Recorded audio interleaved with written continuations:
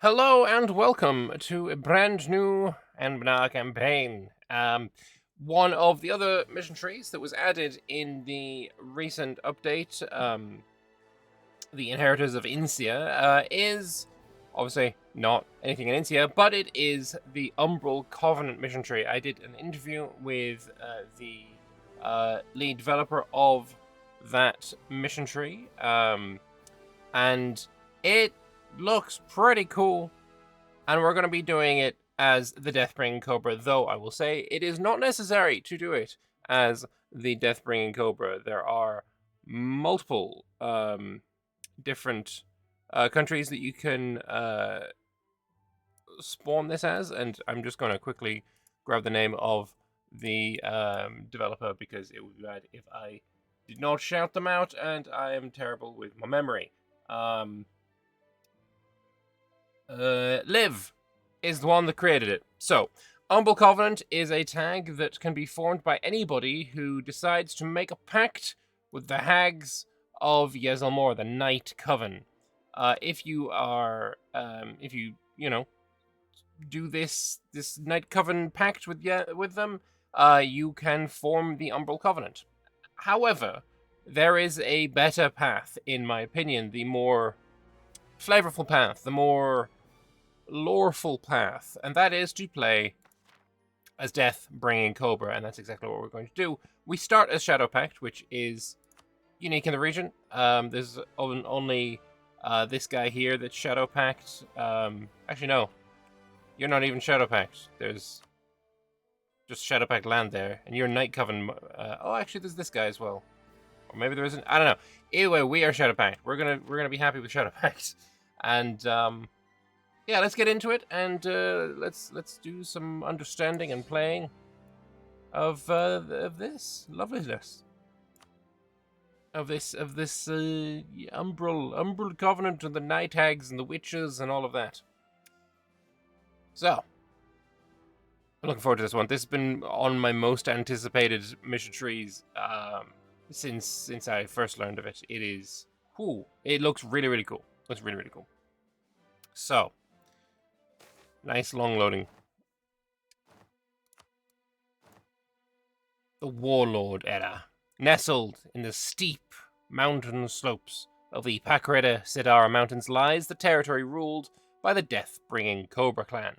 These are the final remaining territories ruled by the ancient dynasty that once held dominion over all of Bamaliwuni and beyond. Yet such days are long gone. Ever since the royal family abandoned the capital 200 years ago, the death-bringing Cobra clan has declined in relevance. A decade ago, it seemed for a brief moment that the clan would have a reversal in fortunes. The armies of the death-bringing Cobra descended from the mountains, captured the fortress city of Inshibondi, and even laid siege to the stronghold of Kuvunica. Unfortunately, in 1439, a high-ranking retainer named Quizera betrayed the clan's leadership when they were most vulnerable, initiating a purge of unusual brutality and forcing the scant remains of the clan to flee back into the mountains from which they came. In the chaos and confusion, another high-ranking retainer of the clan, Quende, became the new matriarch. A powerful mage, by all accounts she was pregnant at the time of Quizera's brutal purge, and most assumed the child was lost from stress. Yet despite ruling without family, Quende seems blithely unconcerned with matters of succession, and in the halls of her mountain fastness, she consorts with ever darker magics. The Deathbringing Cobra shares her desire for revenge, and her people are willing to follow where Quende leads. Yet her designs for Sarhal are bleaker than even her closest retainers can imagine. Her venom and lust for vengeance concerned with more than petty warlord infighting. A gift is given unto Sarhal. So, I get a general. She is Anne Warmage. 3864, really good general. I get permanent claim of the Bamaliwuni region, and I get some army tradition. So, what is Bamaliwuni? It's all of that. We start the game unpaused, and we have claims on a lot of land, very much a lot of land. So, let us take Anganda at who Vitaragomo Quende, Bringer of Gifts is. She's a powerful mage, she's a zealot, she is malevolent. Powerful mage is giving her, if I right click on here? I heard there was some way to see your mage things. There it is. We're proficient in abjuration, conjuration, illusion, and renowned in evocation, which is quite nice, quite lovely. We are immediately going to... See, there is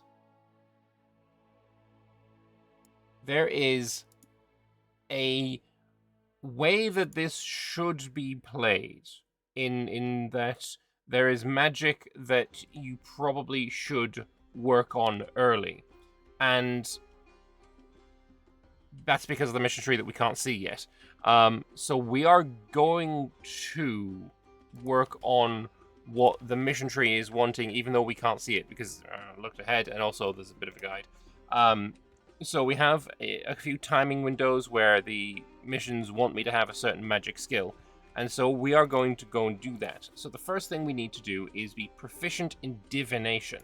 So estate magic, divination, that is what we are going to start with. Divination's not bad anyway. Orb of Omniscience is fantastic, and the spells you get from divination, foresight, amazing. Manipulated fortune is amazing.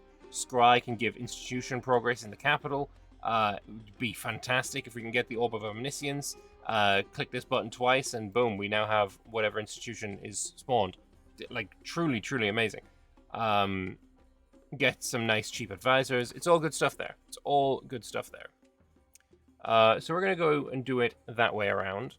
Mission tree wise, however, this is just the Death-bringing Cobra mission tree. So to start with, we need to be at full force limit, and my army needs to be led by the ruler of the Death-bringing Cobra. It shouldn't be too difficult, and we get the first gift. So I think, considering I know that we need to do a whole bunch of conquering a whole bit quickly, I think we're going to grab ourselves an mercenary company. We're going to get the novice adventurers right there. And you saw there for a moment, there is a new type of unit that we have here, the Shadow Warrior Infantry. These guys do extra shock damage, they take less morale damage, they do more morale damage. These can be upgraded later, of course. And they cost 0.1 corruption every time I build one. The big problem early on is recruiting and reinforcing Shadow Warrior regiments costs 200% manpower. So that's rough. That means that I could build 5 of these, and that would be my entire manpower pool. We will get there eventually, but we're not going to build them at the very early game. That seems like a pretty terrible idea. Here we're going to do the standard estate stuff, and hopefully this is not a bad thing. Religious power, we have a new religion. We're going to check that in a moment, but I'm going to take that because it's usually just good. I don't remember what else was in there. Expansionist zealotry is amazing for this country. I think I'm fine with the rest of that. Do I live in Finland? I do, yes. We're gonna go with increased levies. Could be an idea, but maybe I'm gonna wait for a moment. Supremacy over the crown will grab. That's probably fine. What made me move there? I married a woman. She is Finnish. Essentially, yeah. Just my wife. Indebted to the Leopard Lodge. I think we'll get the early money. That seems like a good idea as well. Economic freedom's always good, and so is bookkeeping. In the Adventurers Estate, I don't think we want anything just yet. And for the mages, reduced research regulations. Caretakers of the Mage Tower is probably a good idea as well. Seek magical advice also would be quite good. Where's the one that gives me bonuses to my research speed? They're just not there? Land Grant Academies, that's the one I wanted. I can't do it because I don't have Crown Land. Okay, maybe later then. Oh wow, those loans are tiny. Fair enough. Does that make me a citizen? No, I have permanent residence permission.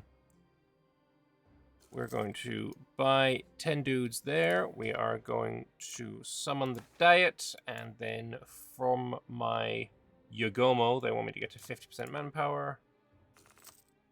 Lo and behold, we are at 50% manpower. Alright, I think we're ready to slowly unpause. We have a merchant in Bambaketa. Let's pop another guy in Yetchalok. And yeah, let's get these mercs built so we can see what it wants me to do for the next thing. We've got ourselves mission complete, and a half-price morale of armies is probably the best option we could have gotten. Must be a cold place even for an Englishman. The first year I was here, the temperature reached minus 32 or 33, which is colder than it has ever been in the UK since records began, of course. So, yeah, although summers are warmer than in England, so swings and roundabouts, you know. I prefer spring and autumn. Those are the best months. No dissent is necessary or accepted. Alright. Now, we want our army to be led by Quende, and that shall be the mission. There is a storehouse to the west of Balankabo, and in it there are many gifts. The woman who put them there wanted her daughter to be ready. The fourth of these gifts is a baby rattle. It's made from ivory wood and dried chickpeas. The relief on the obverse depicts a cobra rearing, its hood flared. I made you out of hatred. You are my venom. 1439 after Ash. I want nothing, Quende says. She stands in a quiet place before Granny Ifanil, wisest of the wise three, a hag of the Coven of Yezel Mora, and she offers up a weapon. It is the life in her womb, the child itself. Nothing? Granny asks, cocking her head. Women who promise their young to the hags always seek something in return. Power, freedom, life extension. Only for you to do what you already wish, Quende says, her voice hoarse. You will make her strong? Yes, Granny says.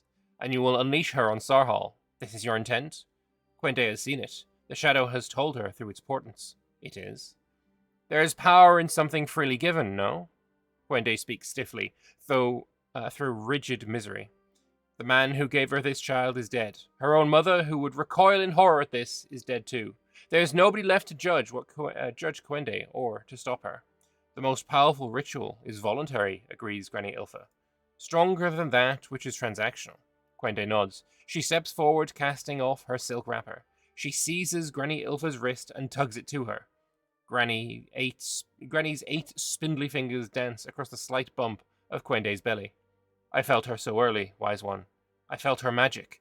Quende's vision swims with tears, but few on Halan have ever looked so intently into Granny's ancient eyes. I give her to you, Granny Ifanil, to do with as you will. May all Halan suffer.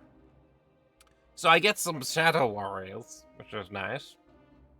These ones are free.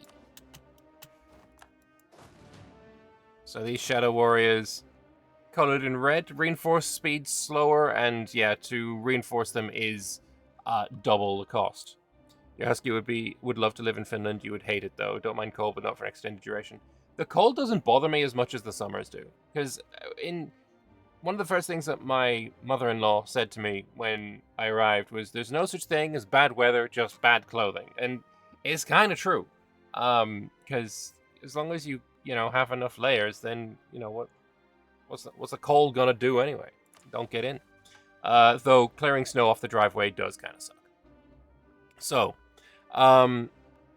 for the culture of the venom, I need 4 owned provinces to have the Holy Order established, and I need 75 religious power. Obviously, we only have 3 provinces so far, so we need to work on that.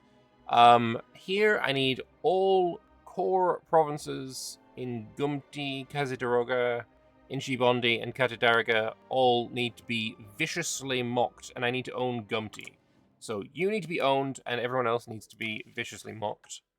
Here I need 4 provinces to have had their tax base exploited, and I need 2 corruption. 2 corruption, it's trivial. We can get that very, very easy.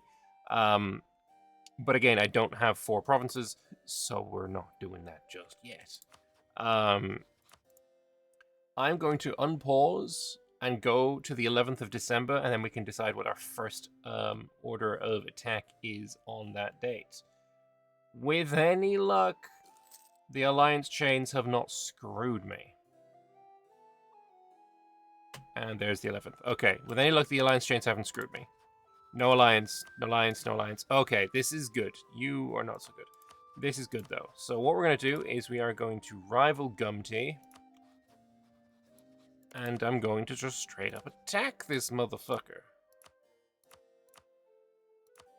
Just open out all my doodads there. Nobody gets allies here. Try getting an ally and see. Oh, well, everyone's rivaled me. Daikenshi warlords disregard diplomacy. Oh, that's base as fuck. Okay, well, I don't mind doing rivals more than, like Inshibondi and, screw it. Esuwatuni? Esuwatuni, yeah.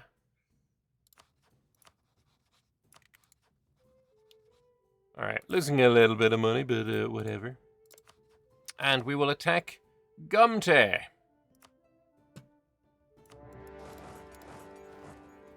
Honestly, you can be on there as well.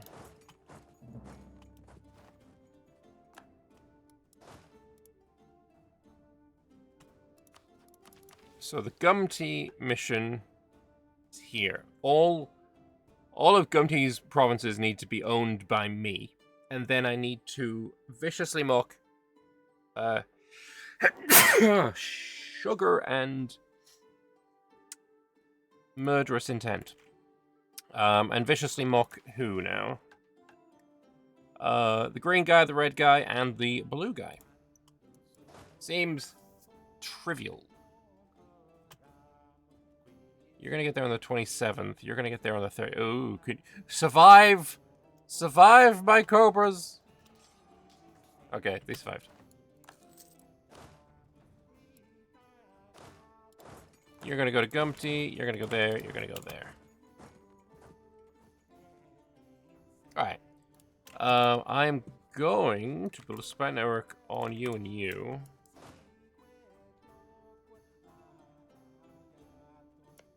Of course, we don't have any mana, so we can't fireball, but, you know, if we did, then we could. Alright, as soon as we have siege, we're getting back into our own territory. I do not want to be taking unnecessary attrition, especially on the Shadow Warriors. Which is why we have the Novice Adventurers here.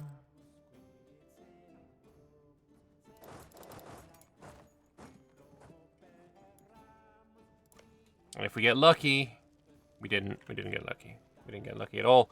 But next time we get lucky. Yes.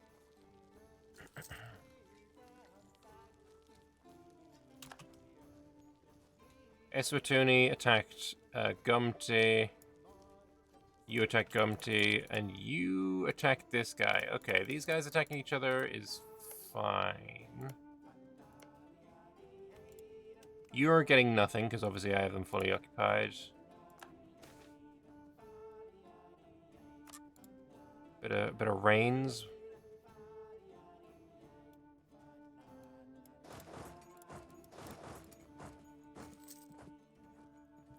Alright, so speed of speed 4 while this siege goes on. And it's done. And we peace out and we take everything. Now, in my first test game of this, I didn't look at the mission tree too hard, and I vassalized this guy to get to war, a cheap war with these guys. Not a good idea. Not a good idea. We're not doing that. We're going to take his money, obviously, and we are going to get myself my diplomat back. And peace. Gumty accepted a generous offer. So, we are not somebody that can concentrate. Oh, there's just not enough dev. Fair enough. We are going to full core and full core. And now, rivals, and we'll get crushing spirits. So we have 13 prestige only. We need 30 prestige to be able to viciously mock everyone. So I could also make it so they don't exist. To be fair, not existing is also an option.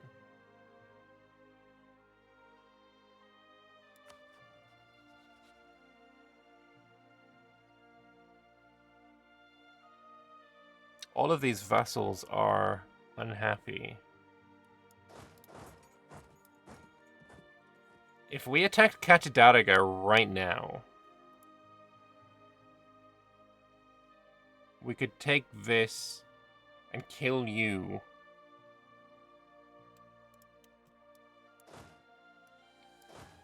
I think... Oh, that mission gives us cores?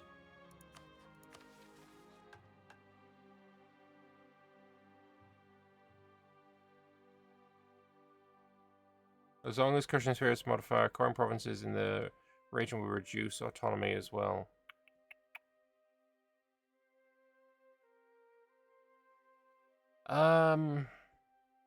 Thing is, I can't viciously mock with this little prestige.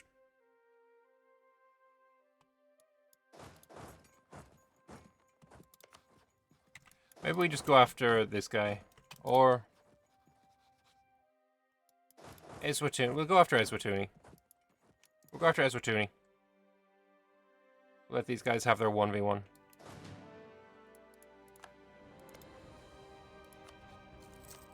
Oh, no, not Humiliate Rival. Oh, speaking of rivals, though. We're gonna pop you in there as well.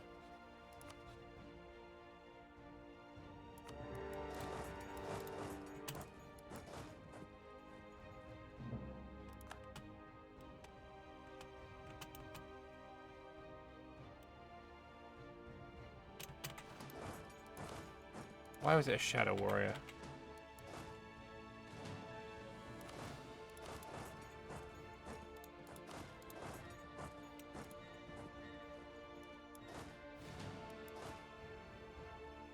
Everything is jungle here, no matter where we attack.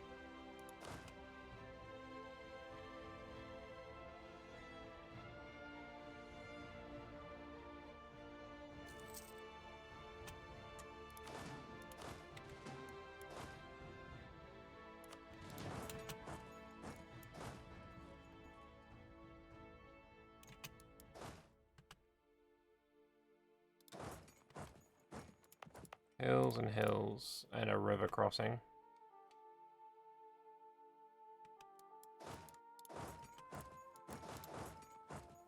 Alright, I think we go and hit you now. 1st of the 9th.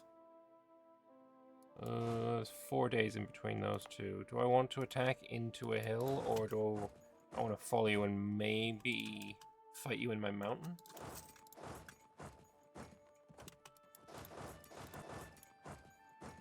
If there was a war in Finland, would I serve in their military? I'm not a citizen, so I have not had to do the draft. If I was single, then probably yes. But I would say I have to think about the fact I've got wife and child here. So, I don't know. It's complicated.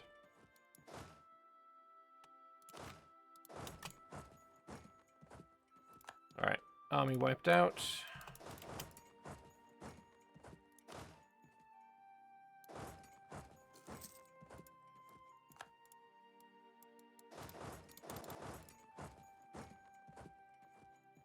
Oh, posture check. There we go. Nailed it.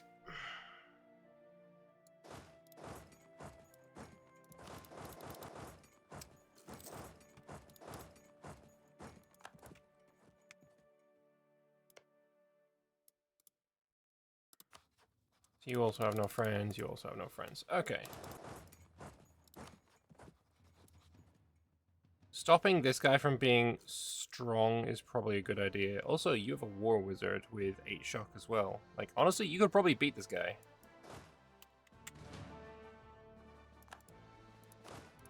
Alright, you can come out now. Would I go back to England?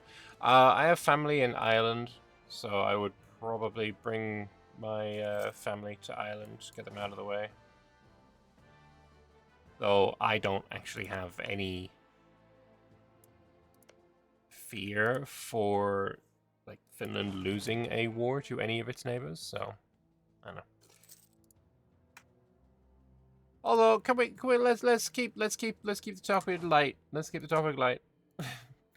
As light as death bringing Cobra and the Night Coven and all of that, and you know, giving up your unborn child to a coven of hags can possibly be light.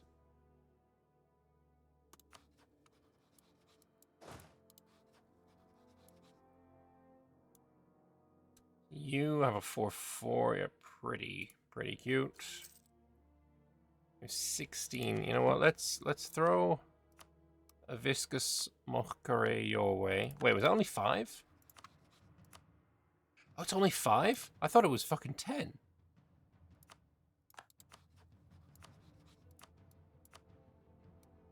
Oh, that's huge.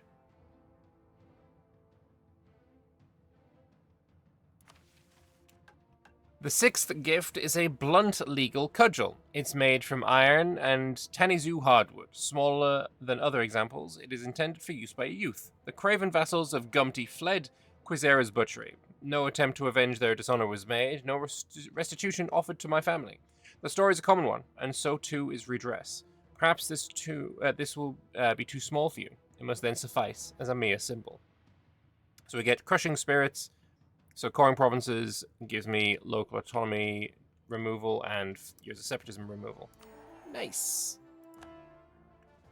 So here I need to exploit the tax base and to have 2 corruption. Maybe I get the corruption by building more Shadow Warriors.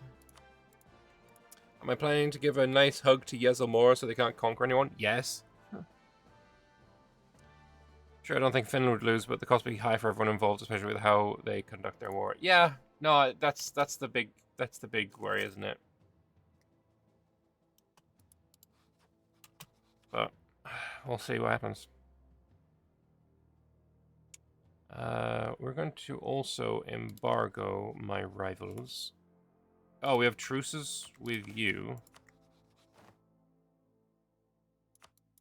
I want robber barons here. I mean, there's gems, so a bit of production would not be a bad thing. There we go. You get corruption from the local organization? Oh, okay. Oh, +2 corruption there. Yeah, you're right. Okay. So yeah, I need this land before I can do any of that. So this was definitely the correct war to wage then. And I think maybe we'll wage one against Batugazi as well. Do we go after Batugazi right now? I think so. Take that, and good stuff. We will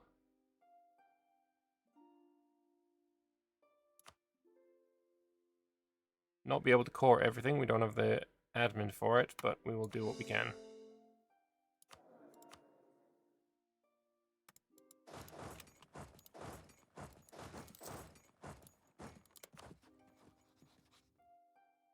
Yeah, this guy's gonna get quite strong, which is unfortunate, but whatever. We are going to rival Katadaraga. Yes. And I think we're just going to immediately attack you now.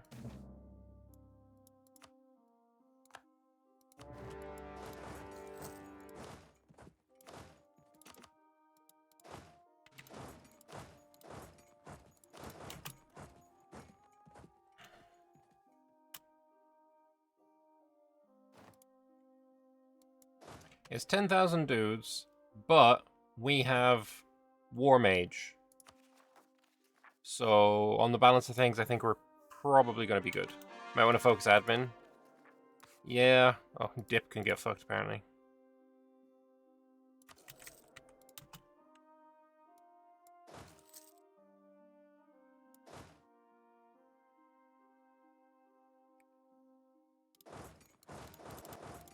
Alright, let's get ourselves a battle going as well.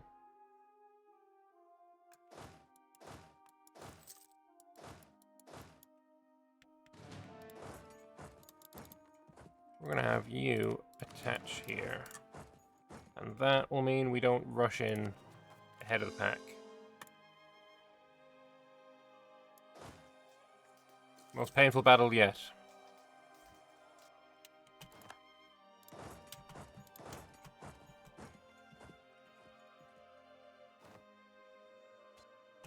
Alright, get stack wipes. What we're going to do is have just you and you. And then you can go here. Alright, you're fully occupied now. How have you not pieced him out? Only 40... Oh, interesting, he's done a bit here.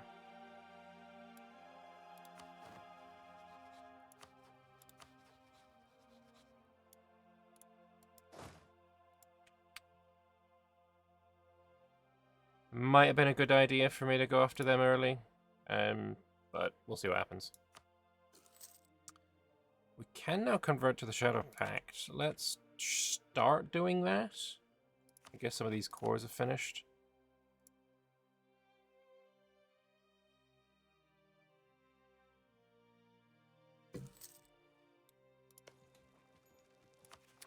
Also, magic-wise, summon familiars. Probably should have done that earlier, my bad. I love that we're doing another magic tag. I love magic. This magic system in this game slaps ass. It's so good.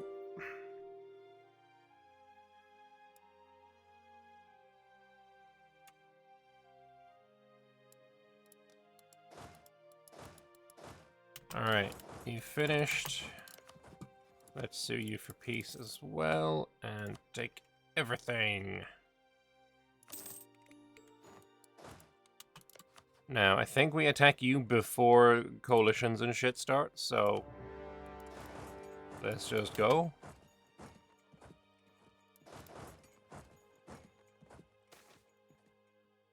Gold-scaled Age of Prosperity. Magistrates report a major boon in the economy of Funguoguan. The local gold-scale population is driven to create in the name of their patron god Balrus, constructing great monasteries and crafting beautiful treasures. Treasuring these crafts and artifacts as well as supplies needed to make them has greatly bolstered the economy. Nice. Do I like kobolds in this country? I don't even know. Apparently we already coexist with them. Half-price artist, though. Half-priced artist is a phenomenal pull. Did I do the posture check? I did, yes.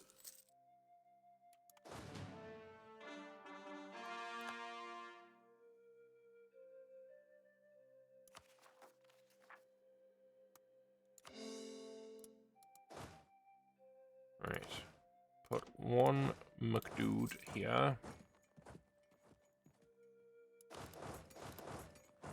Oh. I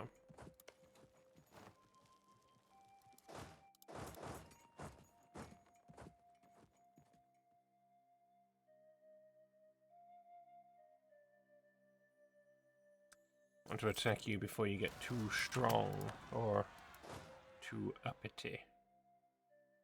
Which is already happening. Also, the rebels have started, which is not great.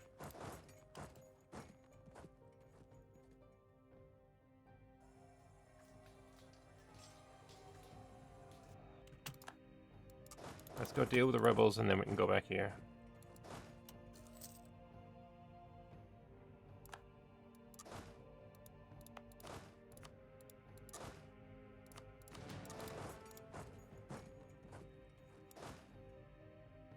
Is he actually pulling a... He's unsieged his capital.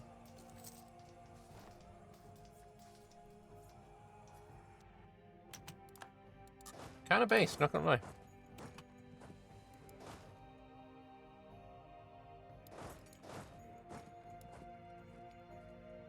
He's unsieged everything.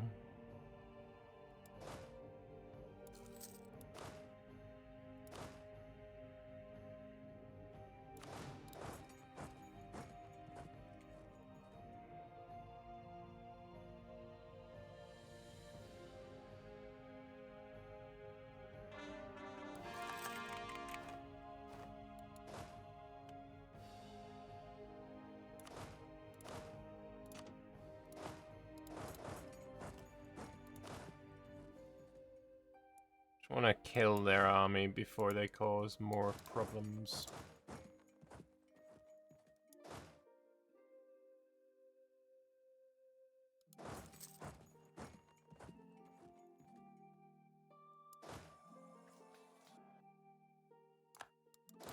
Timed to perfection. Alright. We still need 3,000 men to reinforce, which obviously not great, but we're doing okay. He's fully unoccupied. I think we need to go after him before it swings around again. As soon as you're done, we're going after him. Do I like Hoi Fo? Unfortunately not. And I do mean that, unfortunately. I wish I did like it. And I've always wished I liked it, and I've tried a bunch of times. It's just never been something that I've been able to get into. Ooh, concentrate dev now would be tempting. Too late.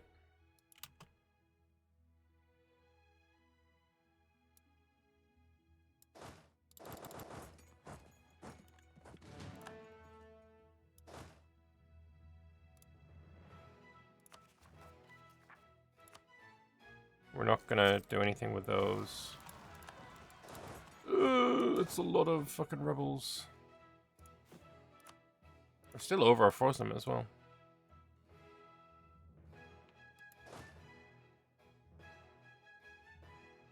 Come on, 42. God damn it. Fireball is very tempting.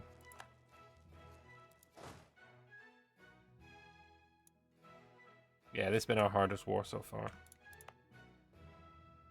So, Eswatuni is all of this stuff.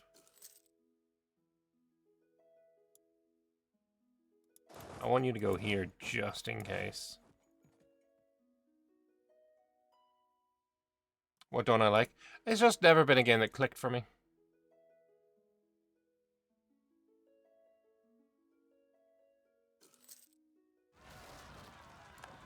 Well, that's unfortunate. I need you to fucking win. There we go.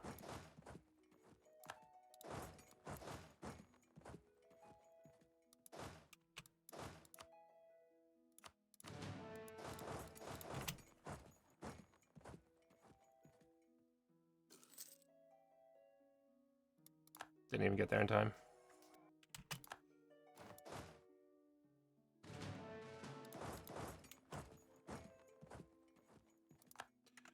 Did I try any of the amazing mods? I tried Kaiserreich back in the day.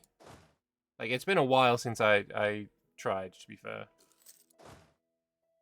But it wasn't, like, content that I was, you know, not enjoying. It was mechanically the reason that I didn't want to play. I say it is an unfortunate thing. Have you got like 1,000 friends?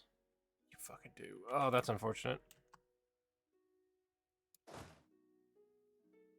Who's sieging Kavonica? Swift-legged Bongo.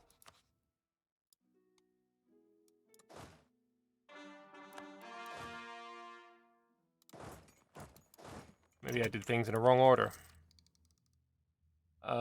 We're definitely going to take the admin tech. Or mill tech. They're taking land I need. Yeah, I can see that. Yeah, maybe going after him. I thought he was going to... He was beaten... He had Inchi Bondi fully occupied.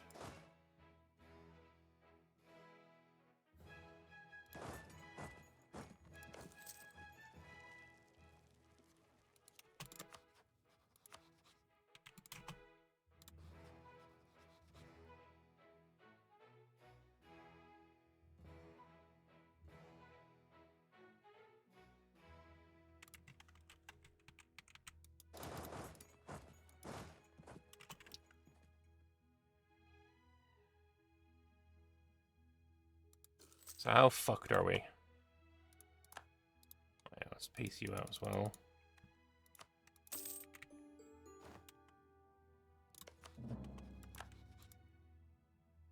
It's not great, is it?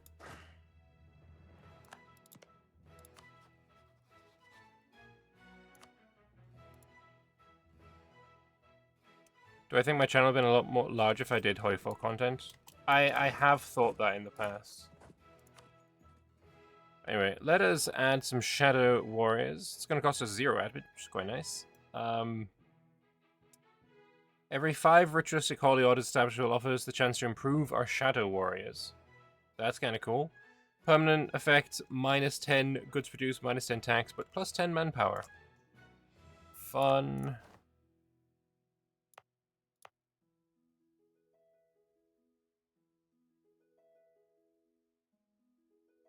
Must be owned and cored.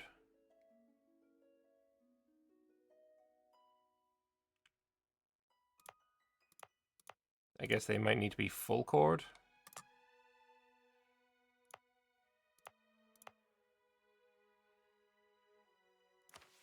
Dang it, we got this done.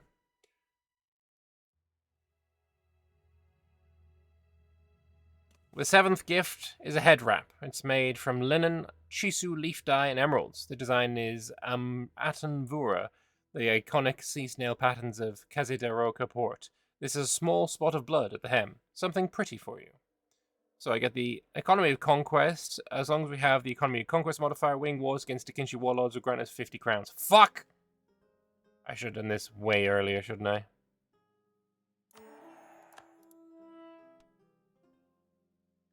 Fun. There's only 2 more Dakinshi warlords available for me to get that shit from. I'm going to allow him to take this land, and then I'm going to attack him.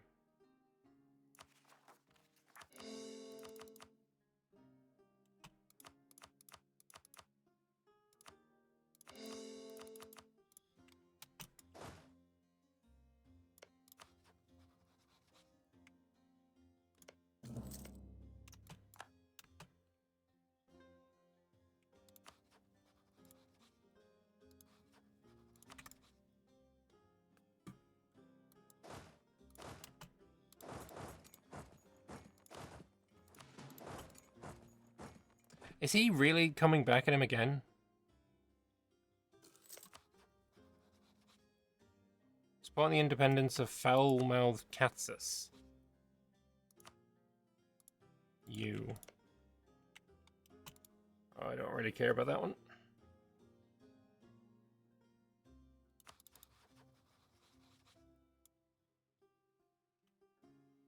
Is Yezlamor a country of interest? That's a good fucking point. Yeah, let's do that. They are now.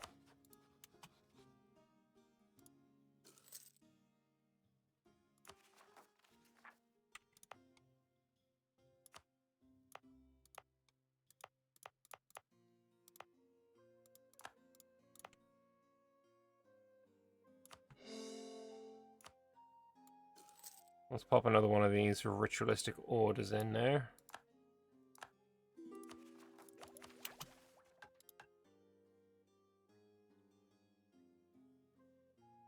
Any known country have a spy network from me that is Dakinshi Warlord. Okay, so I need to spy. And I need the spell Shock and Awe, which is a evocation spell for war magic. Okay, so we're going to try and get that done before we go any further.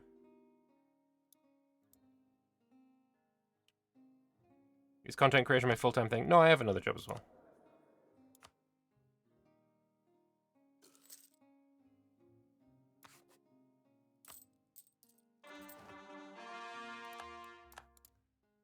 Cores happening.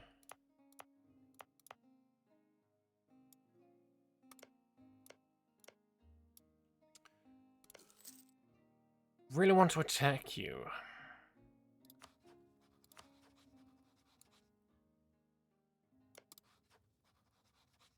We can probably 174 a month. Yeah, we're just gonna attack him now. Do a lot of people in Finland speak English? Yes. English is pretty widely spoken in all of Northern Europe. I've not really had any issues. My Finnish is terrible, though. The most I can really speak Finnish is Hyvä äitienpäivä, which means Happy Mother's Day. Which, as you can imagine, might come in handy when my mother-in-law is Finnish speaking.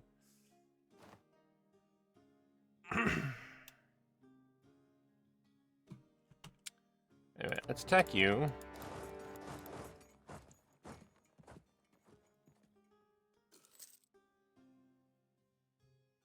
My truce with Inchibon. Okay, so I couldn't have attacked him earlier. Maybe attacking Catadarago early would have been a better idea, though.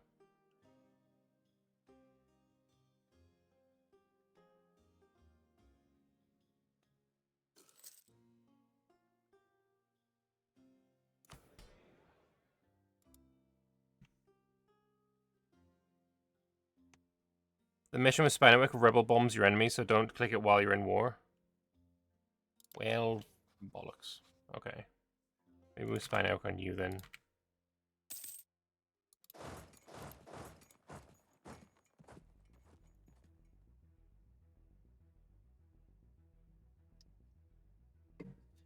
Rebel bombs me or my enemies?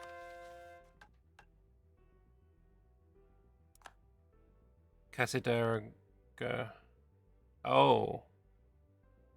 Inshibondi and Gyumthiu. Where's Gyumthiu? Oh, the... Right.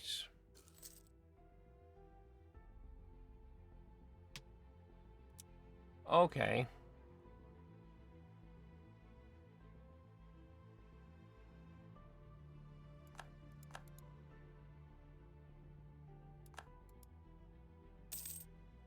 I do have an idea, though.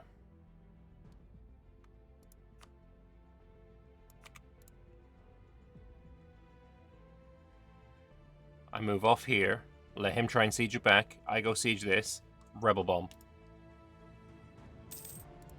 Oh, you pieced out and took all of that as well. Interesting.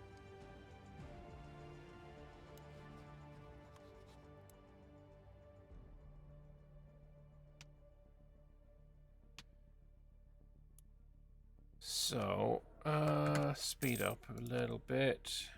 I'm gonna take that.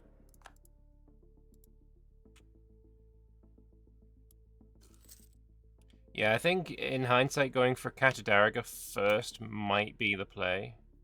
Or Gumti then Catadaraga.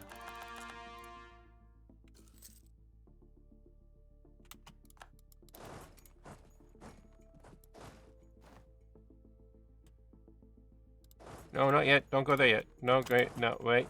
Wait. We'll wait until you got 20.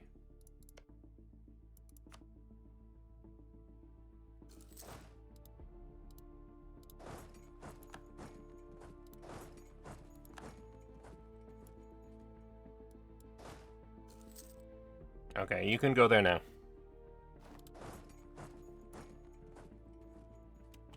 Wait, you're not staying there? You're not gonna try and siege? I thought you were gonna try and siege your capital back. Fuck, this was a mistake. Mistakes were made.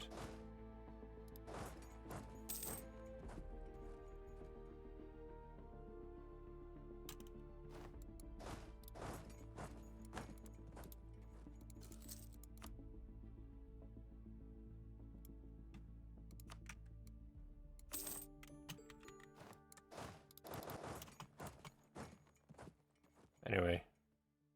I need to do it while at war, though. Shock and awe can't be active while I'm not at war. Oh, it can be.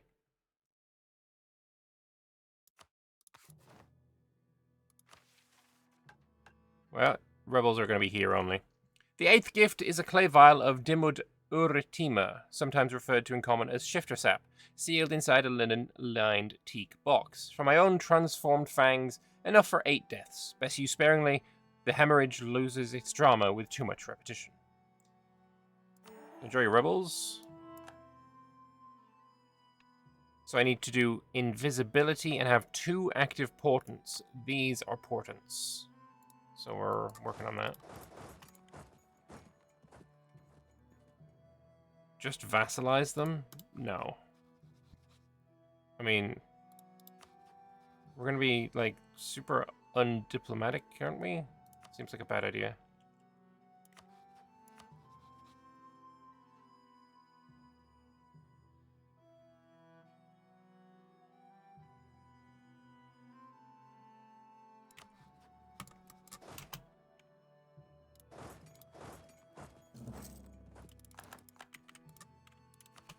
A core. These ones.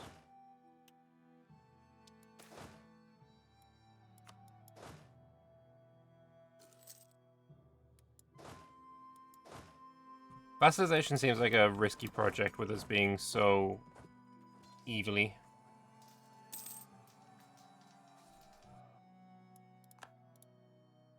Alright. Inchi Bondi, I think I'm going to leave him alive with just this province, though. I hate this mission. Or event.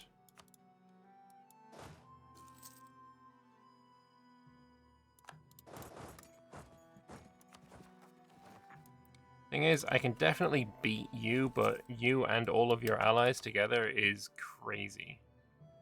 33k troops.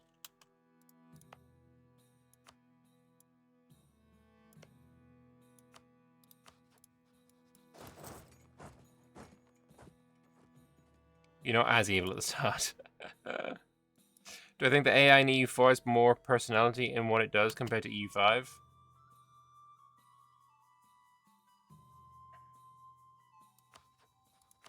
It's hard to say that one, to be honest. Hard to say. Oh, religious power 75 is coming like next month. Okay.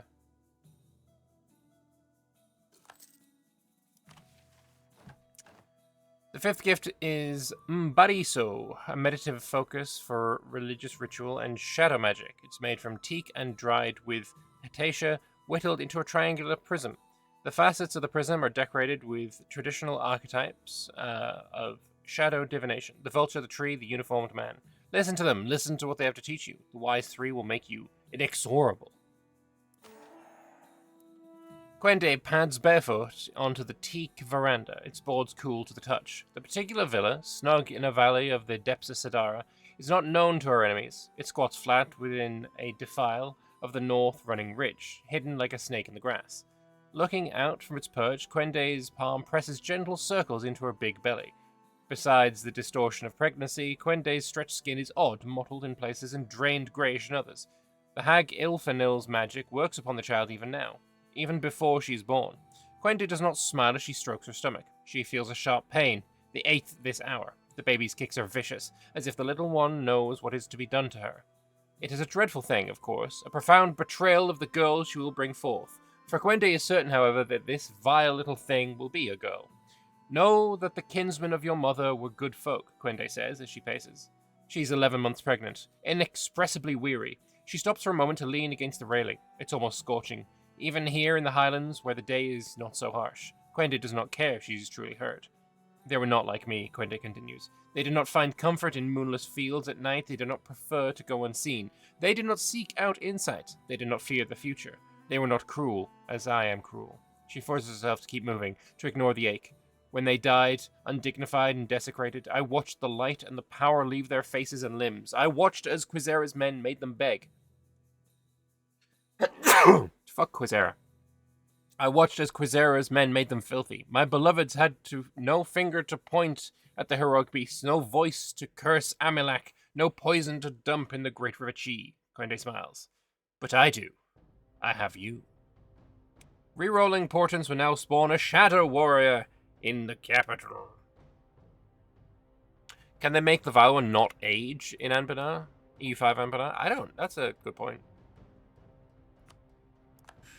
I don't know if EU5 has the traits like EU4 does. It does. It does have ruler personalities now. The affect aggressiveness, defensiveness, being a loudmouth buffoon. Yes, it does have all of that. That's something that actually came in quite recently, though. So, do I want to add a portent now? Any own province have a mage tower and have the province modifier Shifter Lodge. So I need a mage tower in one of those provinces.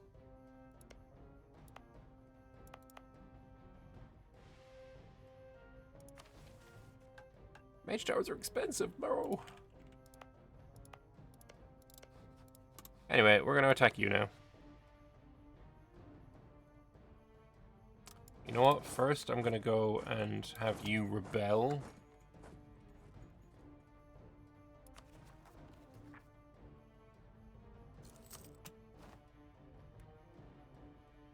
Should we go for an admin portent? Oh yeah, we have to get a random one, of course. Some of these are really good. The construction cost would be kind of sick. Alright, let's get a random portent. We got... Fuck me. I mean...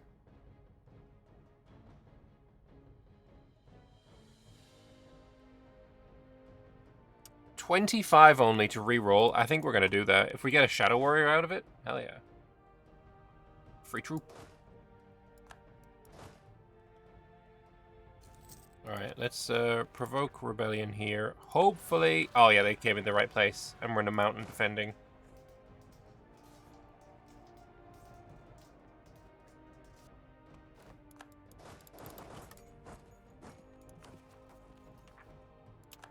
Inji Bondi join a coalition? Yo, hang on a minute.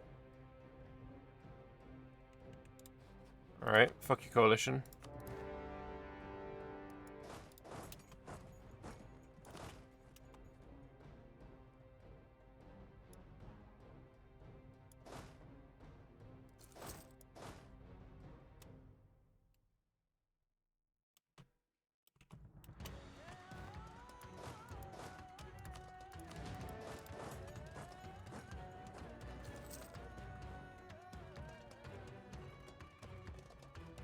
I think because I'm going to leave him alive, we're going to be in a...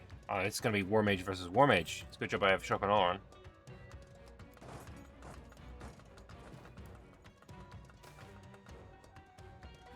Oh, fuck you, game.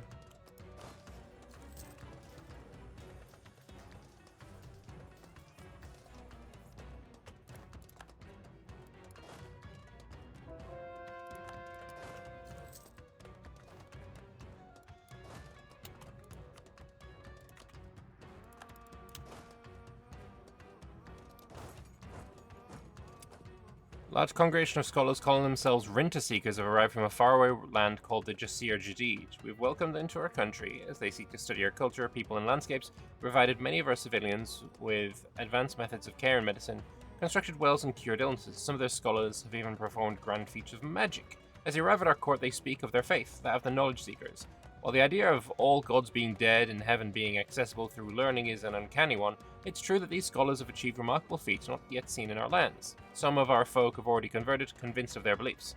They haven't forced anyone to join, nor have they acted as missionaries in the normal sense. Something about their message simply carries a lot of weight. Indeed, the local intellectual elite have taken great interest in the new ideas, advocating that they are often wiser than our own. I mean, we're obviously not going to convert. Where is Renta Seekers? They're from the south. Okay. That would be fucking hilarious. We could brick the entire mission tree right now. 5 Inno, though.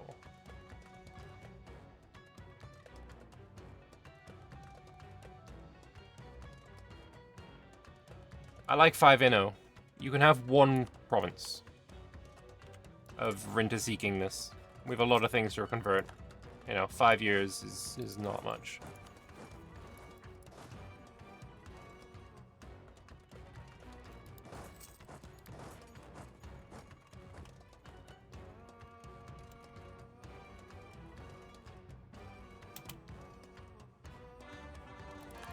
The bonuses on Ritual are the real deal with the portents. If you reroll, you won't get the extra missionary. Fair.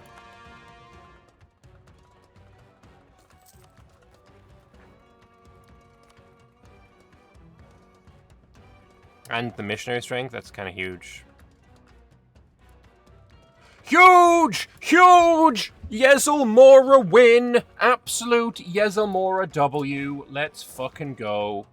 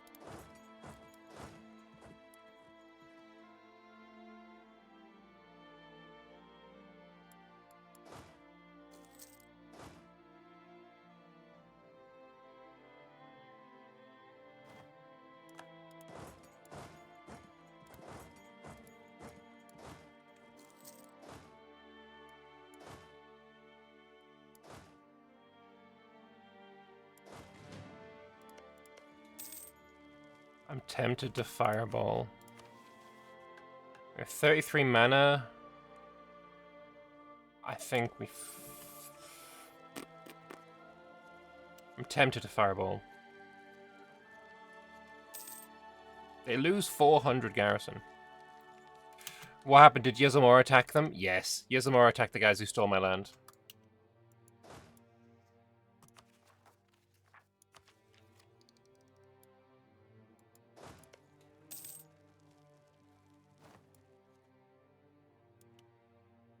Do I like any sci-fi? Yeah. Yeah, I'm a big fan of... The Expanse was fantastic. I very much liked...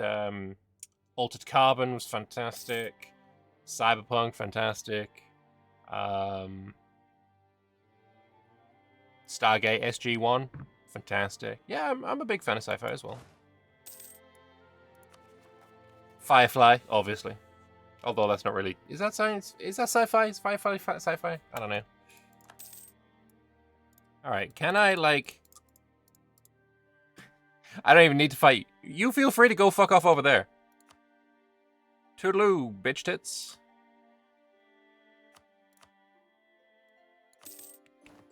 Bye! That's actually kind of funny. Yeah, we'll take that.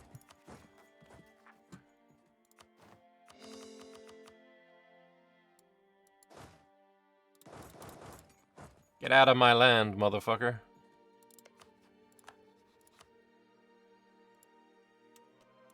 Hutweaver Bird and Swift-Legged Bongo have joined coalitions. That's I don't fear you.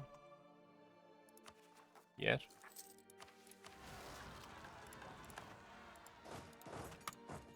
But we're gonna do a little bit of rebel ping pong for a little while.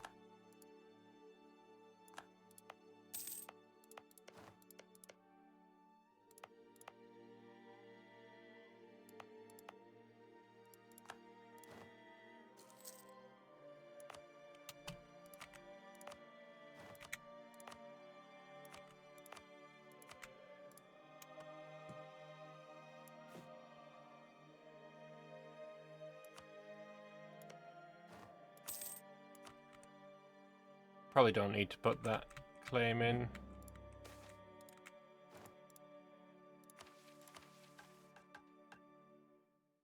Oh, and Shibundi needs to not exist. Somebody else will kill them. They're only an OPM now. Yeah, that may have been a mistake then. Someone else will kill them, I'm sure. Countless court mages have passed through the halls of Deathbringing Cobra, each bringing new ideas and experiences to the minds and pages of spellcasters in the land. Through the collective effort of these experts in the strange and mystic, countless more treatises and essays have been published on the advancement of magical thought, and with the cumulative effort of innumerable masses devouring the seemingly ceaseless tide of literature, A glimmer of light has emerged from the sea of scholarly work, the advancement of magic yet again.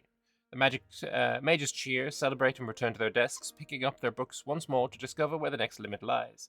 Using the improved divination techniques, we can now see further into the future and better understand the movements of our enemies. With this boon, our security in times of crisis is assured, and we can rest easy knowing our foes will not trouble us before we trouble them. It's only the beginning of understanding. Painstaking hours await us from this point in pursuit of knowledge, technique, and so much more. There's only one way forward for us. Continue on our search and drive magic within Div, bringing Cobra to even greater heights.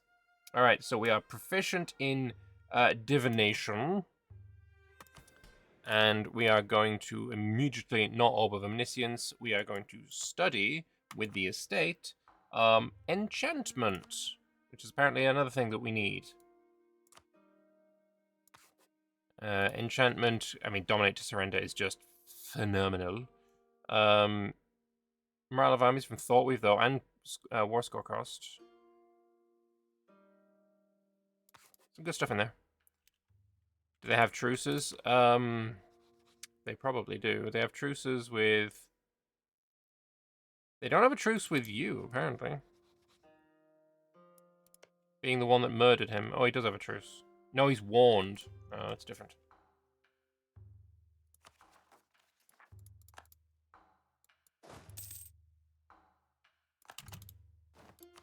Alright, need to add a new rival.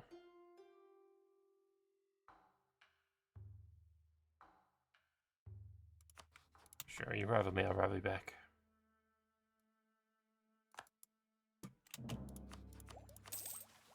So, here I need to concentrate dev twice. Fuck, I probably should have done that.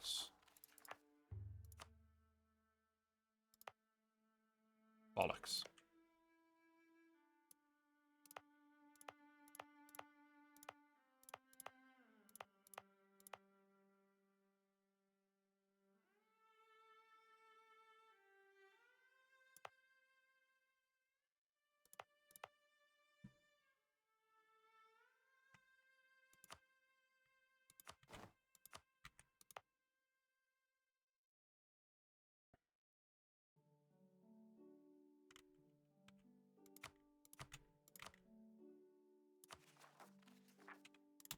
That's better.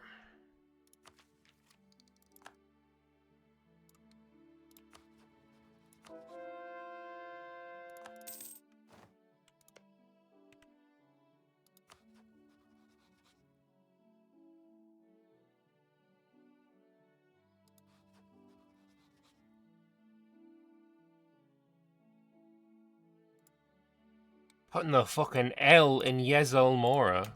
Fuck me. Okay, that's unfortunate.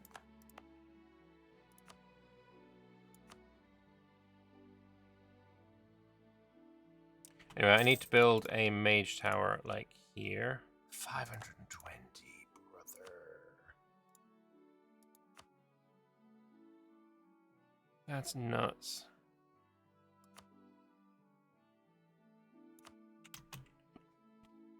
Pardon me. How am I gonna make 520 gold?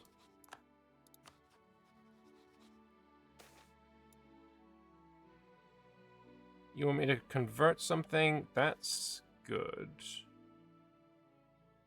Maybe half manpower. That's gonna take a while. You want me to dev and I get money? I'm tempted. You want me to fire someone to get it? No, because he's half price. I like the money.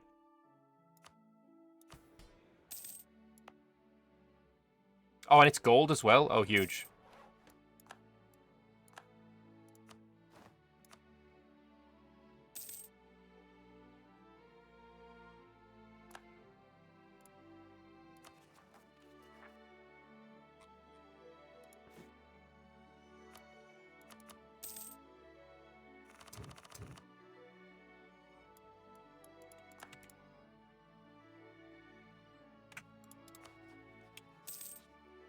Come on, Yezelmora, what the fuck? Oh, I think maybe it went that way because they were busy on a fort?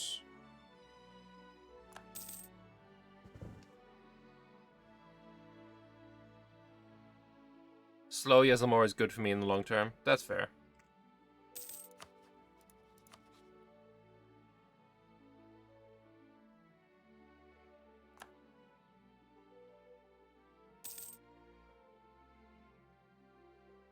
way up already, aren't they? Where aren't they? Up here, there. Sure, whatever.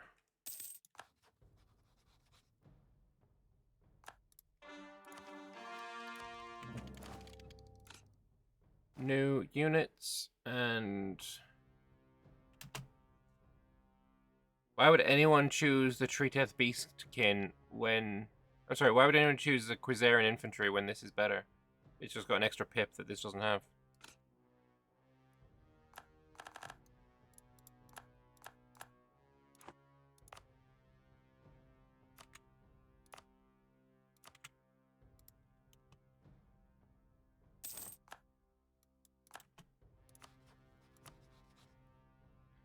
And screw, put in Naleni as well.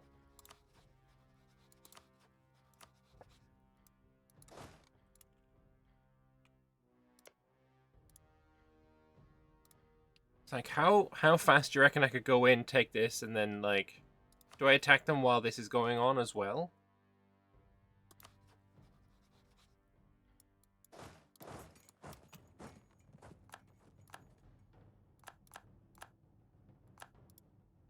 Especially while I have more men than they do. Oh, sorry, not more men, more Miltech. That Miltech is really big. What province do I need? I need the rest of this state.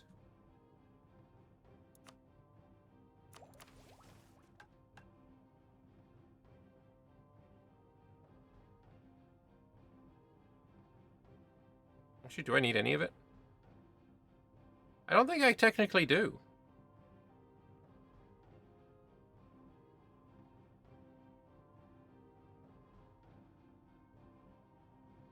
I don't technically need that land yet, do I?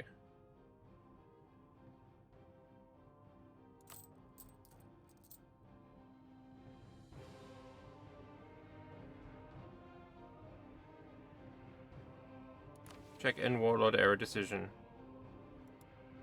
Kavonica.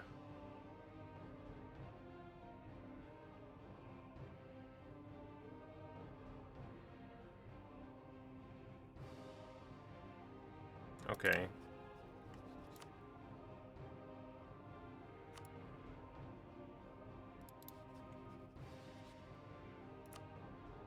Oh, one of them won't join now. Is anyone else close? No. Fuck it, we're gonna go in.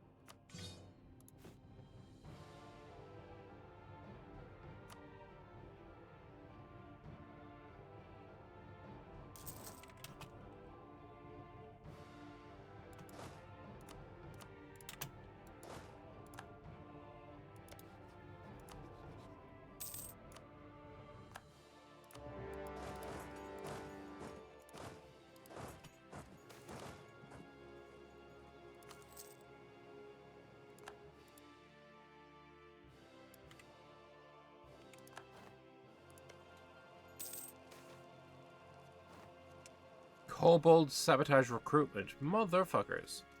Lately, kobold bands in Fungoan have been sabotaging the local recruitment and administration is doing, taking the chance while we're busy with our war to cause havoc. The nobility especially have been unpleased by our inability to react instantly to this problem. We could possibly make up for it by acting quickly and punishing the traitors. Lose manpower. I really don't want to lose manpower. I like the positive manpower, though. Yeah, fuck it. Positive manpower is good.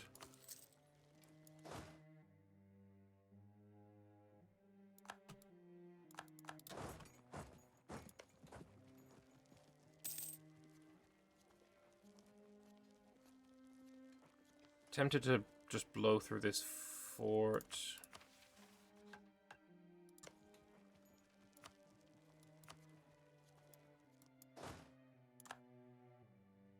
Couple of fireballs can't hurt. I probably can, but gonna do it anyway.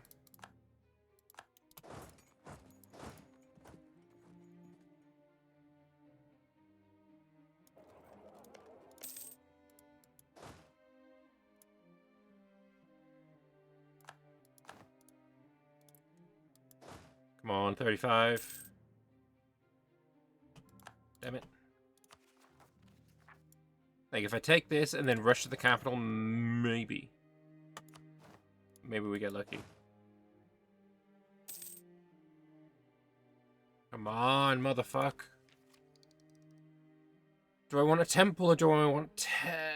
yeah, well, we'll take the temple tech instead of the cores. Oh, come on.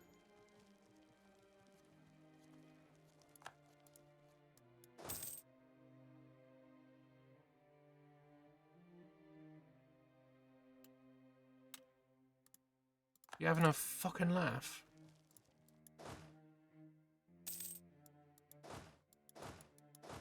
Come on. Motherfuck!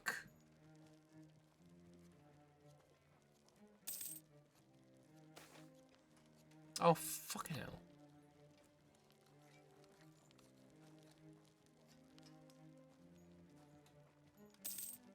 What is wrong with you?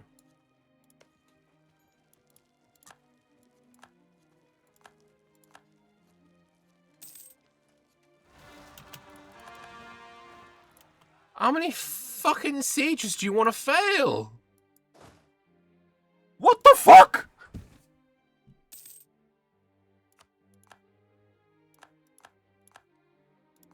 This is a joke! Oh my gosh, thank fuck for that.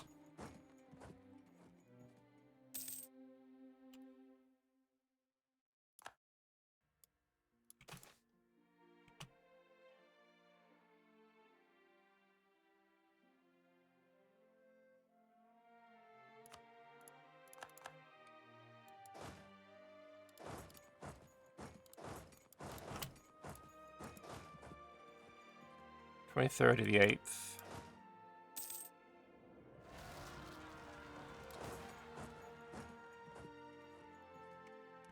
The ministry chamber doors swing inward as a nervous spy scampers inside. My Vitaragomo, he realizes his disheveled cloak billowed by the speed of news. There's a stirring beneath the waves in Deathbringing Cobra. Setting duplicate letters, coded messages, and scrolled map canvassing the latest landmarks in the merfolk's aquatic territory before the Vitaragomo. The spy spreads the pages to best illustrate the full picture. The merfolk in Deathbringing Cobra have undergone a drastic realignment. The details remain murky on who, how, or why, but the result is undeniable. A new force has arisen to lead their community, painting their former anti-surface policy as backwards. We are uncertain how altruistic their intentions are, but they've already seeking ingress with the Deathbringing Cobra as a key goal of their new government, even promising tribute to ensure our future cooperation. Coende considers her nation's history with the merfolk. Though the merfolk people are just as diverse and divided as the surface, the settlement's recent realignment represents a welcome development for strengthening relations with the ocean foreigners.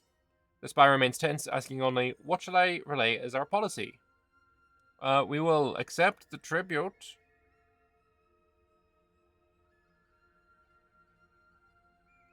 I want money. Are you going to the mountain, you fuck?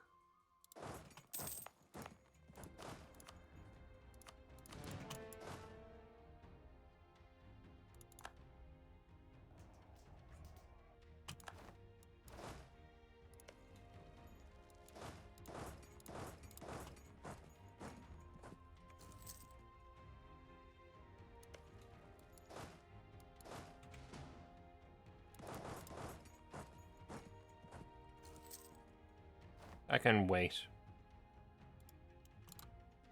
And again, that's all I want.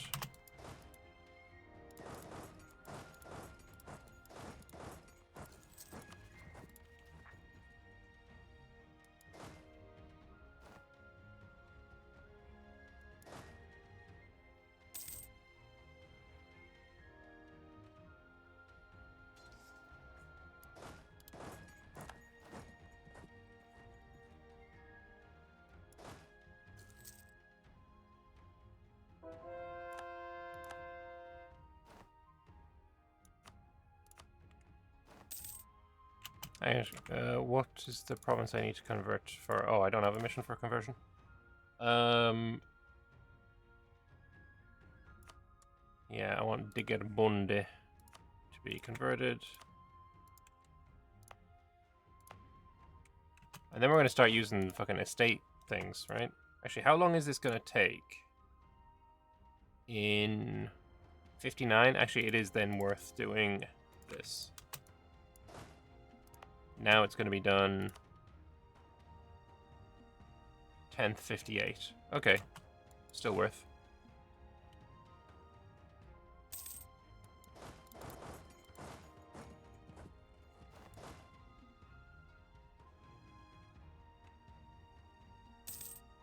Alright, this should be... Oh, fuck me. Oh, it's Beast Memory Zealots. I need to go after this. I can't allow that to happen. Hang on. Oh, and I can't change this to defensive. No! You fuck!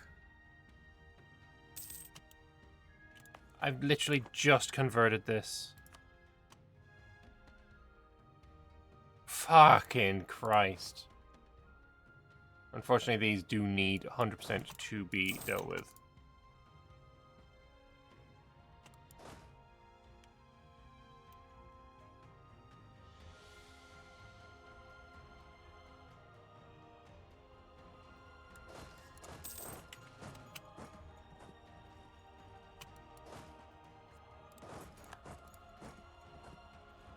That's unfortunate.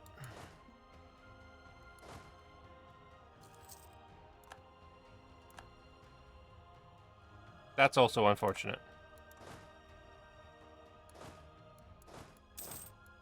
Things are going... Ah!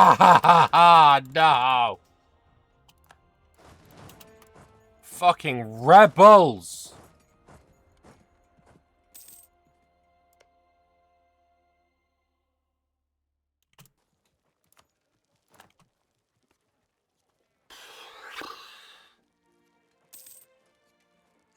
Whatever. 100% chance to take it this tick. There we go. Now you're trapped in my country. I'm gonna fuck you up. I don't actually even know if you're trapped in my country. I think you can get out still.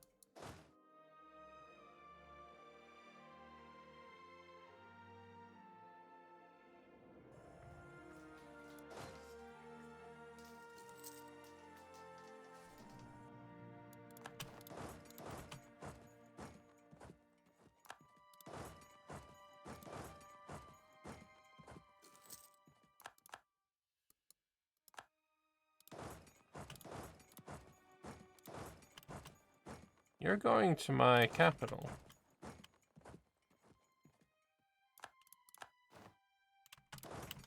Fucking works for me. I'll wait until you're locked.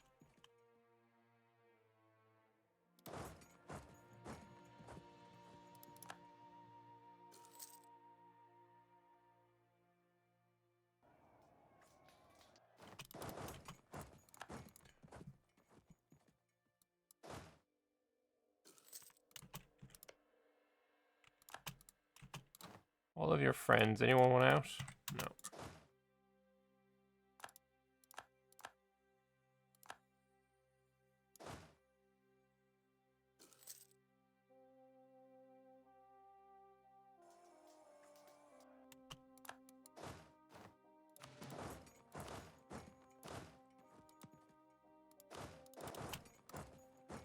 Alright.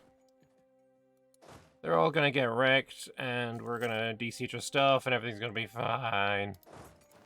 Rebels, I'm gonna get more. Alright.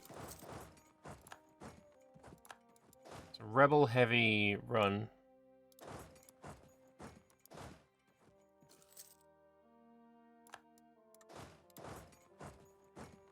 Oh, Yezamor is there. Who are you fighting?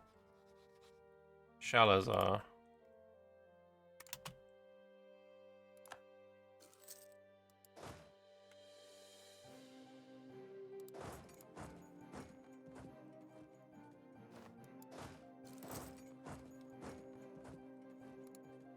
Okay. You de-siege this stuff. We go get the war goal again. We being chill and we big happy.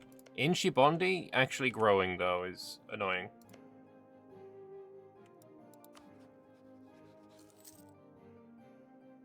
$66 will have to attack him again. I thought somebody else would kill him. He's fucking grown. We're gonna swap you out for the missionary guy. Honestly, just throw in the auto now. Where is he converting now? Is Gum... Oh, wait, you're going straight back for Gumty? Doesn't the rebels give me no ability? Oh, well, I guess not. I thought I'd be prevented from converting it like a minus 100% or something, but apparently not. Alright, he's at minus 21. Do I just take that? Maybe I take this as well.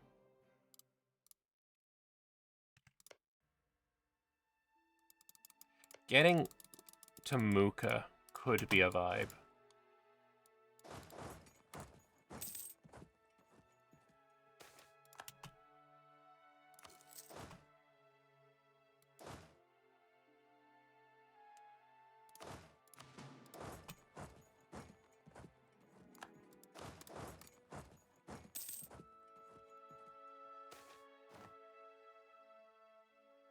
Don't care about her, Mary.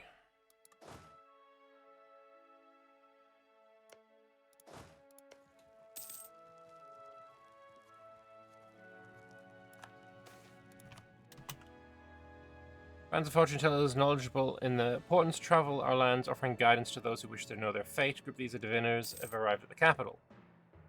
Am I taking tech soon for anything? I'm taking admin tech soon. So make admin check cheaper, please. Yeah, I think I take everything up to here. Rebels remove religious zeal. I thought they would have religious zeal, as in, like, the rebels would make it impossible for me to religiously convert it back the way. Anyway, any of your friends won out yet? Apparently not.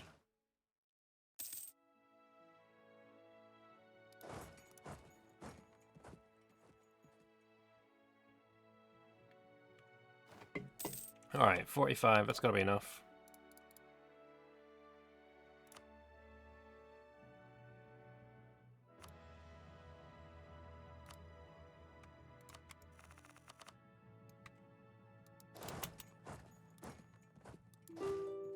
We're gonna go all the way, purely because I need the money for the mage towers.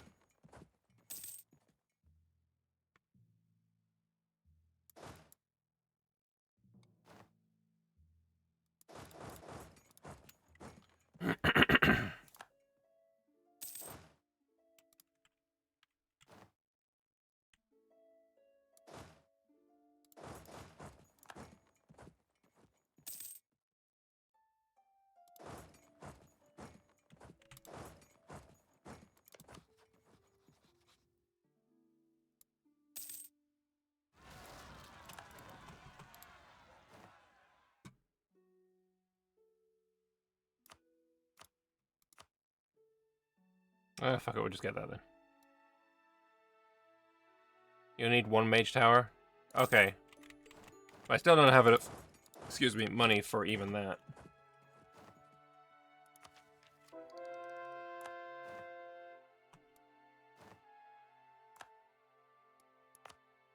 Alright, you have finished doing that. So you're converting Gooble Bay.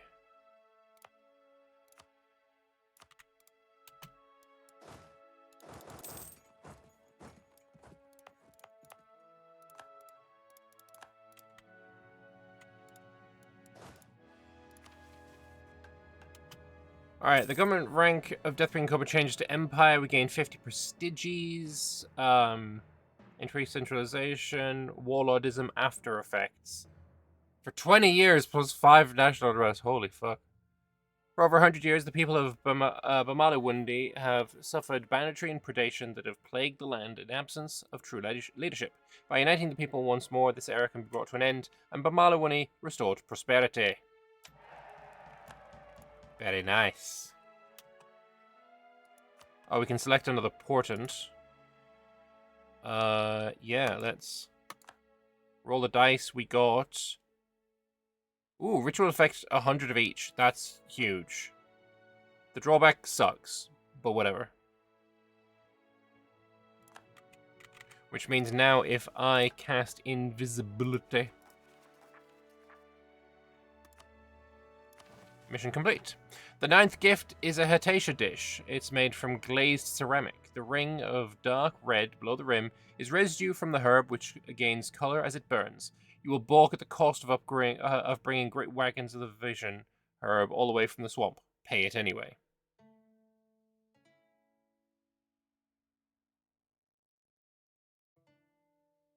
Have the guy said you would die expend? I don't know what you mean by that, sorry. So,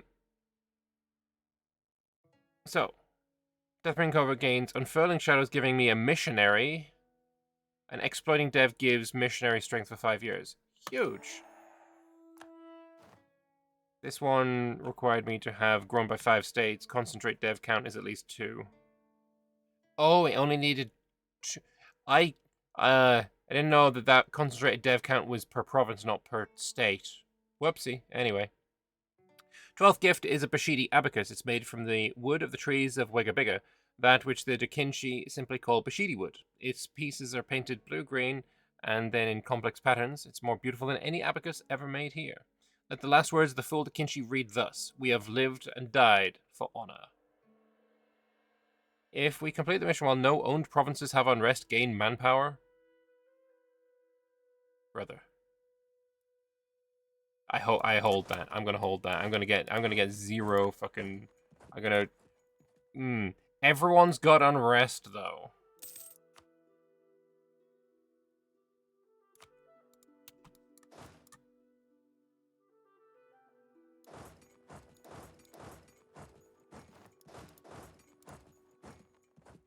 I kind of want that manpower. We can just get that by having all the rebels pop, right?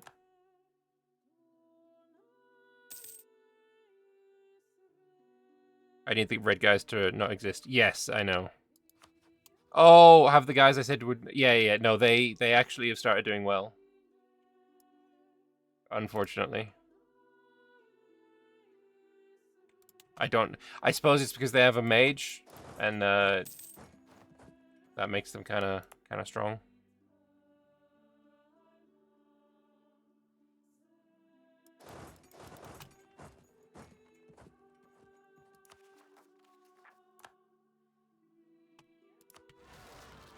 Holy fuck, that's more dudes than I thought.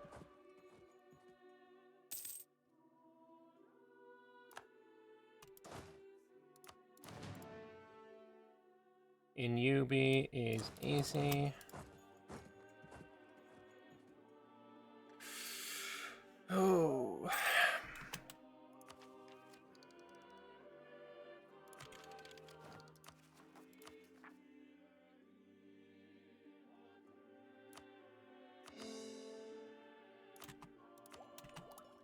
Idea-wise, I don't know what ideas are good for this.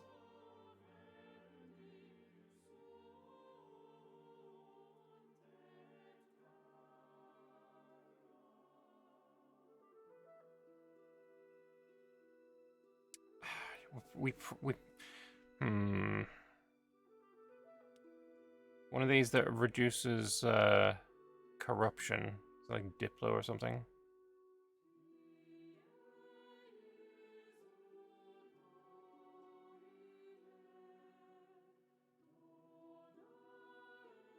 Something in here reducing corruption? I don't even know. Admin ideas, perhaps? Nope.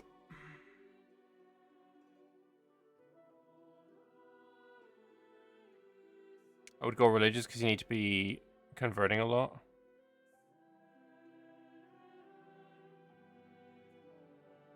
Admin early seems like a terrible idea, though, to be honest. Admin at all? Sure. Admin early? Ugh. Admin quality is siege ability and morale damage. Admin quality trade works as well. Admin quantity is morale of armies. I quite like that.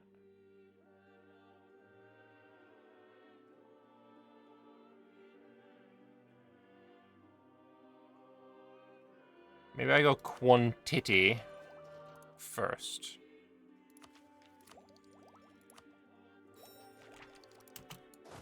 It's locked in. It's locked in.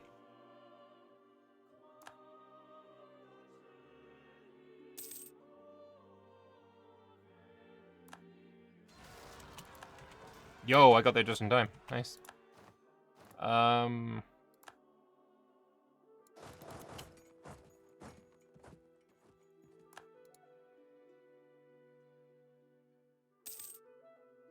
Everywhere has huge rebellion risk, so I'm gonna get it. Quantity for Shadow Warriors, yeah, that's what I'm thinking.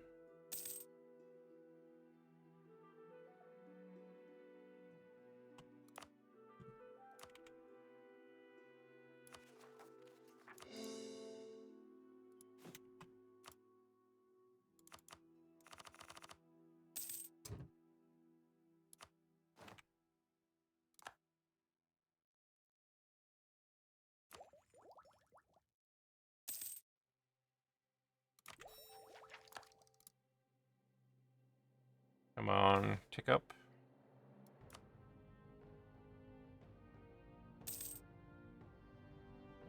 Nothing ticked up there.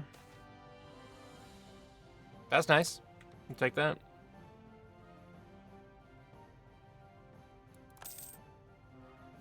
Oh, someone went to 50.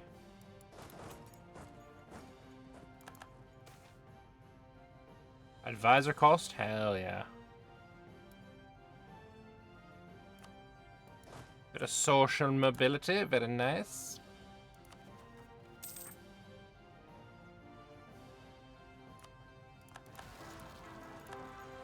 Oh no, I died. No, Coende!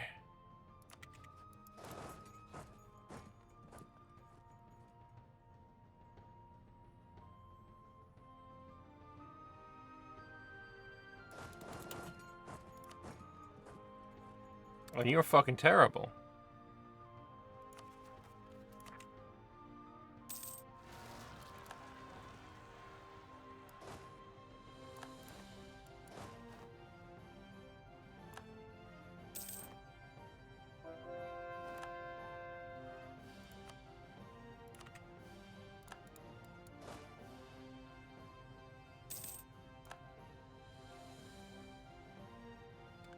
Oh, that's very unfortunate.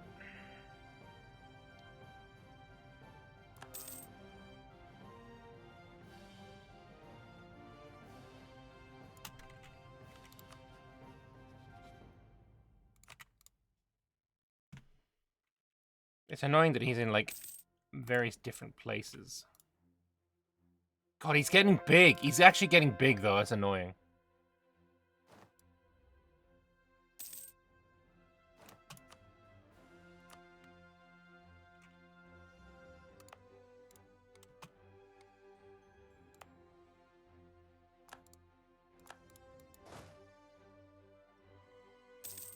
Oh, I didn't realize I had rebels up here. I'm pretty sure these are not mine.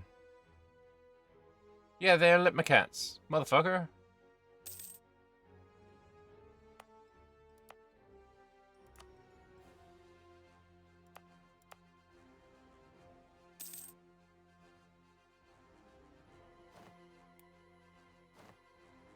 Bum bum bum bum bum bum bum bum bum bum bum.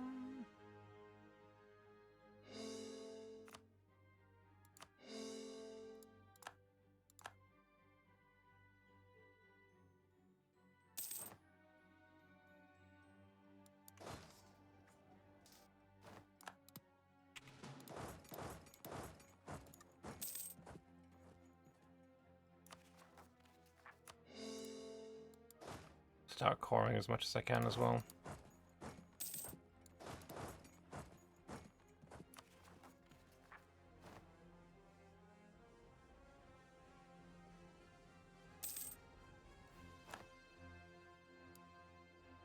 He's getting actually quite annoyingly big. Still, thankfully, below the limit.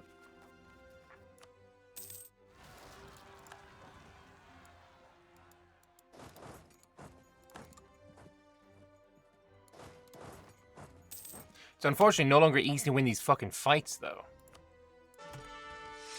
Force shock is better.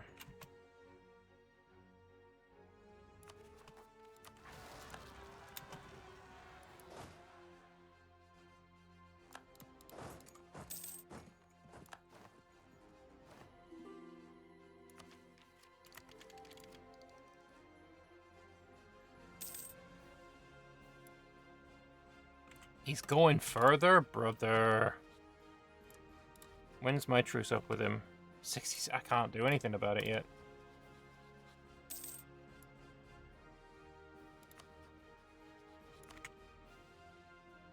Oh, perfect.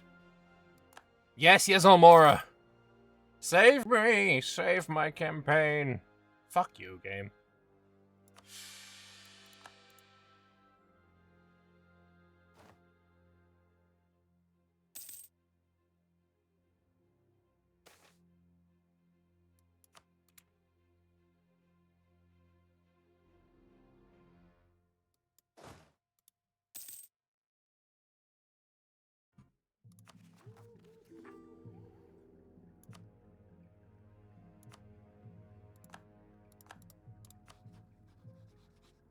Oh, this is the Parrot War for Independence.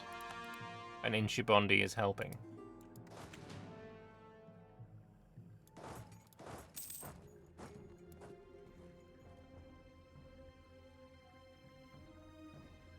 We're at 501 ducats. And more places are getting rebels. Should we just like not care about that 10,000?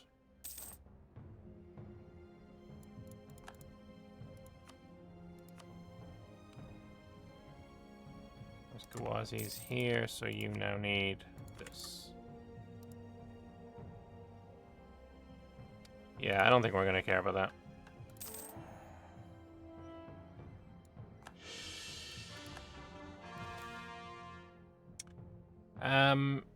Increased enchantment prowess, we may augment Deathbringing Cobra and its natural treasures to be stronger and more effective, while also bringing others into line through willpower alone. Soon we'll shape everything according to our vision of what could be. It's only the beginning. Painting hours, wait for blah blah blah blah blah. Very nice.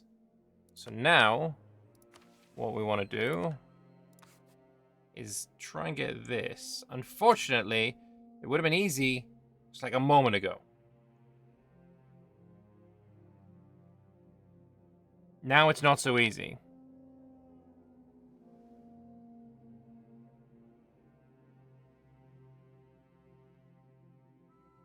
And the capital isn't going to have a mage tower anyway.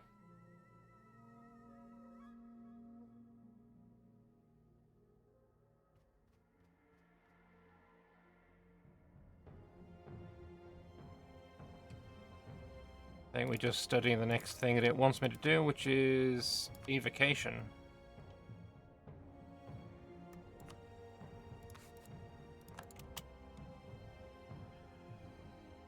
Okay, Yezomora is fucking him religiously.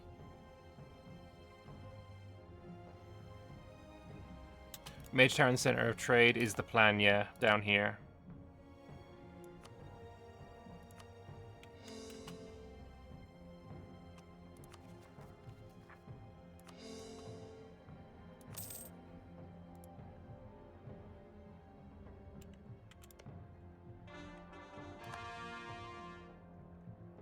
And we're going to attack him and take everything that he doesn't take.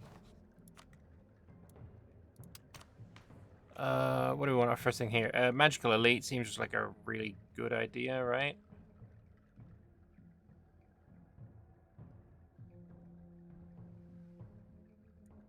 Let's compromise the nobility, actually, just in case I want to stab up.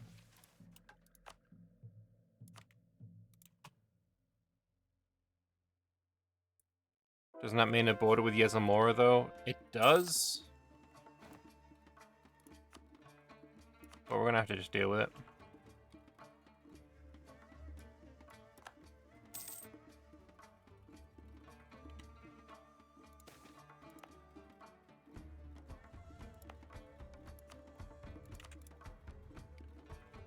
Unregulated research, fine by me.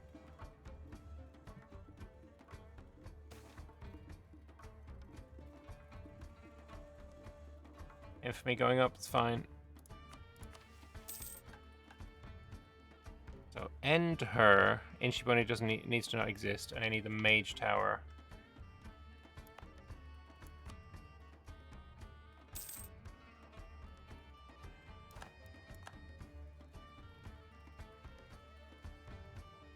Gavonica could also be a really good place for a fort.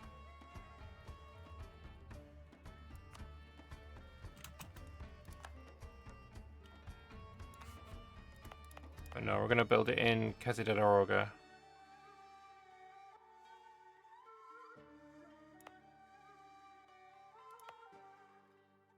This is a really good place for a fort. The dev cost could stack.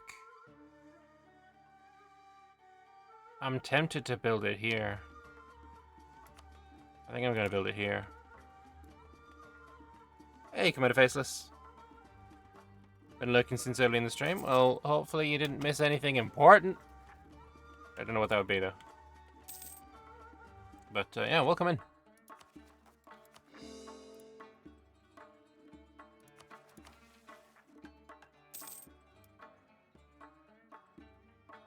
Thing is, we're going to get an alliance with Yeselmora just as soon as we finish this little mission tree. You've played the tech quite a few times. Nice. Let's go. Oh! Oh, my heart! My fucking heart! You don't... I thought you'd taken everything.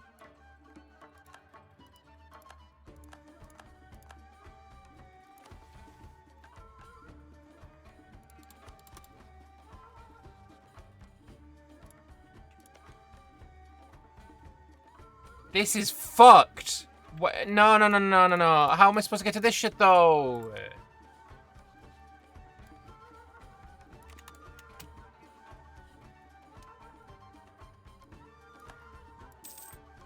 Can I return course? That's a good... Yeah. Okay.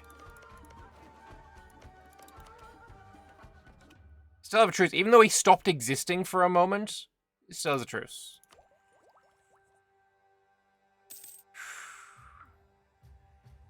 Do I want to take that regiment cost? Or... No, this is too important. Well, so we're going to actually change all of our ideas. So I think what I want to do...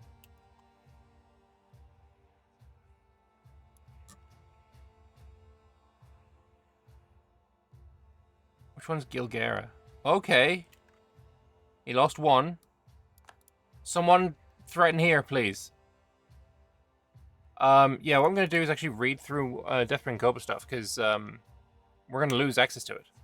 Many centuries ago, Bamalawuni was a place scattered with many squabbling tribes, very unlike the warlords that developed later. They lived under the yoke of the Jekina Sultanate that established tribute over each of them, controlling the entire region from their outpost at the mouths of very large rivers. Its empire collapsed, a power vacuum emerged, throwing the tribes into endless war that ended in a formation of a state that people call Bwatakinshi, the same one that warlords struggle endlessly to recreate.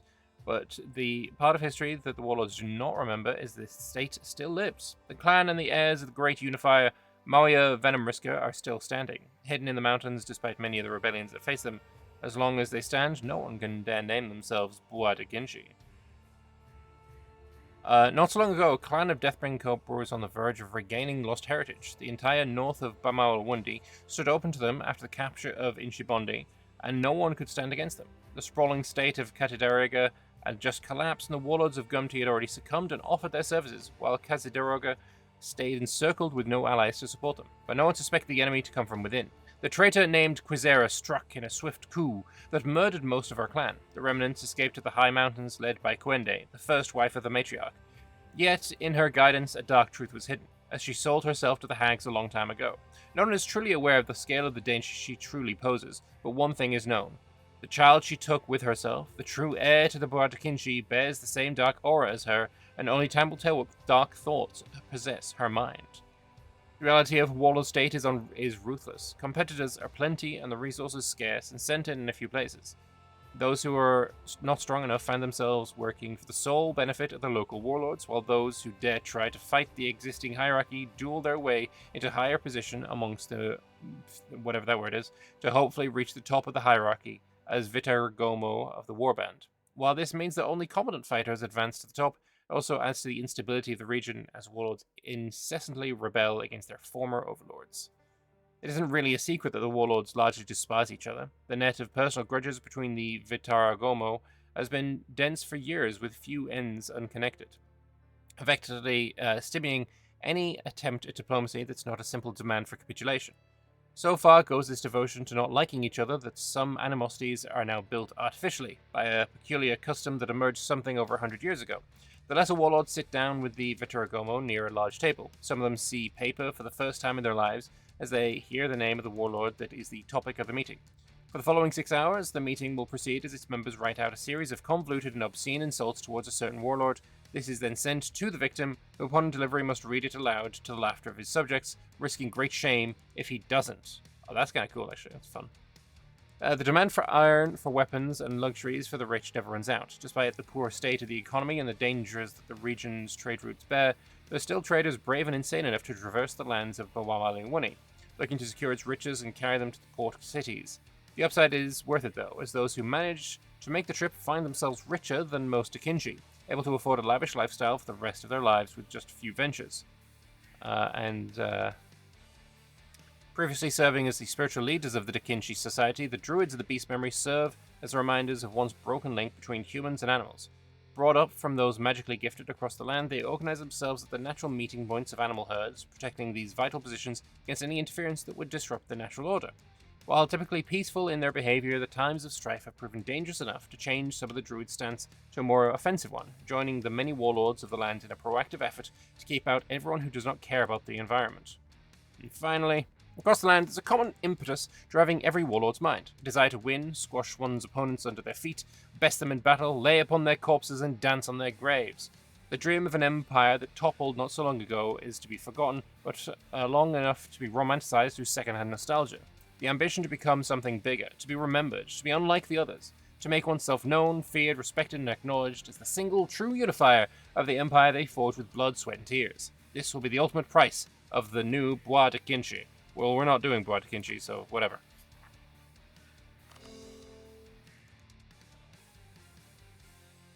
Should have gone exploration to stop the Kenorians colonizing Ardimia, obvious meta. Oh, also could have gone over here now as well. This big egg is free and breedable. But you bury it. He is no longer Shalazar's worthy rival. But also, our final portent, we are gonna get Stabcast. I mean, +1 stab is fine. It's good.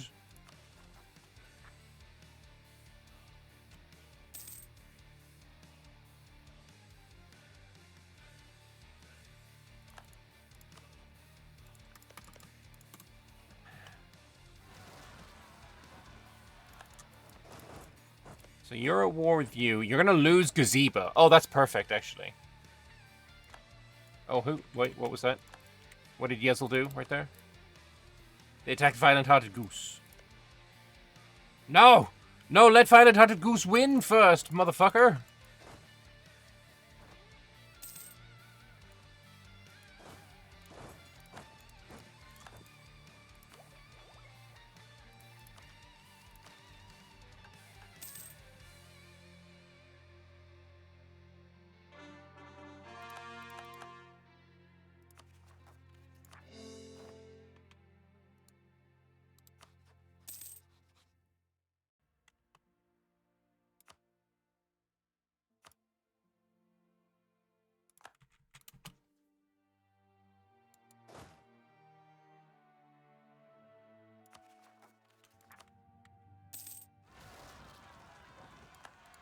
Did I hear about the tag that evicts Yesselmore out of the Shadow Swamp?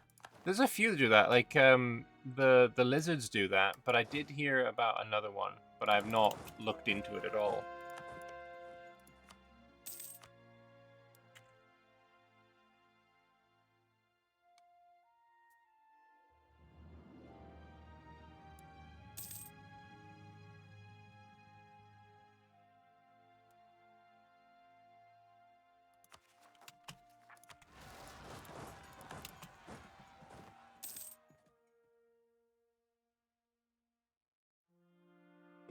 You want me to re-roll that last one?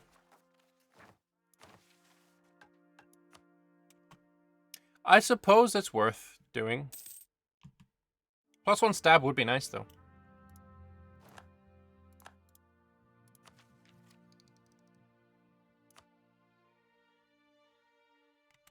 At some point we're going to need to dev Renaissance as well.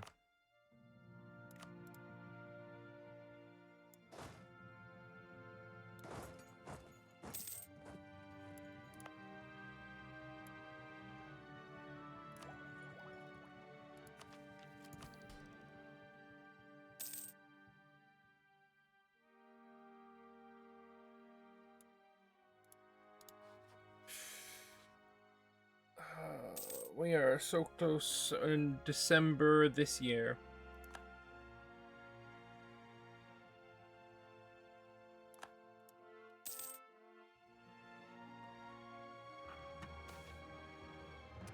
Agenda. You want a temple. You don't like me? No. A marketplace in Cazadaroga.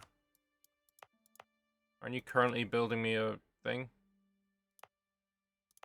Oh, we went with Kavonica. Okay. That wouldn't be terrible, I guess. You want me to be at war? No, give condos to Naleni's enemy. You want me to fire admin guy? This one seems fine.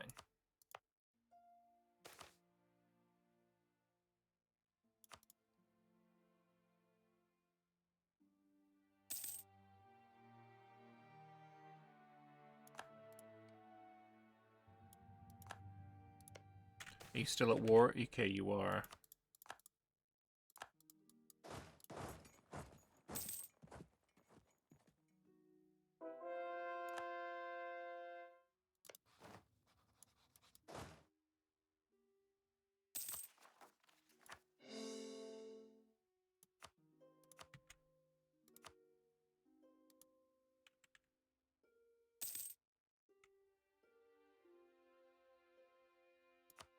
Now they declare war on Ryaz.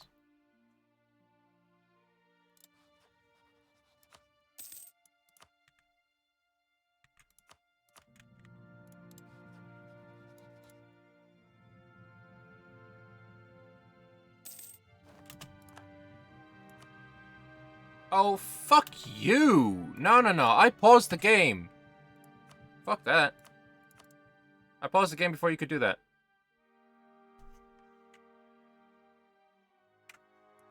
It's their entire thing. They do the Vanale, Aelantia, Dev transport to Shadow Swamp, but they seem really hard. I mean, Yezomor is fucking insanely strong, so I can't imagine it would be easy.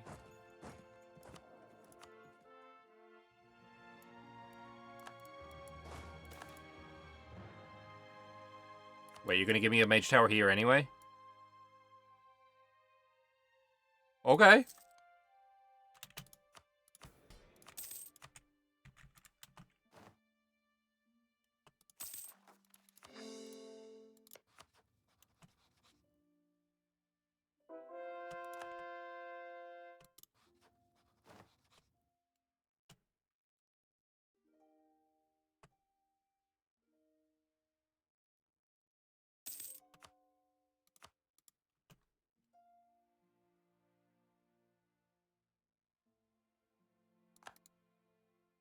You're losing to Inchi Bondi now. Motherfucker.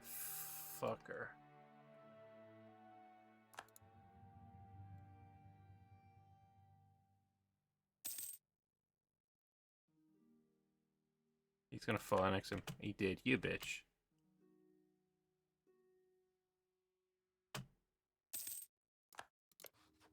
Paused. There we go. Oh, you stupid fucking cock.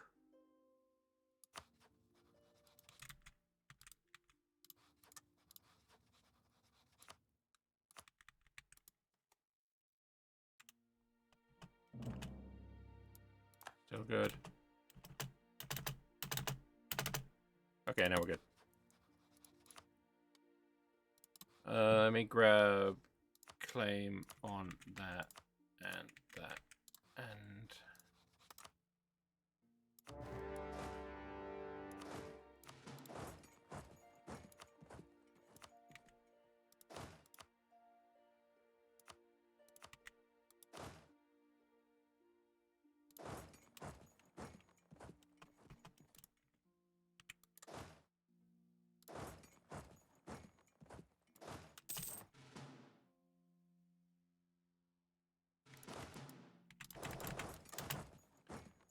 there we go.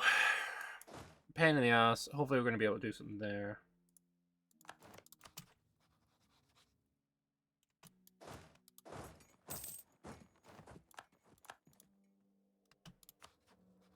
Alright, because if we were to take all of this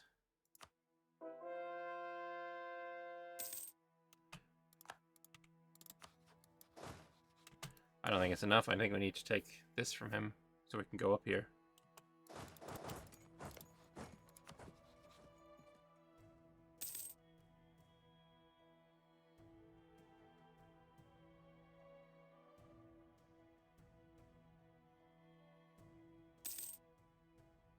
Is there any kind of release?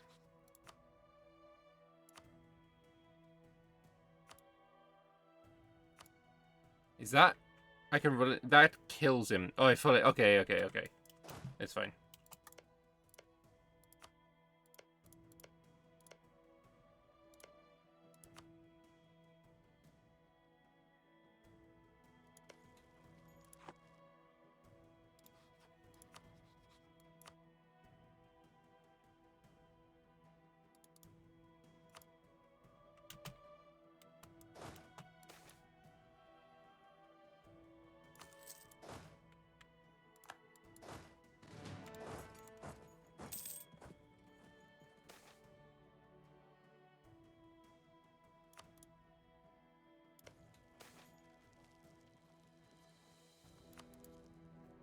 Who are you, Haramari?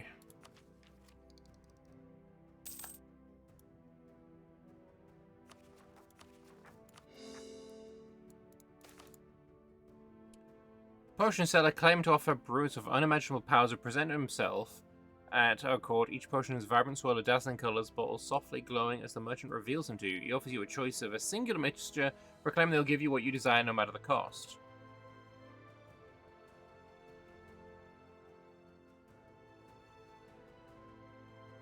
I mean...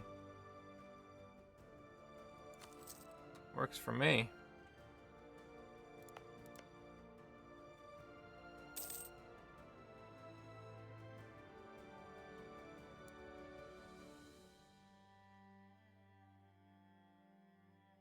Come on, 49%. Damn it.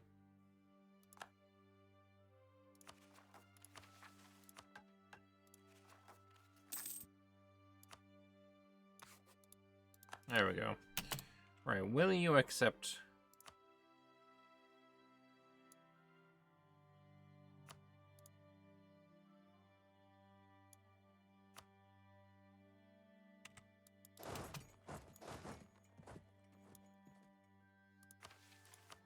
Okay, also, reroll that for previous portent. Did it reroll to the exact same thing?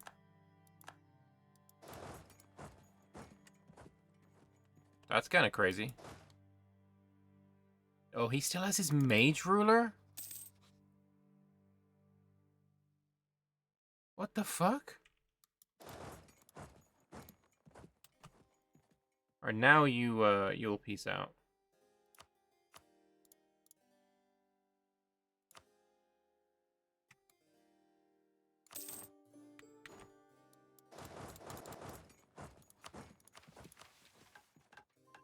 Now, Inshibondi is dead, and I need 10 regiments of infantry over there.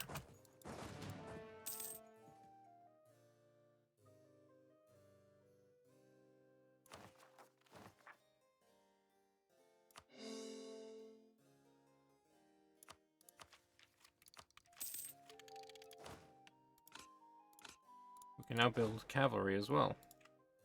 If we wanted to. Wait, a day tick for the religion thing? Oh, okay. Get 25% of the latest unembraced active institution in your capital. That's cute. I like that. But I don't like the ritual. Can I reroll again or no? No.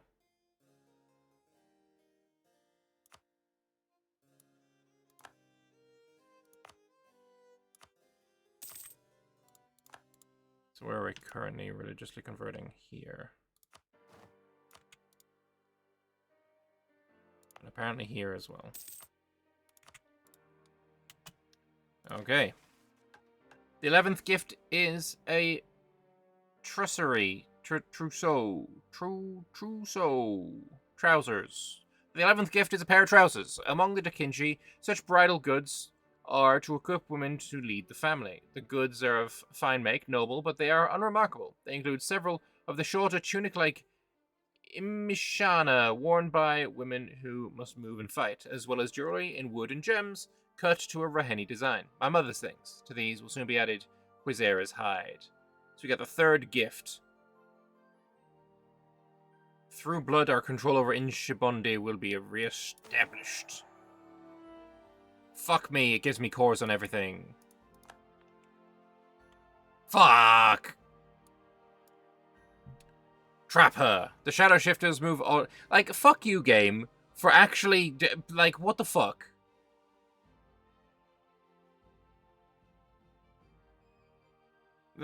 Whatever. The shadow shifters move oddly, flickering rather than moving across Quizera's chamber. It's gratifying to see the warlord Quizera dart one way then the other, her mongoose fur standing on end at the monstrous distortion of the shadow shifters' forms. Most are snakes, of course, but snakes with 8 shadowy tails or 2 heads, and nothing about the way the light hits them is correct. Quende feels Quizera attempt to shift back into human form, twist in body language with her own magic. Quende denies it. Quizera hisses, and what follows is undignified. Quende lunges into a squat, chasing the little mongoose towards her shifters, trapping her, seizing her by the belly with both hands, after a mad scramble of limbs and teeth and squeaking. With a tense little noise of triumph, finally Quende flattens the little mongoose body to the ground. She seems not to notice the continued savage bites to her forearms, to her hand. With the heel of one palm, she grinds the little mongoose into the soft clay floor, grunting in distant pain. Then she reaches into a bag at her belt, pulls out 4 nails. The nails have travelled far. The same kind are hammered deep into the Yeznel Nisha, the shadow matriarch tree at the heart of Yezelmora's swamp. Grimacing, Quende impales Quizera's little paws. Thud, thud, thud. Then she takes out her knife. Calmly she makes the cut as she practiced for so long. Inner leg, up the thigh, and back down. Her fingers plunge into the flesh of Quizera's twisting abdomen, hooking below the skin to loosen it from sinew. The screeching is terrible, of course. When precisely Quizera dies is hard to say.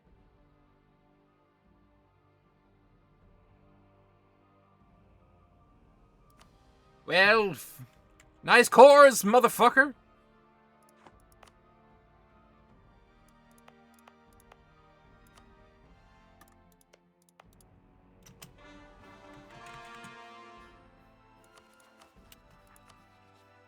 Weggy Biggy and Biddiggy.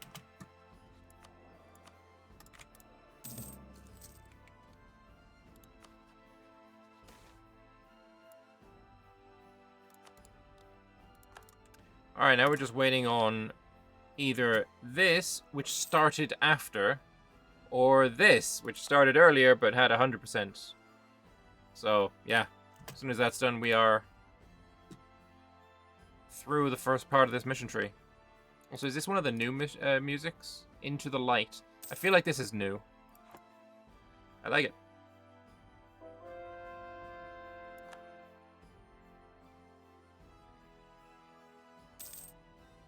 Kind of my fault for not wanting unconnected land. I didn't know... whatever.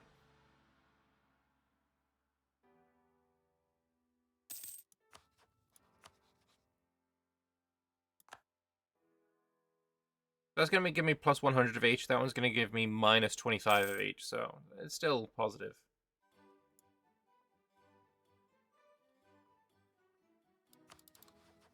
There's still Lipmacat that we need to attack as well.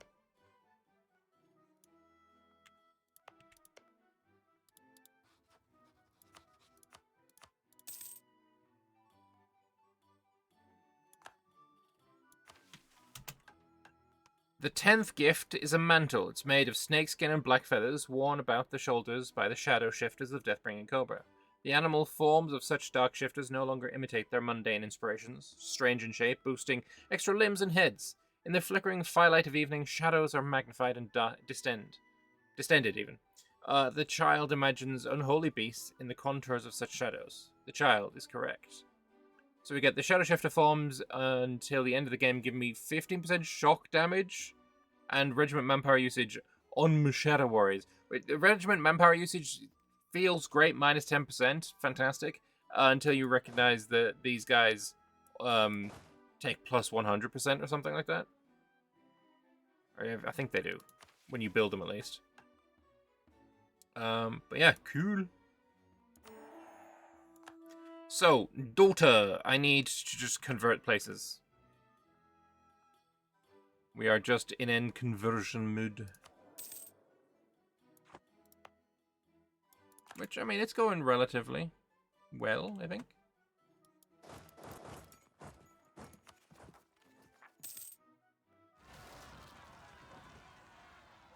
Well, I timed that nicely-ish. Ezortunians.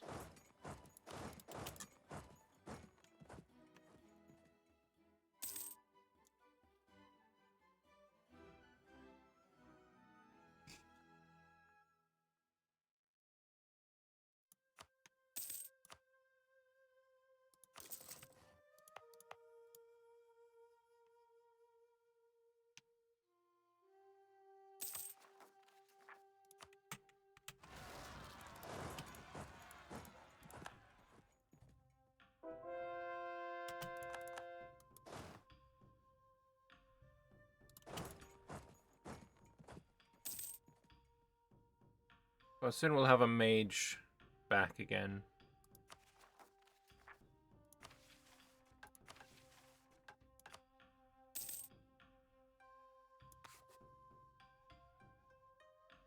So I have a mage house, it's just not in my capital.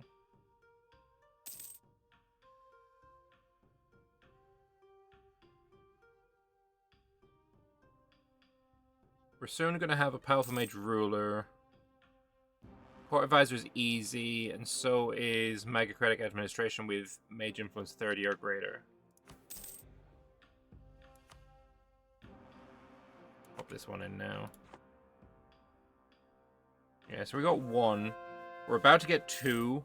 And then the third one is I need to swap to a mage guy. I'll do this, but not yet. That missionary strength is kind of important. I can move the capital.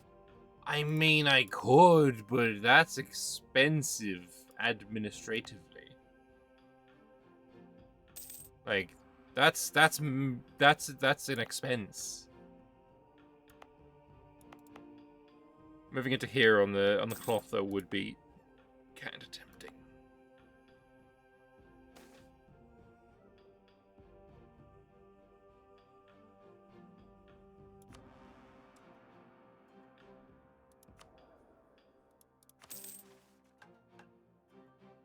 Five more provinces. And it's 100 to do the ritual.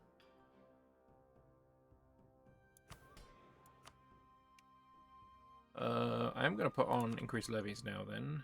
I am going to...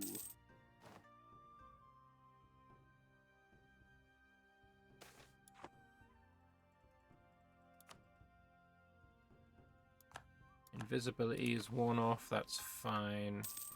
Is there anything in the magic that will help us convert? I don't actually remember. If there would be, it'd be like illusion, maybe?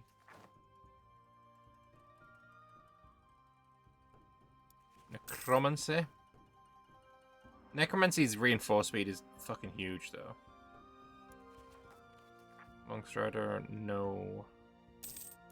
Enchantment.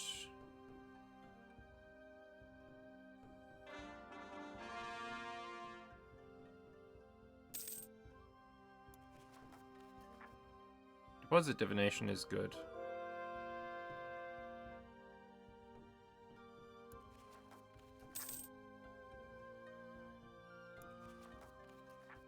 It's an illusion magic.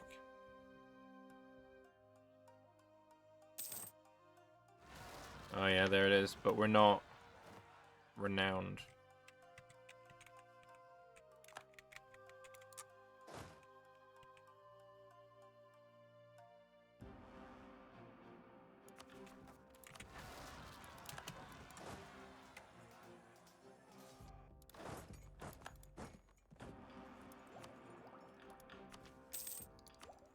Definitely gonna take this though.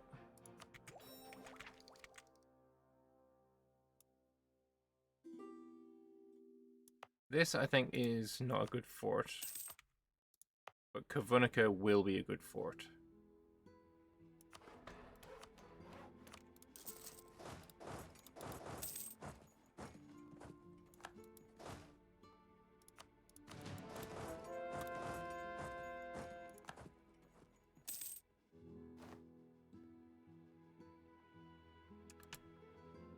And then I got more here.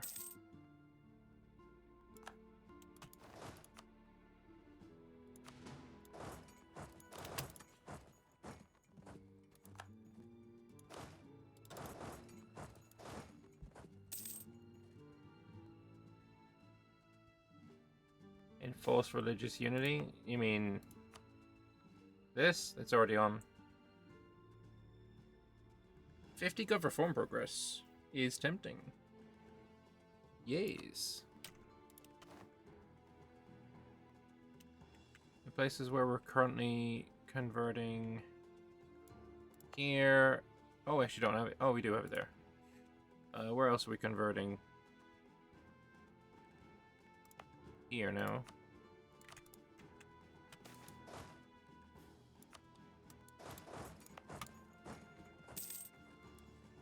The estate privilege. Oh, hang on, yeah.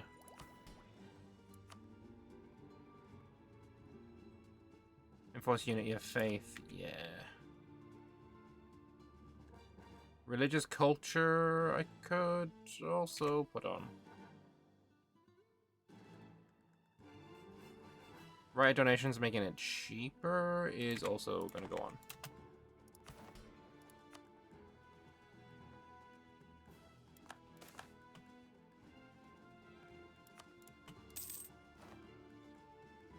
My ruler is now tech cost and idea cost. Wow. Hope they stick around for a while.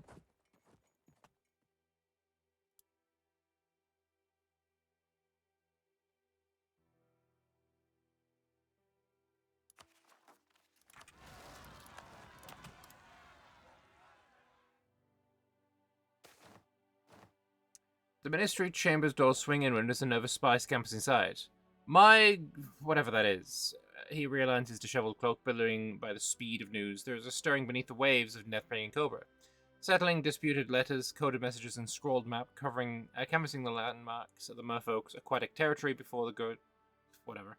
The spy spreads the pages to best illustrate the full picture. The merfolk in Deathbringing Cobra have undergone a drastic realignment. The details remain murky on who, how, and why, but the result is undeniable. A new forces have risen to lead their community, painting their former surface-friendly policies as unpatriotic. We're uncertain how isolationist their intentions are, but if they're already demanding tribute from Deathbringing Cobra as a key goal of the new government, intending to sour our relations. He considers the nation's history with the merfolk. Though the merfolk people are just as diverse and divided as the surface, the sentiment recent realignment represents a vexing development on the path to improving relations. I mean, I'm not going to give you that. Fuck you guys. Make your mind up. Do you like me or don't you? I mean, I'm not going to be beholden to the whims of you motherfuckers.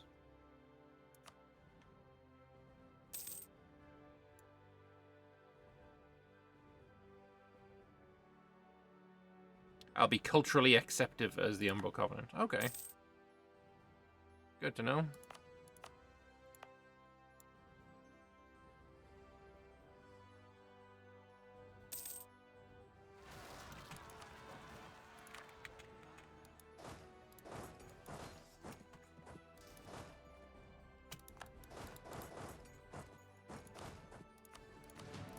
Alright, we can do our first ritual. Long shadows stretch from candles in a dark and private chamber as Umadozi watches the arrangement of his portents. The process has been meticulous, as befits the destiny of Govitaragomo. Hours of rituals, readings, and incantations have already passed. Eagerness mixes with nervousness as their eyes meet with those of the fortune teller. With this reading, his fate is now sealed. The first portent is a simple image drawn onto dusty paper. A man with no skin, his insides all visible in excruciating detail and gore, under Umadozi's gaze. It's not a nice sight, is it? That's what most will agree, but there are countless images of such people in countless books.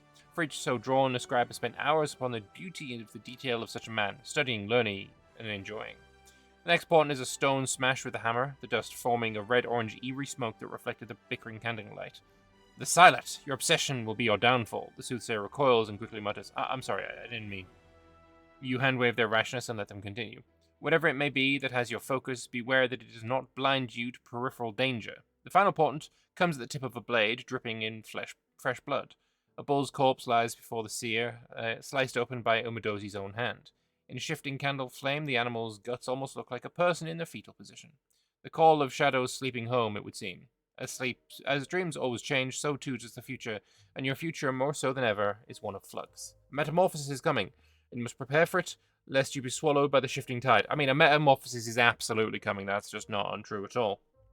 But we gain 75 of all monarch points, a missionary, extra missionary strength, some innovativeness, and some support for the Renaissance, which is fucking awesome. What a religion. Kind of blessed, actually. I'm going to tech up, and I'm going to get my guy to do more religiousness.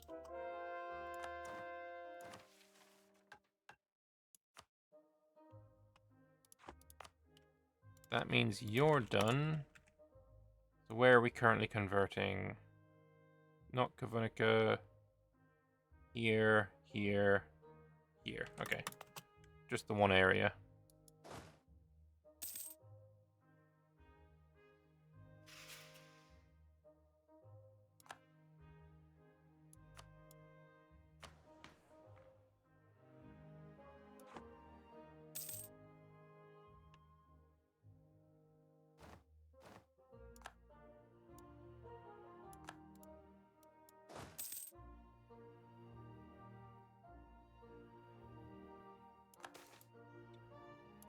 Alright. Next rebels are over here.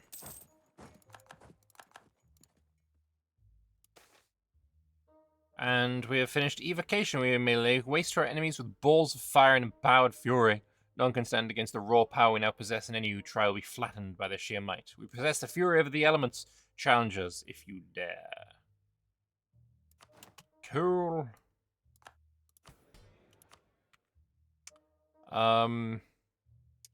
I do need the artifact of enthrallment. That is one of the things that we are in need of. So we are going to start doing that. I don't even know what this does. Crown gives national tax on either missionary and global missionary strength, or stab and state governing cost. Or a scepter giving diplo relations and tariffs, or liberty desire, or a diplomat relations, or yearly army tradition decay and shock and maneuver, or legitimacy and max effective absolutism.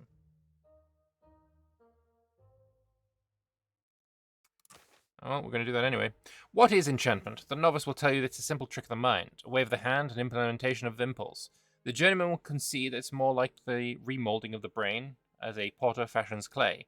The master understands enchantment to be a bottle of wills, a total usurpation of another's personality, and the implementation of one's own. Only the truly learned will tell you that enchantment is like a story, whispered in the ear of another. It requires a dedicated, focused storyteller, and a mind that eventually grows into desire hearing the end of the story. The proud, fuck me, that guy, son of his father, was granted success in battle and glory in war. Thus his friends and kinsmen obeyed him willingly. His band of warriors grew large. It came to his mind to order a great artifact built, one which the children of men should hear forever.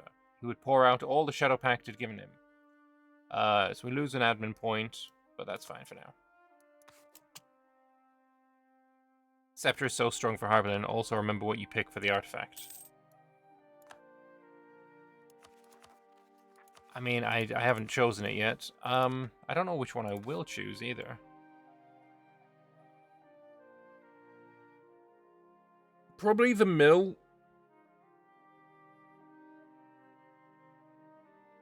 Mill, shock, absolutism. Oh, wait, no. Do I want shock and maneuver? Yeah, pips are great. Land later shock and later maneuver. Although max effects to absolutism, are we going to be an absolutism tag later on? Yeah, most tags are. It's definitely going to be the ring.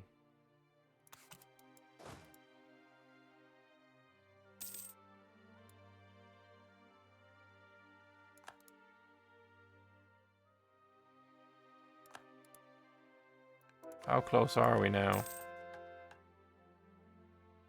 That's not an wait.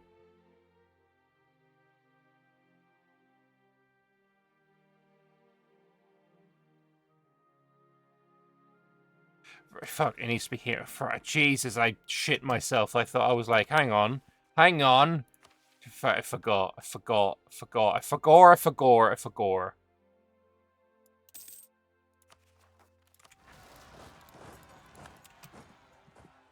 You get max absolutism privileges. Okay, so yeah, definitely the ring then.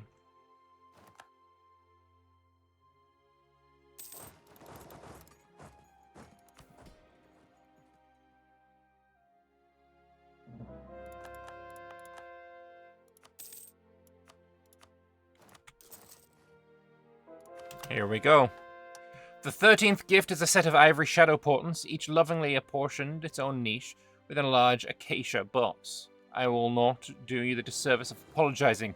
Make the world weep, daughter. There is a storehouse to the west of Balanka Bow, and in it there are many gifts. Granny Ilfa brings her granddaughter there in the dim light of the dusk. You have a choice, Granny says, and the little girl glances at her and blinks. By the way, whenever you are seeing stuff from Granny, just pretend I'm doing the Auntie Ethel voice. Oh, sweetness. Should I try? You have a choice, Granny says, and the little girl glances at her and blinks. The little girl does not make choices very often. Understand, she does not crave them. Her life is an endless, stimulating procession of new knowledge, new magic, new understanding. Her beloved Granny, stern and demanding, nevertheless provides for every curiosity a child might possess. Not a day in the little girl's life has gone by without learning, and she does not fear boredom, even as she drills again and again a cantrip or a ritual or the history of a long-forgotten kingdom. This place contains things from your mother. That's a terrible accent, I'm sorry. Granny continues, her 6 long fingers waving lazily in the air. We have a little free time, should you wish to take a look. A glance. Otherwise, we'll continue with your runecraft. Little girl's face goes very still. She's learned to read from moments such as this. Moments when her good sense and studiousness can thoroughly please her Granny. Granny is her teacher, her mentor, her closest friend. On most days, Granny is the only other living being she sees.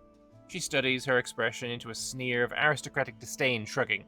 How strongly she resembles the aunts she will never meet. Is there a struggle beneath that little face? Is there any conflict at all? Even a hag cannot tell, and this is more than the decision itself, which pleases her Granny.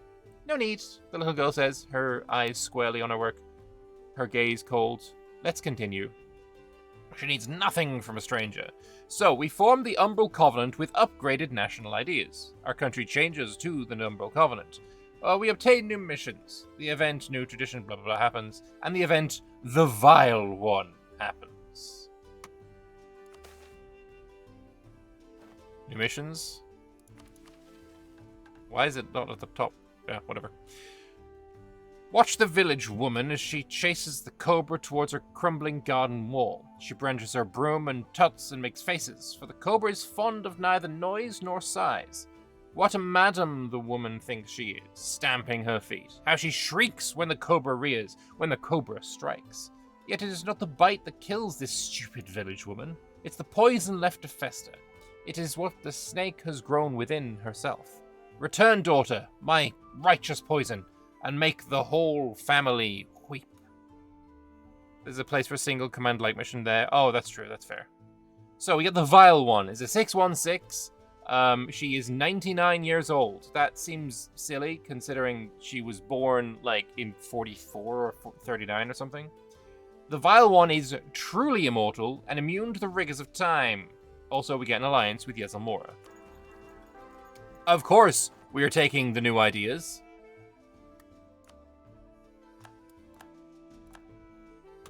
And we're going to read out the first... Oh, we start with religious power plus 10%, huge. Morale damage plus 15%, huge. When we finish, we get GovCap modifier.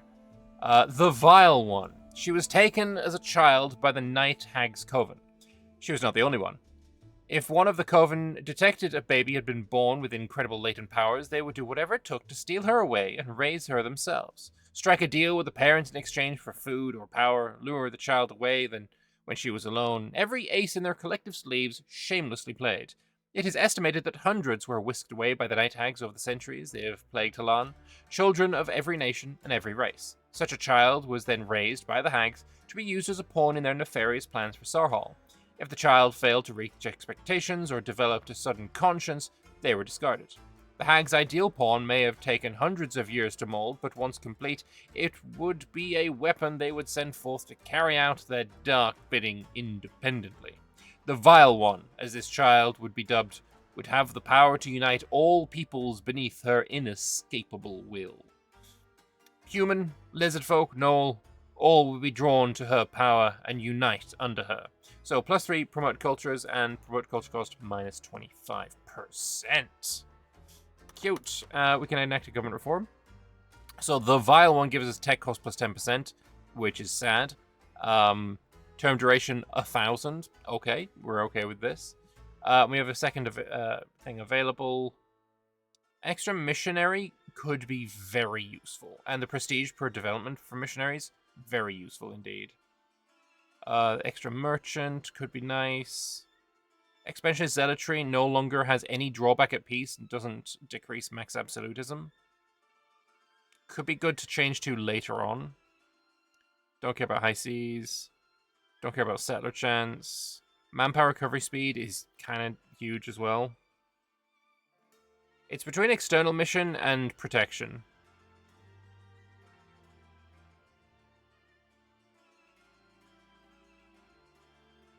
Manpower recovery speed is like basic bitch stuff. I think we'll do a mission of protection. Get the extra missionary. 4 missionaries is a fucking good idea. Alright, Umbral Covenant. And everyone leaving the coalition. Yes! Fear me! Think I'll need to colonize stuff? I mean, sure, but that doesn't give a colonist. It just gives speed, right? Also, we can't take it without exploration ideas anyway. Anyway. Missions! So, first of all, Yeselmore needs 60 trust. And either their opinion is 150 or they have +100 of improved relations modifier. So we can start doing that. And I also need to start currying favors with them. Oh yes, bye-bye coalition. Is it because I allied Yeselmora? Yeah, it is.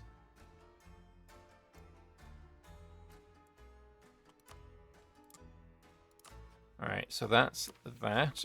Here, Balankabo has at least 3 buildings and a mage tower. Expanded infrastructure 2 times, which means I need to be 30 dev.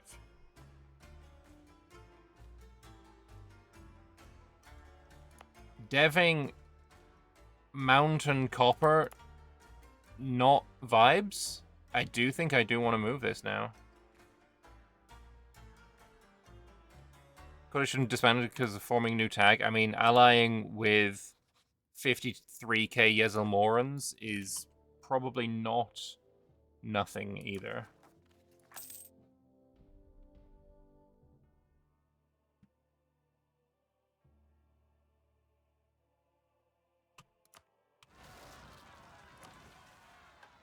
Here I need major shadow rift count at least 1. Ruler spell level studied at least 1. Well, we need to study magic. Let me see. What is my current magic levels on my ruler? We're a legendary enchantment. Well, folk.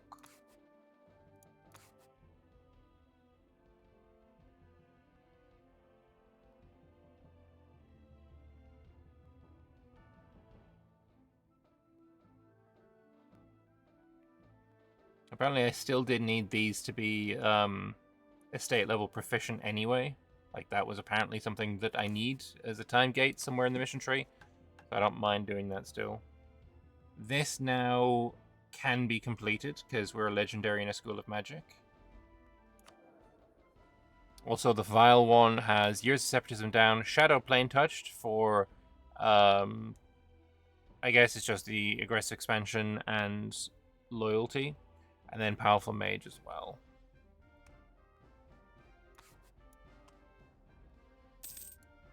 So,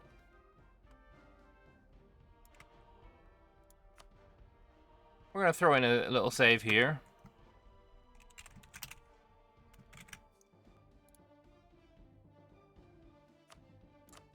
And I'm going to show you what the coolest part about this is. You know how the thing said she was true immortal? Well, this is what true immortal means. She's live. She's alive. She cannot be killed by any means. It's the same as Varmha, and I know I've pointed this out a few times because I don't know, I find it's very like meta cool that she just cannot be killed.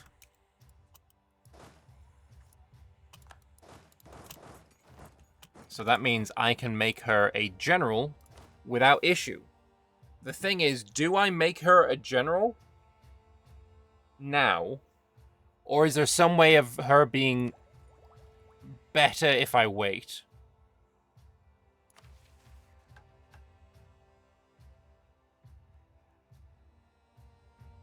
I need to for missions. Okay, so I just do it now then? The Vile One, being a naturally powerful mage, can take to the battlefield. The sallies forth.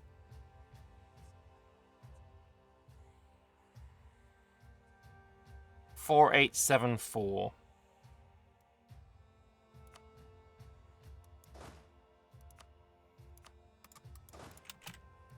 Beautiful. So, yeah, I think I save up a few monarch points, and I'm going to move my capital to Khazad-dûm.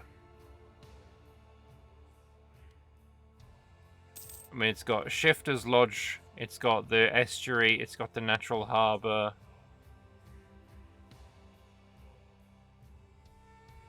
Obviously, jungle fucking blows ass, but I don't really have anything better unless I go here? We could move our capital to Yemet-Sira. Do I go and conquer this and move my capital up here instead? I think I do. Fuck it, let's go.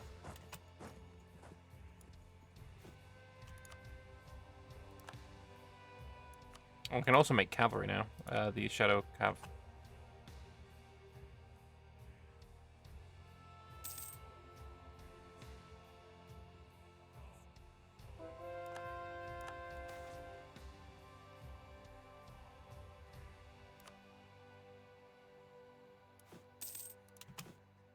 I think also it's going to cost me 10k manpower, but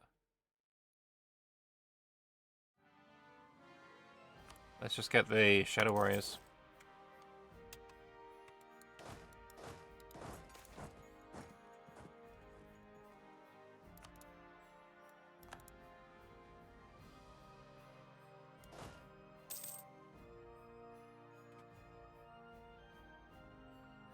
What am I researching right now? Artifact of Enthrallment.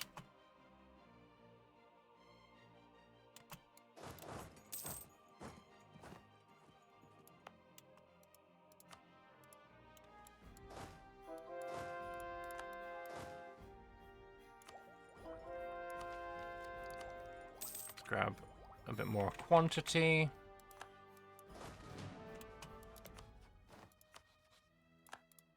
Because you're allied with that guy as well, yeah.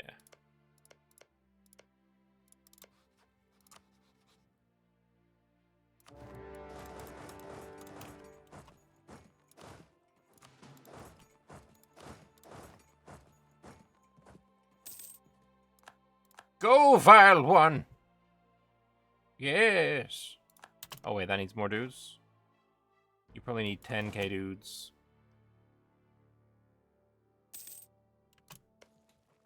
Oh, just 9, actually. I can already Meteor Swarm? That's crazy.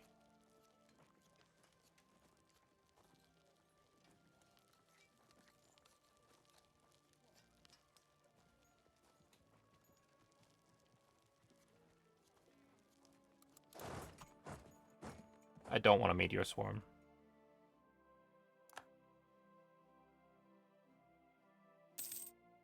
Do it for the infamy. You need her to be a Witch King.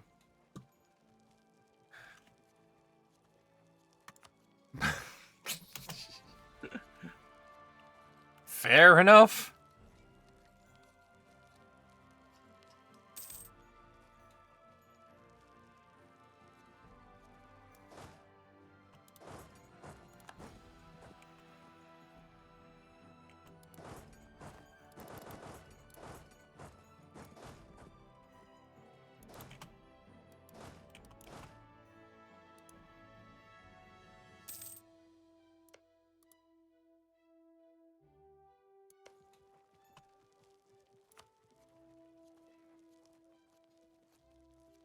This... Oh yeah, it does tell you your current mana.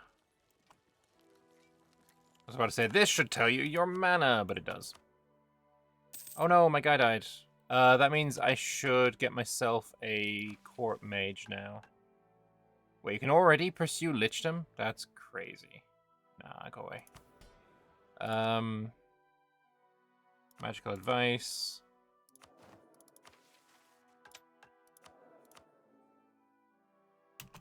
That's expensive, but I do think it is necessary.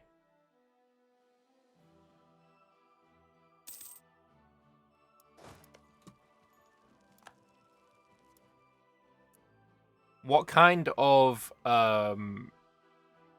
Witch King do we want to be?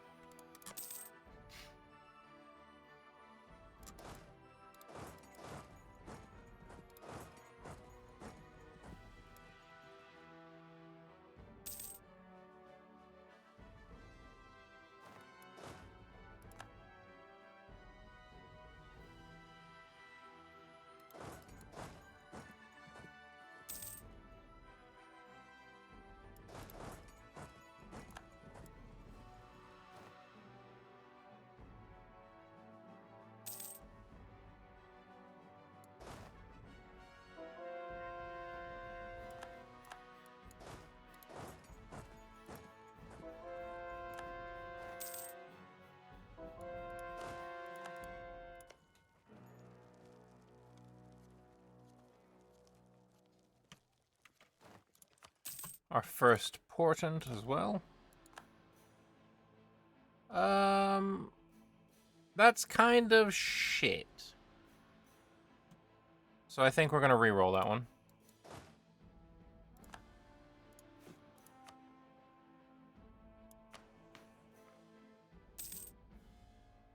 Also, that corruption is nuts.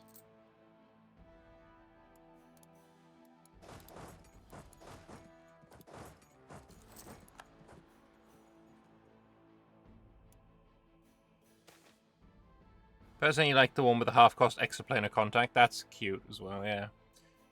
A meeting with the Understanding yields fruitful results. The story goes on to tell how the Vile One met with the Men of Understanding, who knew the way to Immortal Place, where the elves and dwarves had once forged great artifacts. The Men of Understanding led a following of great many disciples, and so an audience was taken.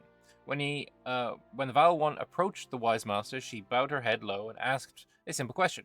Where is the way to the land of the elves and dwarves, where once they forged great artifacts? The patriarch responded, there are 360 ways, and they all lead to enlightenment. Perhaps I should teach you the way of gold and cinnabar, which is the pursuit of all kings.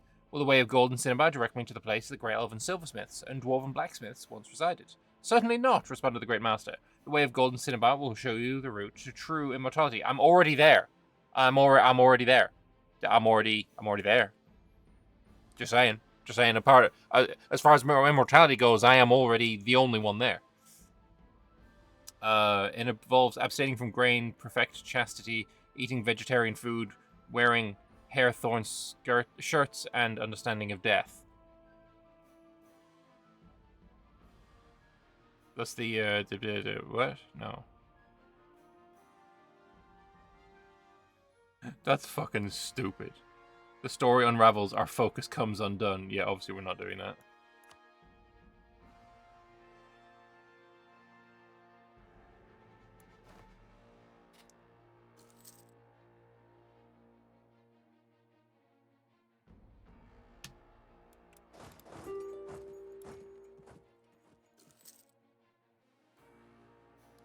No peace, not yet. I'm just going to take these 2 states. I don't think I need to take any of this stuff down here. You still don't get the second artifact event options. Well, it's probably the ability to go immortal. I don't know, maybe it changes your religion or something. Maybe do it as someone else. I mean, this is the first time I've tried that project. I've never done it before. So, I don't know. I have devotion of at 90. It's going up.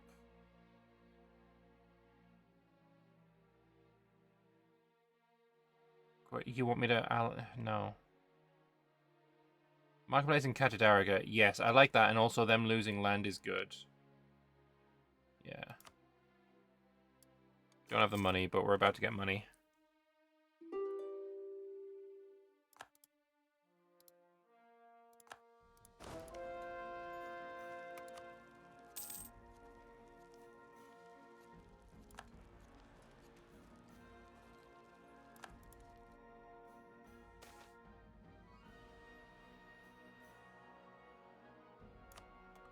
Fuck it, why not more corruption?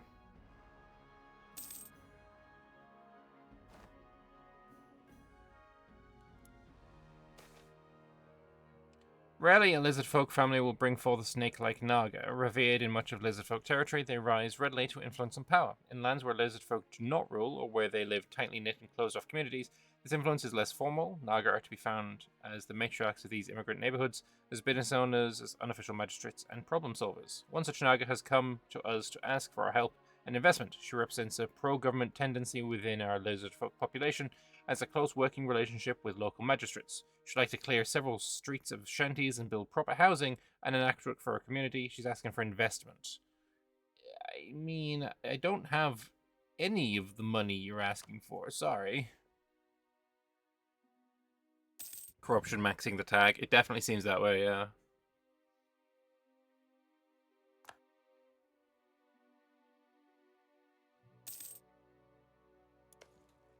Okay.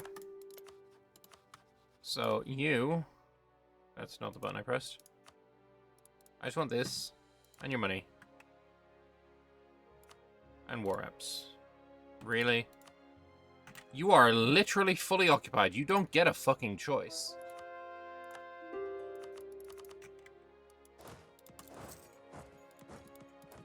Where have you hidden your armies? Oh, Bashidi, maybe? Found you.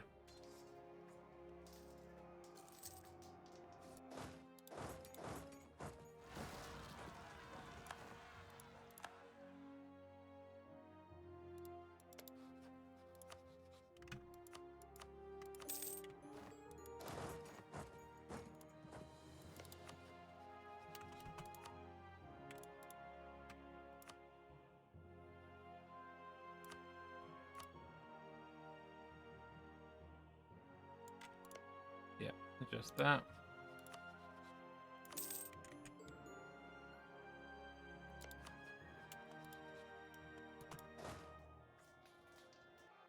Get Vile Wand.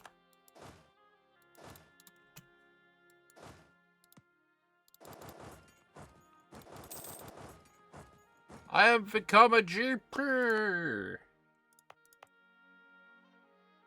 Concentrating dev. Probably not the way, considering this is gonna be the capital.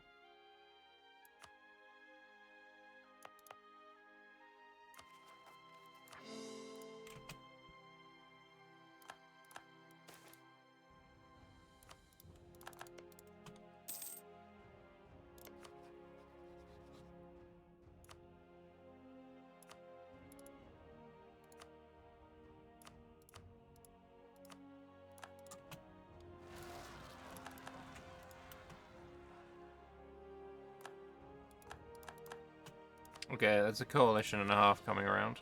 Anyway, we're going to re-roll this because it's pretty shit. I mean, fine. Another missionary is fine.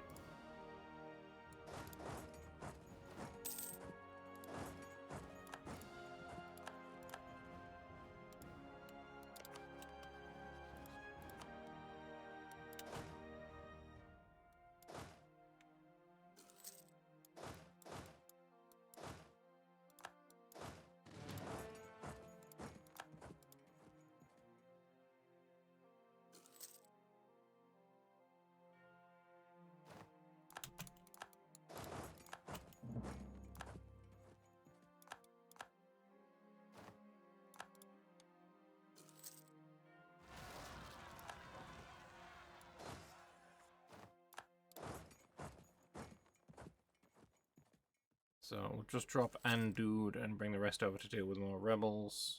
We've got a few rebels are about to fire, unfortunately. As soon as I can get out of this war, the better.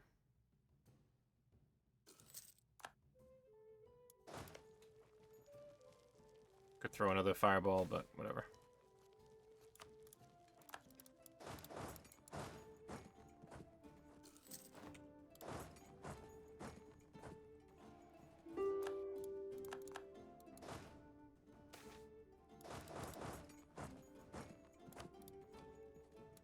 Mage is having a meeting, is fine. Oh, that is a lot of dudes.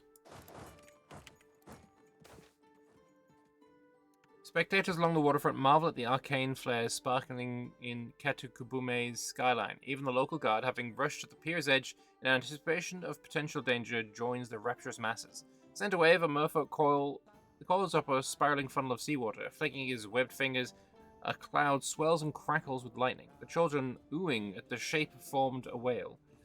With another gesture, the whale cloud breaches through the smoky barrier, transforming into glowing jellyfish that jiggles into a phantom tune.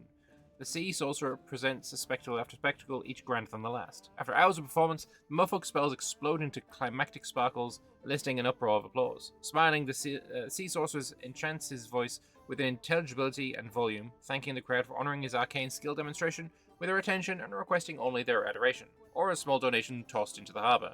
With a fine, shimmering flourish, he sinks back into the sea. Crowd can toss some coins in, that's fine.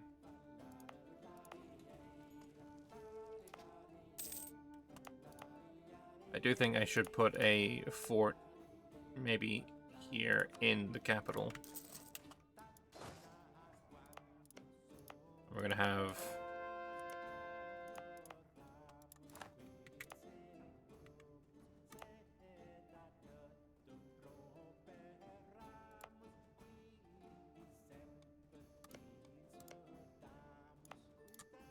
maybe you need a fort as well when I conquer you.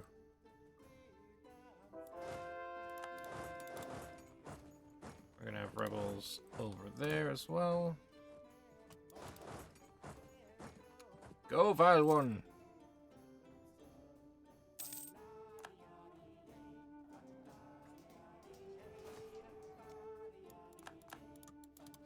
Come on, do you want peace?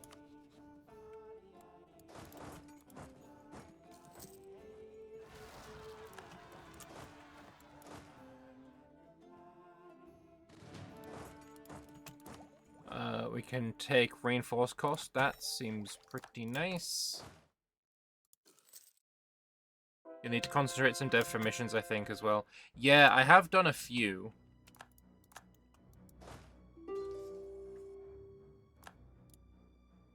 But yeah, more is probably a wise idea.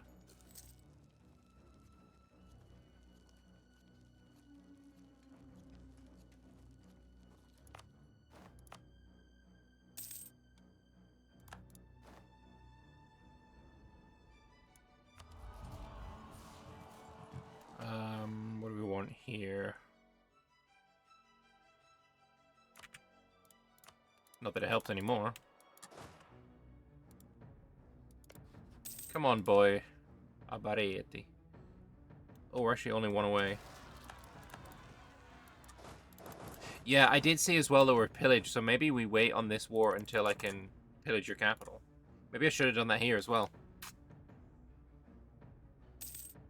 How many pillages do I need to do? 5 times. I've done it once.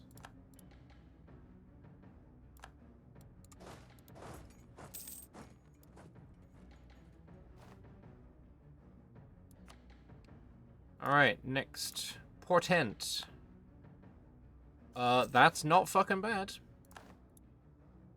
I'm gonna keep that one.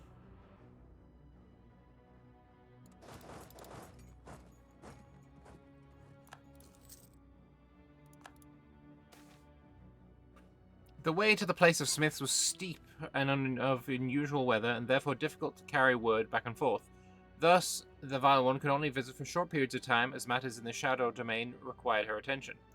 The first time she went was in the fall, season of mists and mellow fruitfulness. There she went to the cottage of the legendary smith, only to be greeted by a live-in servant. The master, she was told, was not home. The Vile One visited again in winter, when the chill wind threatened all travellers on the road. Along the way, friends of the legendary smith hailed the Vile One, who informed her that the cottage was this time inhabited. Making good headway, the Vile One arrived again at the cottage, and this time the servant offered to introduce her to the master of the house, the younger brother of the legendary smith. Alright, we go to the first one then. We got Turn Away Disappointed, Return in the Spring.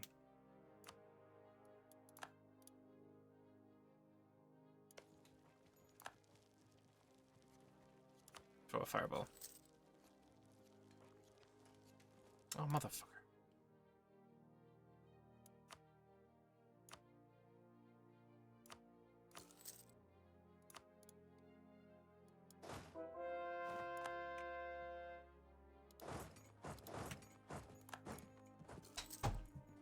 So, we beat him, go siege his capital, peace out. Hey, come on. Should be... Oh, not a stack wipe, but we'll stack wipe him when we get to his capital then. But this army is completely out of manpower, so... Didn't stack wipe.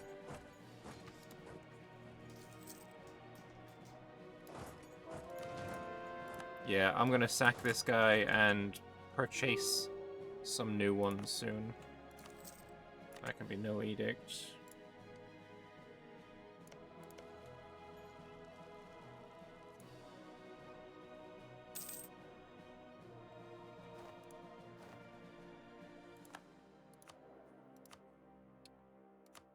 Morale of Armies guy, of course. Shame that the half-price Morale of Armies guy that I've had since the start of the game just died.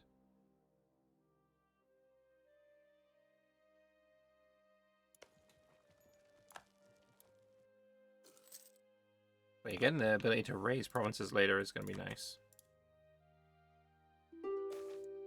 What do I need for the starting mission? Unfortunately, a bunch of dev.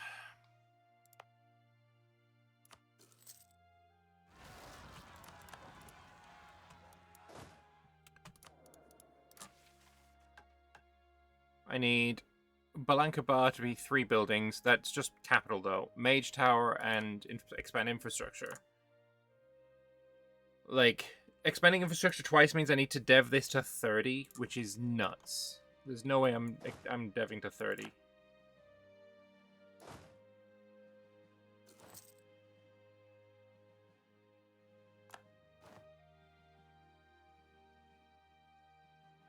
Come on. Nice. But you better eat. I mean, you might as well have the fight.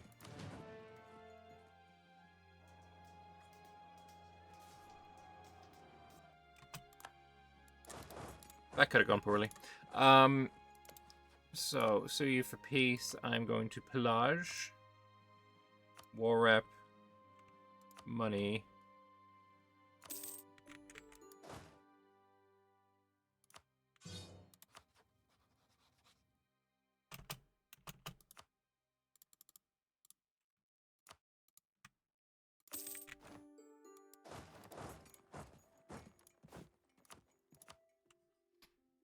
And we are like 18, 19 below. So the Tekinshi Bandits might be an idea.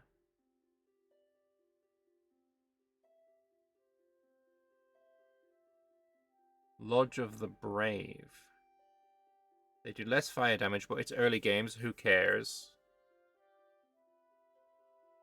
You do a lot of extra shock damage. I like you. Leopard Warriors are kind of based. Yeah, let's do a Leopard Warriors. There's 7 ducats, though. Whereas you're only 5.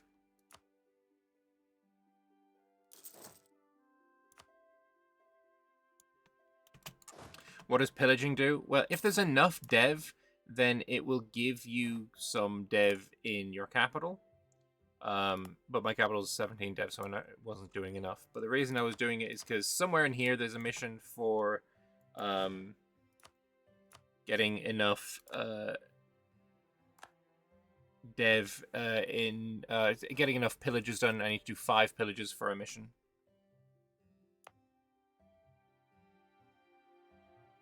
I'm going to move my capital to Yemetsira.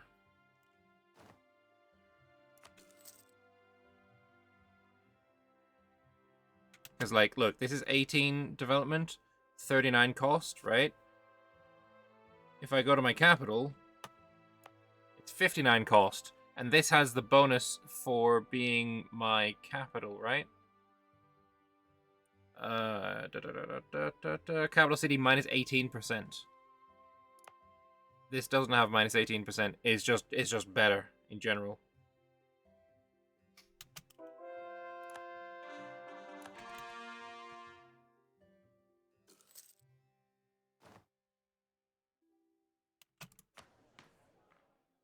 Alright, tier 3. Do I want average monarch lifespan?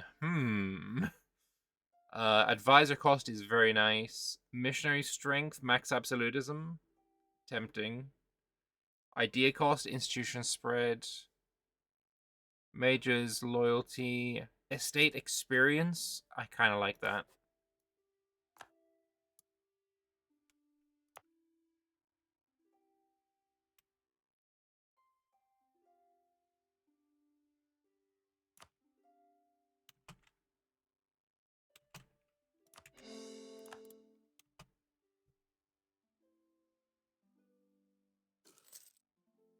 The average monarch lifespan is just +1 mana point of your choice. What?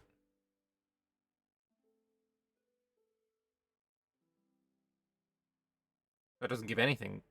What? Why would that give me a mana point?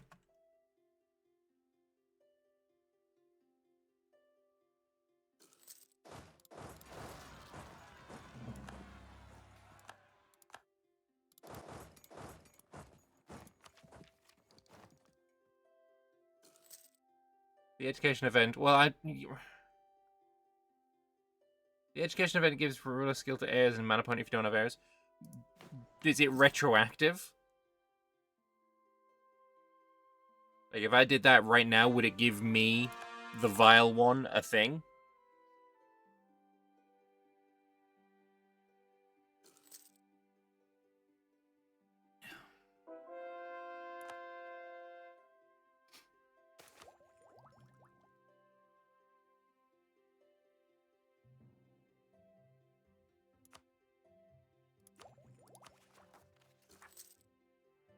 Oh, fucking missionaries are in the way of me. Fuck it, they're almost done.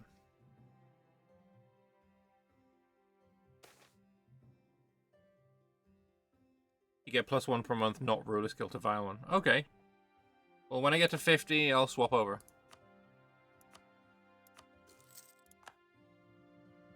We got +1 stab, but +2 corruption. I think I'll re-roll that.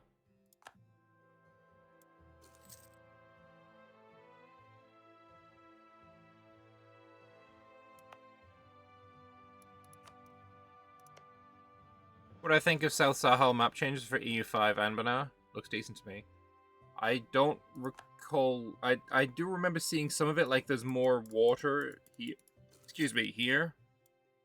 But I don't remember exactly everything that's changed.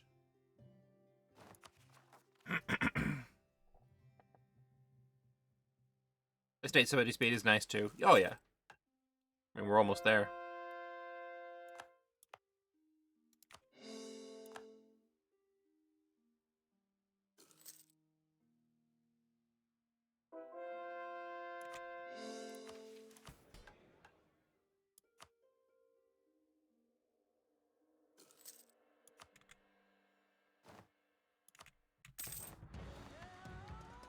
Beside the cottage was a waterfall, an enchanted and ancient place whose water could not be drunk by any besides the smith.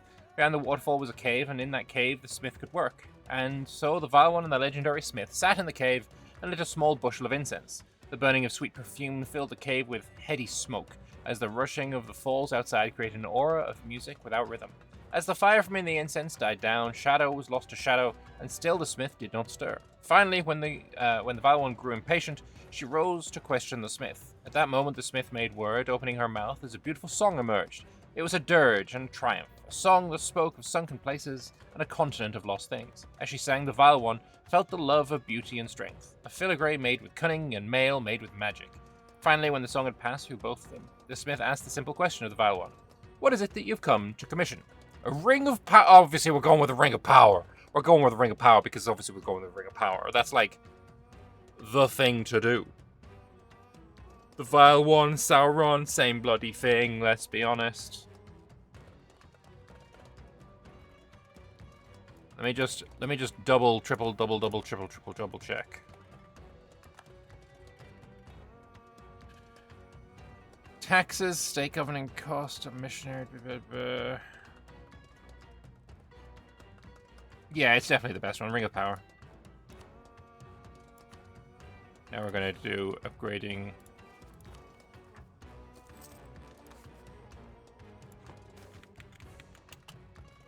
Magical infamy increasing, that's fine.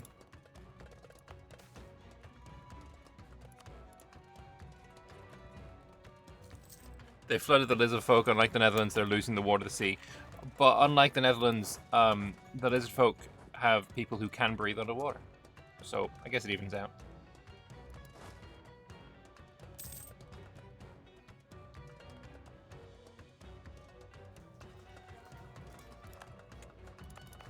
Yeah, so here. No, fuck off. I'm gonna build a mage tower.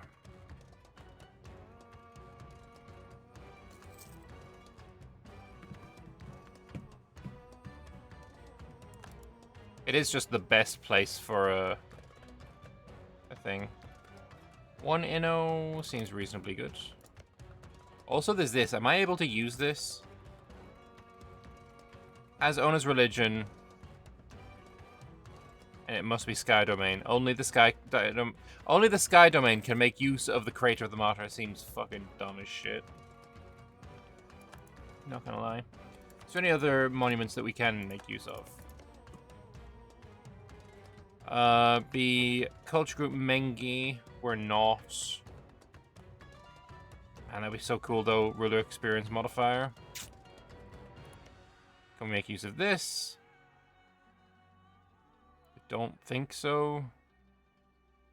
Can we make use of this? No. This.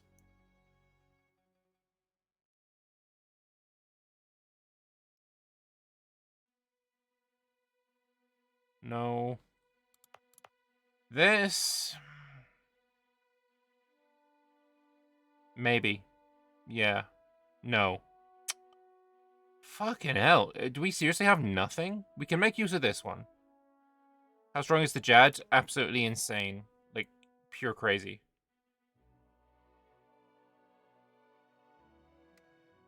Global dev cost. Cool. Yeah, no, Jad is an absolutely bullshit tag that can quite handily dominate a lobby.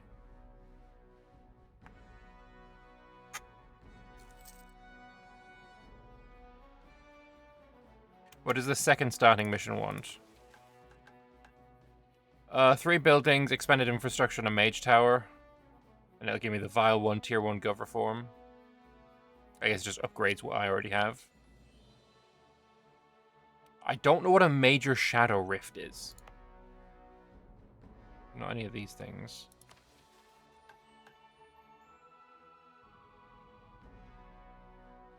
Yeah, some more. Can I improve relations with you yet more? Trust.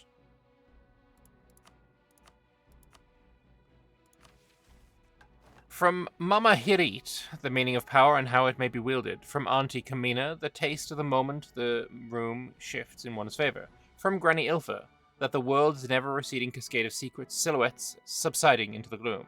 From the Coven as a whole, how to trust and mistrust. You are potential, the one who opens the way.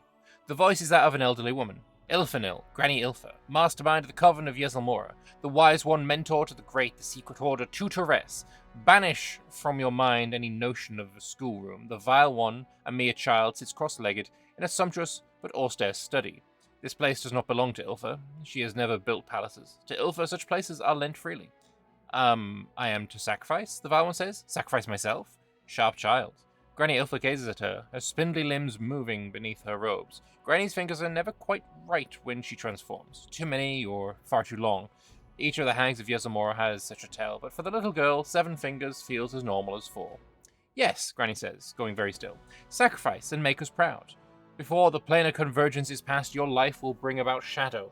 The ultimate knowledge of things, the coming together of the universe. The first honest, conscious moment of creation. You will do something that nobody else has ever imagined. It is an enormous burden, bluntly laden upon a child. The vile one is not the only child to be offered such a future, not the first to crave Granny's approval, but this child, this fierce, brilliant child, is the first to nod without hesitation. The vile one smooths her face down to a stoic mask, just as she knows she should. I will bring shadow. As long as we're allied to Yezelmora, both nations gain the Pact, and gain monarch points when the other wins a war. Yezelmora's continued expansion will bring us additional periodic benefits. Umbral Covenant gets the Pact 1 till the end of the game, giving no benefits yet. Okay, that's awesome. They're currently at war. They're currently beating the shit out of people.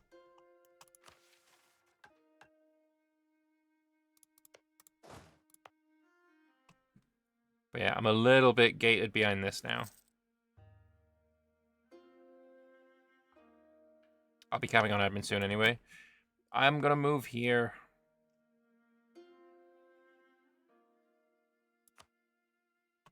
As soon as you've finished coring, then we're good to move.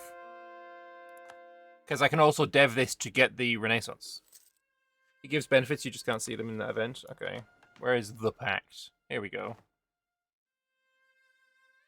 Where does one see the Pact stuff?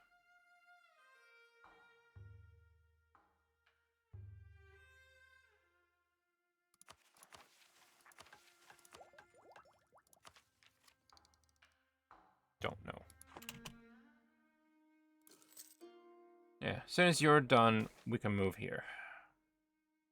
I mean, +1 stab seems pretty nice.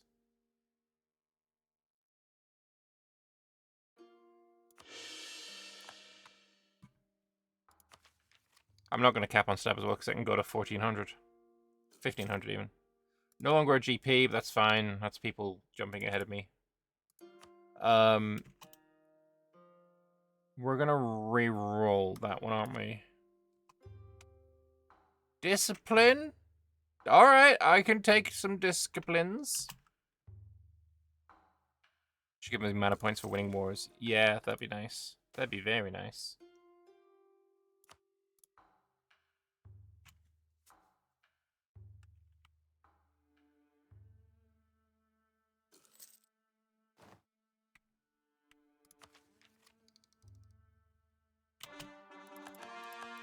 Alright, huge. No, not huge. Lip Macat is still waiting.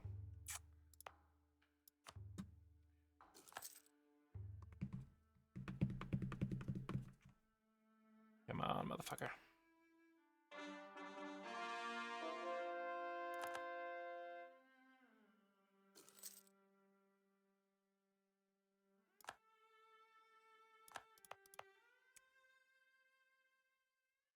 Fifth month of 82. Okay. We can wait for it, I think. Yezelmora. I will say, Yezelmora's flag is awesome. Umbral Covenant's flag is awesome. They're both just really, really fucking cool.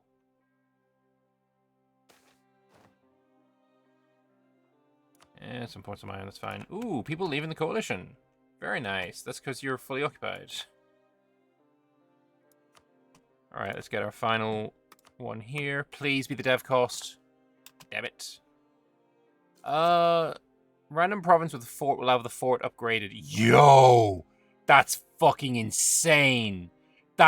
We're never changing away from this. That is fucking... Alright. When you are sieging something where you have a fort that is better than their fort, like if you have a level 6 and they have a level 4, you get a fucking boost to your siege speed. That is an insane, insane, insane fucking buff. Holy bollocks. Alright, you're finished. No, you're not. Different place, just finish scoring.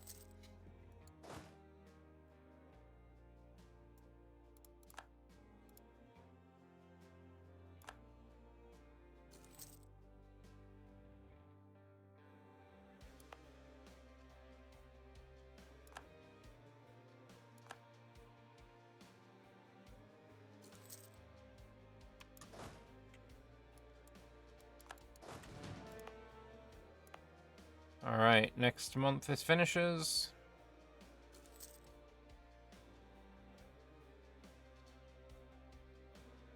And there it is. So that gets fully done. I can now move my capital here for 200. Is it cheaper to do it this way first?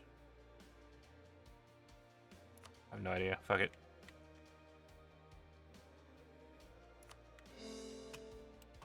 And then we are going to encourage dev. And we're going to dev here for Renaissance.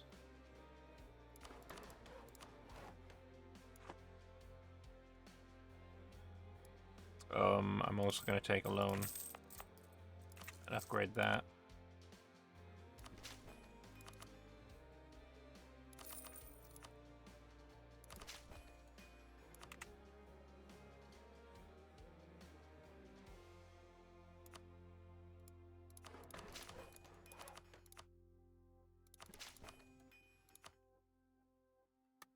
Alright, Renaissance has appeared, and I don't have a naval focus, so I guess we go ship trade power is fine. Alright, and then as soon as your mage tower is finished, then we've completed that mission.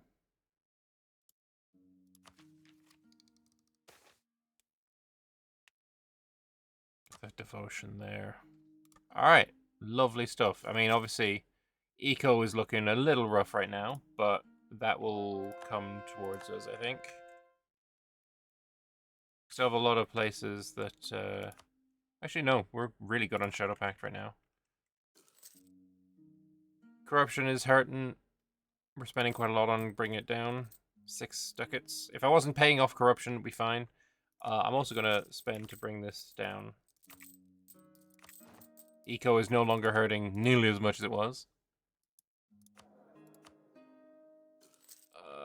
I will grab you, though.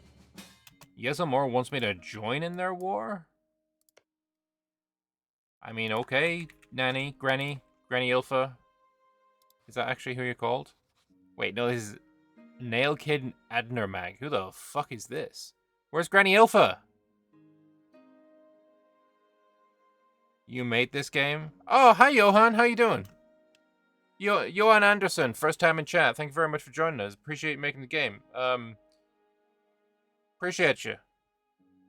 Not sure why you're calling yourself Skosian, but you know what? That's cool. Unless you mean Anbennar, in which case, J-Bean, how you doing, buddy? Welcome into the chat. Not sure why you changed your Twitch name to Skosian. You used to be called J-Bean. Unless you mean Umbral Covenant, in which case, hi, Liv. Thanks for hopping into the stream. Not sure why you changed your name to Skosian, but welcome anyway. You didn't make this fucking game. Shut up. Keep streaming, streamer boy. That's literally what I'm doing right now, actually, funnily enough. It's literally what I'm doing. It's crazy. Have you been counting how many times Yelsamora reformed? I've only seen it happen, like, 2 times, maybe? Maybe 3? Also known as no, not really.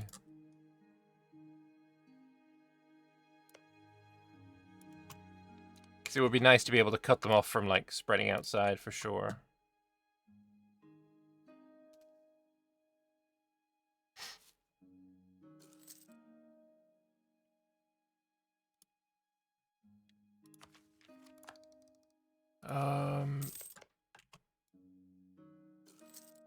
There we go, that's another win.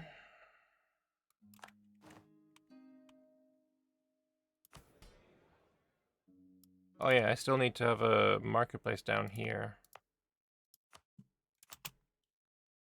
I don't have money. One of your runs, you managed to cut them almost completely. They only had a little bit of crockland. That's cute. I am the jealousness. Do I take that? Not really.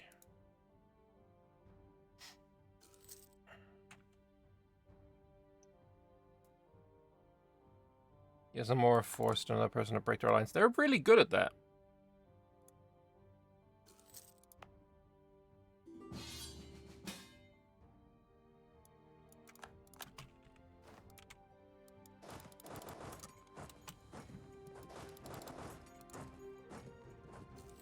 No, Nanny. Violent-Hearted Goose wants to be a friend. I'm good, thanks.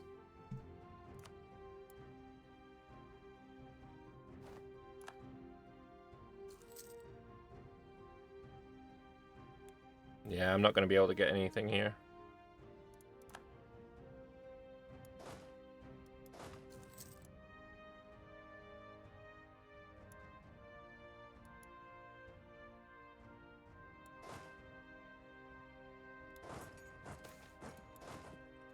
The speed difference is insane.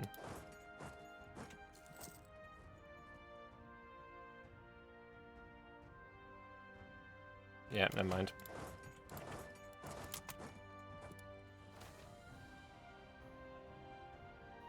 There's a lot of money, but they like me a lot. No, I'm good.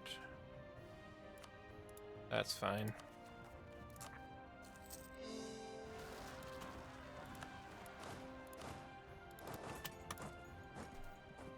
So, you're going to be done when...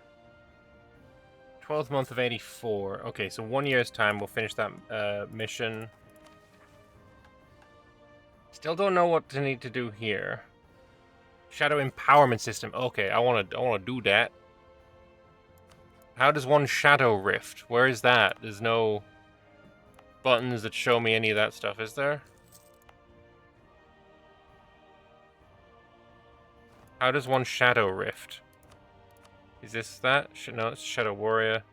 Complete the other mission to unlock it? Okay, fair enough. Anyway, let us upgrade one of our forts to being absolutely giga. Long shadows stretch from the candles in a dark and private chamber. The vile one watches the arrangement of her portents. The process has been meticulous as befits the destiny of a vile one. Hours of rituals, readings, and incantations have already passed. Eagerness mixes with nervousness as our eyes meet those of the fortune teller. So, first portent is a man with no skin. Inside's all visible. We've read this one before. Basically, it's, flayed man. Seen that one. Defiant we haven't read before. So, next portent requires nothing but two already present. The fortune teller searches our eyes, searching for something they'd seen many rituals prior. When they find it, they seem almost startled. Do you have many enemies? Forgive me, I forget myself. The Defiant has marked you for glory, and whatever you face, you will find your courage unequaled. But be careful, the whole world need not be your foe. Last potent is a reading of tea leaves drunk from an uneven cup. It tastes bitter and foul, you feel sick from the smell alone. Ah, the tree bringer of disease. Great peril lies before you. Rot will sweep the land and it will lay fallow. She stirs the ground once more. Yes, pestilence, it is clear. In your own house a sickness will spread. Beware, the seer cries out, her hands shakingly holding the cup. But I don't care, because I'm going to get a fort upgraded to an X-level fort.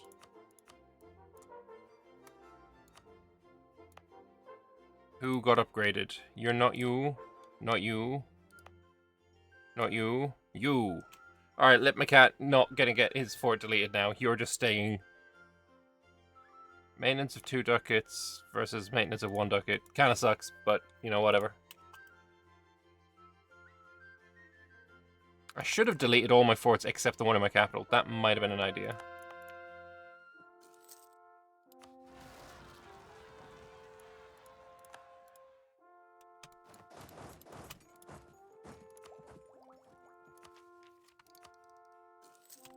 I think... I think I take loans to get to 700 ducats as well. So we embrace. That's close. We embrace, and then I That's it for now.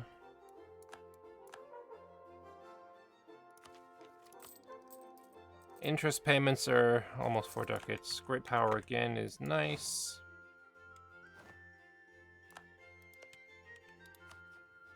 Ayar Shahar is there. Unfortunately, I'm not going to be able to do anything about them.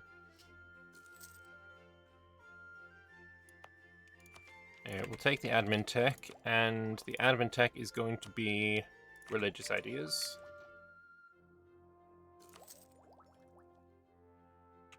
So quantity religious, and then what are we looking for? Maybe a court infantry cost in there? Or in trade, goods produced 15% is good, and another 10%. Actually, yeah, that's really good. That's quite good.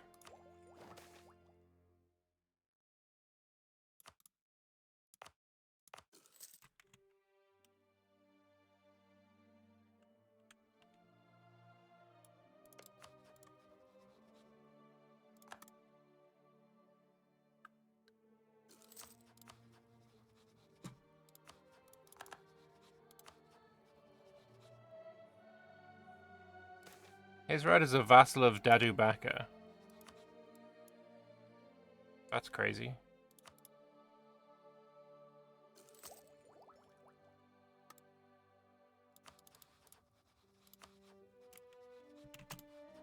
My truce with you is almost up.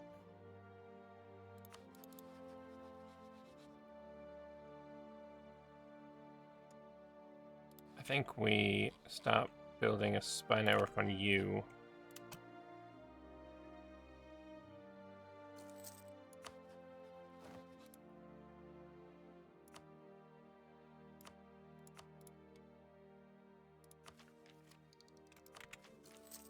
Now we can get cannons as well. And the coalition falling apart. Oh, I love that. Hell yeah. Fuck your coalition, motherfuckers. Huge. Okay. You not done yet? You are done. Oh, there we go. I am sat on a throne, my little legs dangling half a foot above the ground. Herekt on her horrid dais calls out, "What is the color of the sky?" In unison they answer, "Green, Mama Haret. Purple, Mama Haret. Red, Mama Haret." We are deep in the heart of the Shadow Swamp. Some of the young trolls here have never once seen the shades they recite. This, I understand, is power. So, new Gov Madoodads. It just gives me all power cost instead of, I'm already losing the tech. That's there already, but now half of it is wiped out. That's that.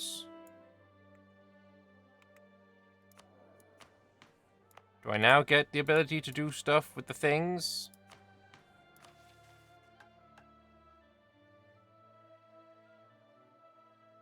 I need an employed skill 3 female advisor and tolerance of the true faith of 5.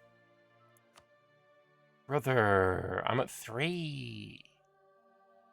Religion mocked by a natural philosopher until when?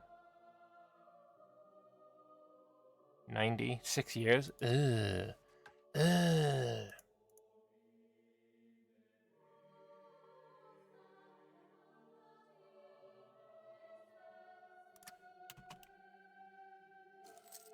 Not great.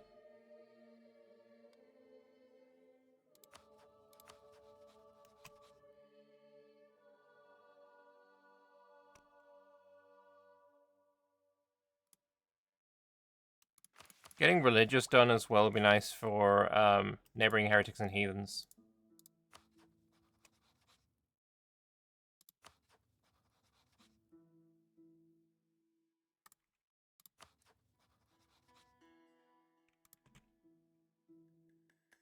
Apparently I have these as cores? Why? No idea, but I'm gonna attack him.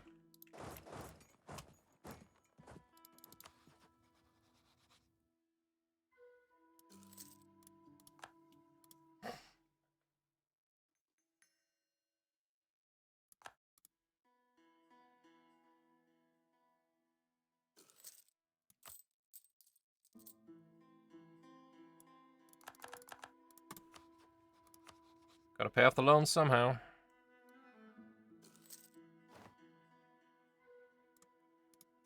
I'll get our first one of these. Oh, there.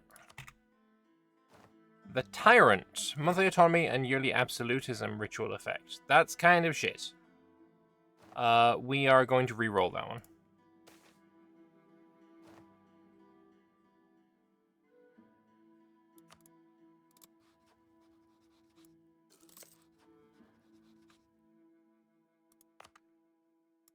Yeah, this can be turned off. And we can attack.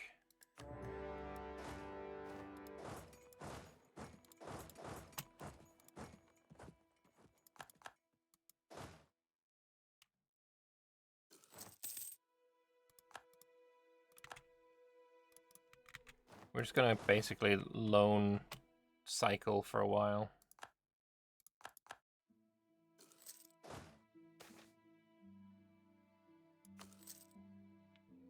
Mission tree is kind of based on consolidating one region at a time, so I hope it's fine that you change your capital to a different region.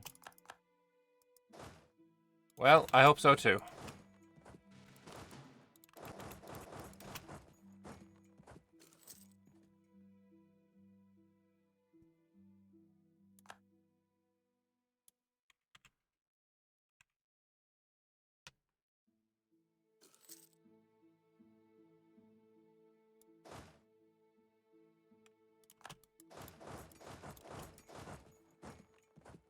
Do I have a mission on top already? No. Oh shit, I do.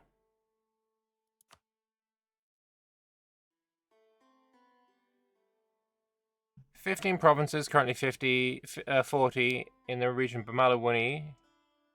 Any one province in Bamalawuni have a mage tower and 25 dev and expanded infrastructure one time." So I still need to dev this to like 25?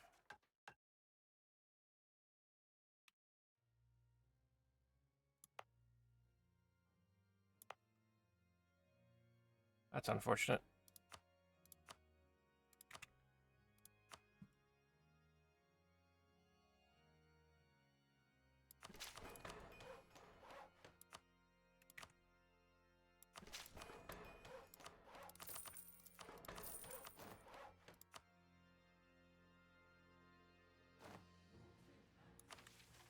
There we go. Where Granny's favorite was born of tainted lineage. The rift opens and I can see. A strange fractal, a double image. I'm looking at myself as a baby. I know this with the foundationless certainty of a dream. I'm being handed to my granny, and her long, long fingers cradle my head, my neck. She even looks loving, in her stern way. I recognize the look. I've seen it when I pull off a particularly advanced piece of magic, when I report my success at some task she has chosen for me. I suppose the other woman is the one who birthed me. I finally have a chance to look at her, and the image distorts, fractures, shatters, twists hideously, and then it's gone. So I get a major shadow rift in that place. Change essence capacity by 5, major shadow rift count by 1, creates a major shadow rift which increases our shadow essence by 5, allows up to 10 minor shadow rifts beginning to propagate throughout the corrupted region. Each minor shadow rift will increase shadow essence by 1, and then the fog rolls. The thread of my being is cast. I look out upon Starhall. As my territory grows, so does my very self. Even now I feel the tug towards the new realm, a new rift. Where does the thread lead? Oh, so I can get permanent claims on places. Ah, beautiful. Yes, yes, yes. Okay, so what is the region we're currently going for? Ishwimanumini. Could try and get Ishwimanumini. Command moment indeed. Yetsafi would also be pretty good. That would go hard.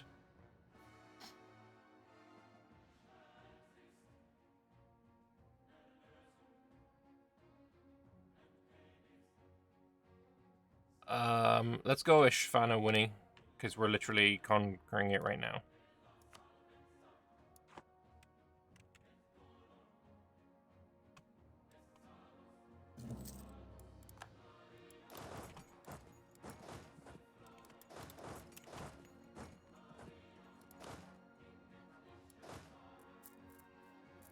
Command moment indeed.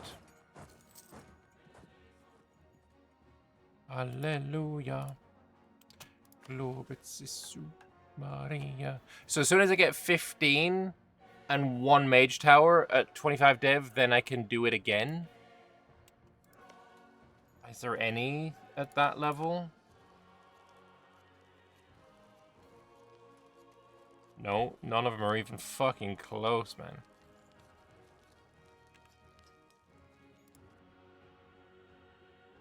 No good trade goods to dev either. I mean, there's good trade goods, but like none that give dev speed, dev cost.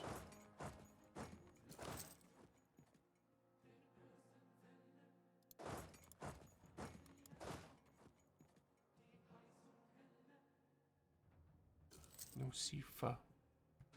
Spåsgeselle. Found him.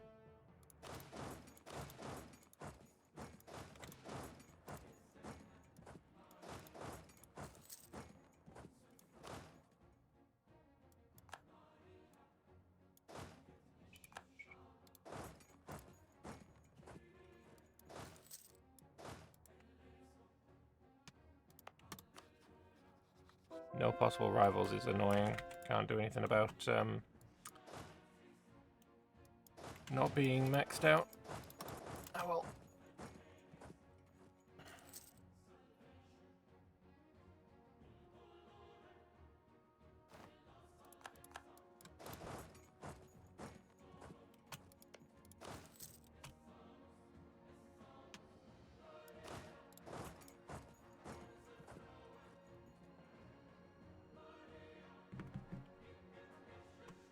Yeah, because you don't get your permaclaims until you've got one of them. So doing this actually probably would have been the better idea. Because then I could, I've literally already done that, and I could get permaclaims here again immediately. Oh, I definitely should have chosen this then. Oh, fuck. Yeah, fuck. Balls.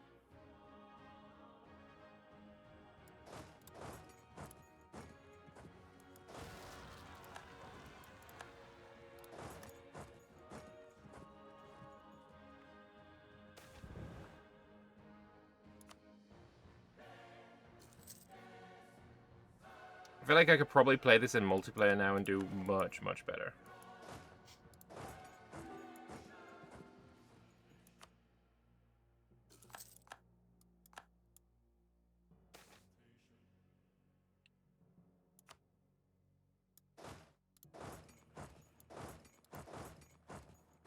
Ooh, there's a lot of dudes there.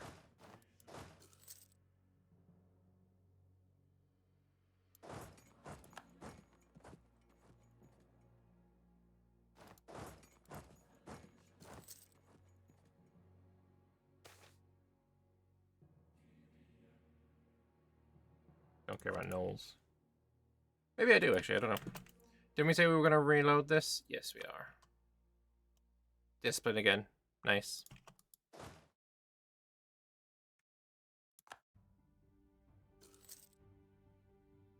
It's landing more motherfuckers on my shoreline.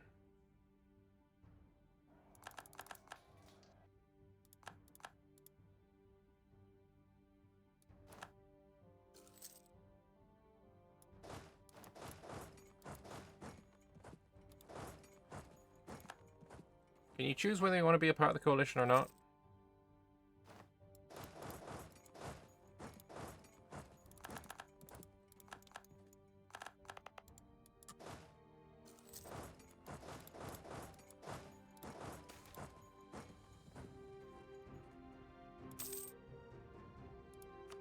Alright, get the second portent. The meteor. 50% chance to increase, 50% chance to decrease. Passive effect is +1 monarch military skill. I mean, I don't have military skill. What are you talking about? I'm already at 6. Unless you're giving me 7, which I doubt. Yeah, we're gonna reroll.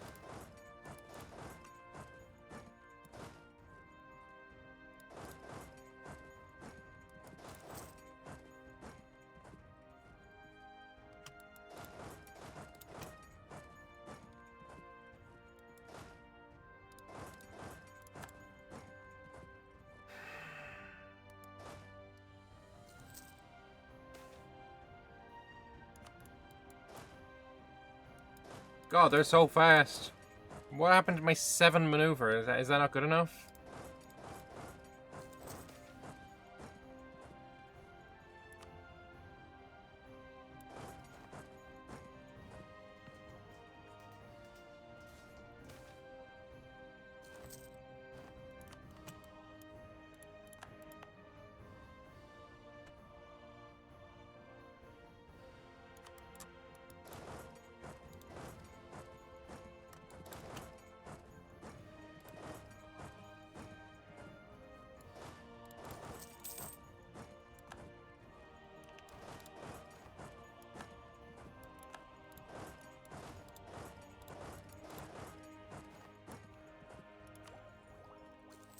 Make our first admin idea. Shadow Pact is not an inherently evil faith. There is solace to be found in the acceptance of death and the powerlessness you have over your fate. Those who speak of Shadow Pact's virtue expound upon the peace and clarity you feel in life when you know those of the Shadow Plane will look on you after death. Yet there is a second face to the Shadow Pact, one in which its followers seek not just solace in death, but power over life. Accepting the power of those of the Shadow Plane, these practitioners call such power into our own. The Vile One is perhaps the greatest symbol of this face of Shadow Pact, one who was created by the most powerful creatures of the Shadow Plane. Her sole purpose is to grant a nation the power to seize control over all they wish to call theirs. Tolerance of True Faith +2. Oh, is that one I need for this, right?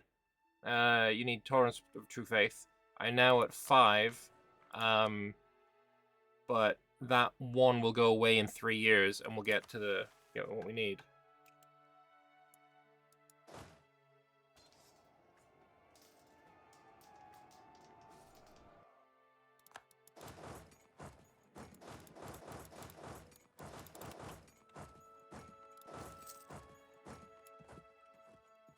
Is it a good idea strengthening yes more with the institution? I'm mostly looking for the money. I don't think it's going to change too much for them.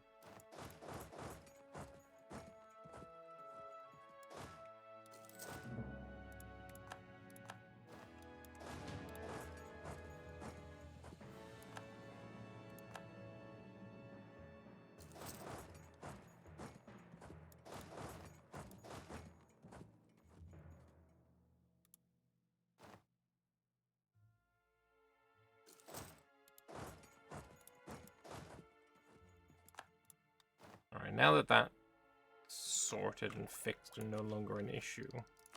4 years, but land maintenance modifier goes hard, so.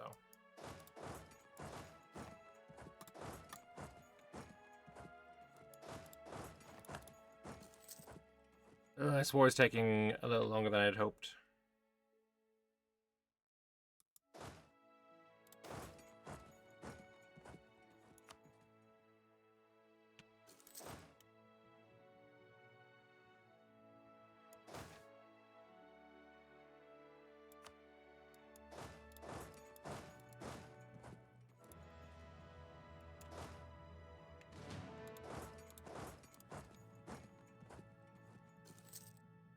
We're on the right path now, though. Yeah, I think my biggest mistake was taking this instead of going for this.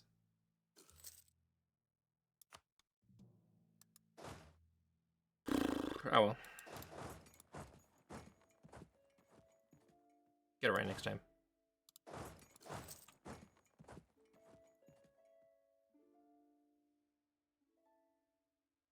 What's my magic situation? We're still researching. Can I conjurate? No, we still have it active.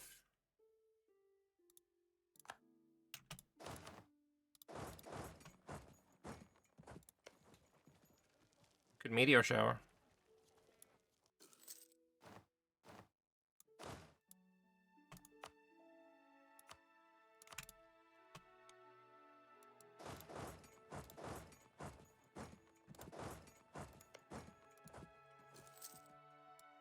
I think what I'm going to do as well is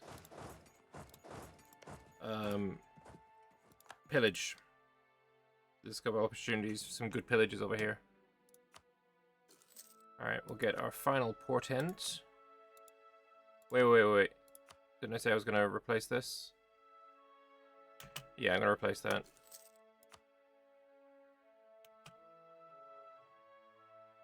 Ugh, Tyrant's pretty shit. The Vulture is also pretty shit. We're going to replace that too.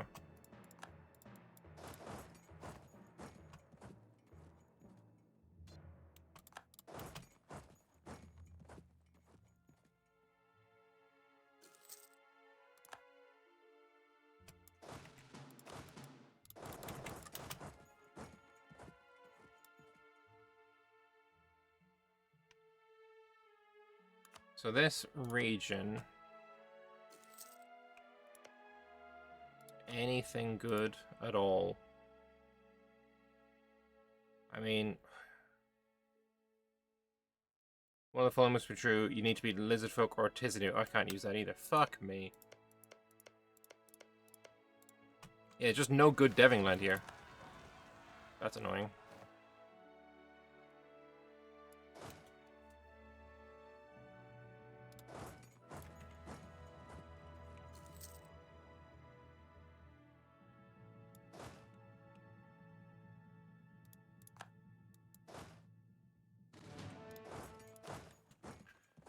Alright, let's take over this siege and you can go to a different siege.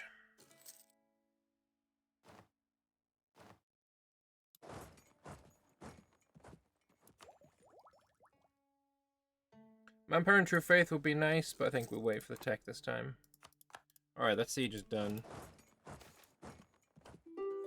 Mana regen or Estate Magic Resilience, we'll go with that one. And you, any chance you want to just peace out for a pillage? Yeah, buddy. And a war rep and a money.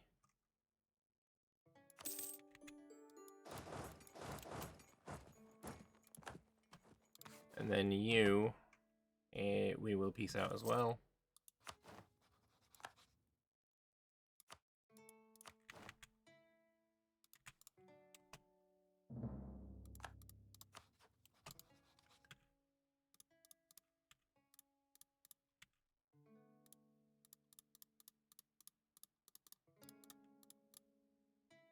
Basically everything I have claims on, no need to go any further. But I will pillage both.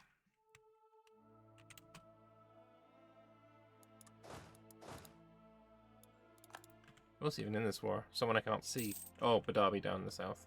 I'm not marching down to Badabi.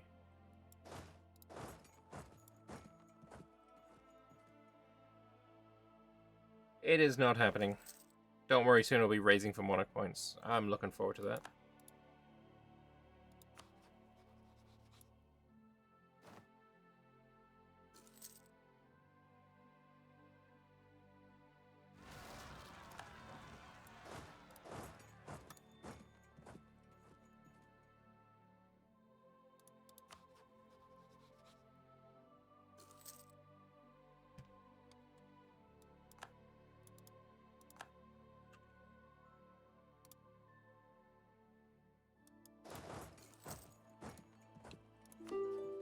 They say I was gonna re-roll this one, right?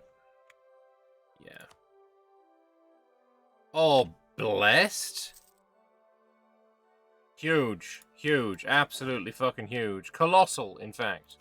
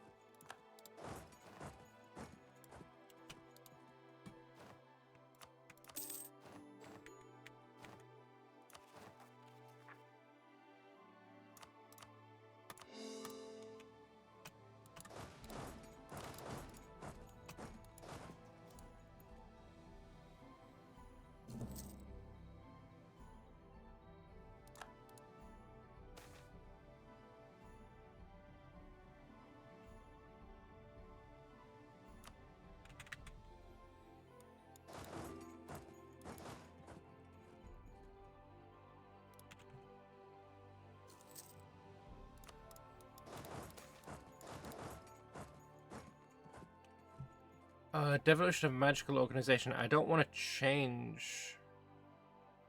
You mean to go to guilds? No. No. No, no. I don't even know what I'm currently on, actually. Religious? That's fine.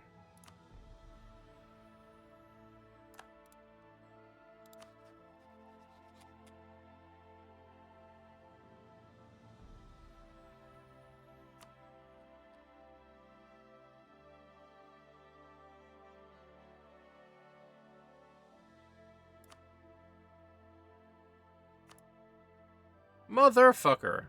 Little bitch.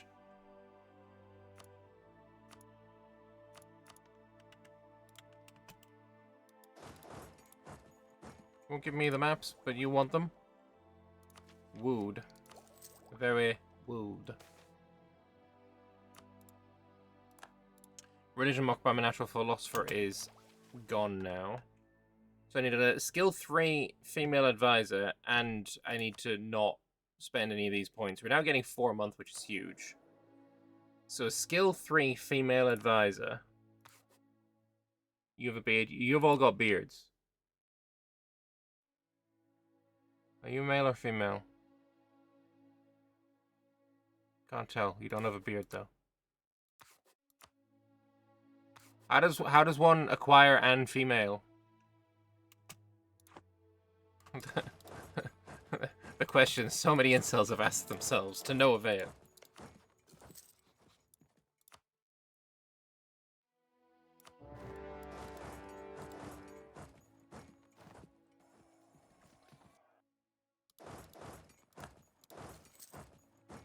Silver borders are female? Okay, well I don't have any. How does one acquire woman?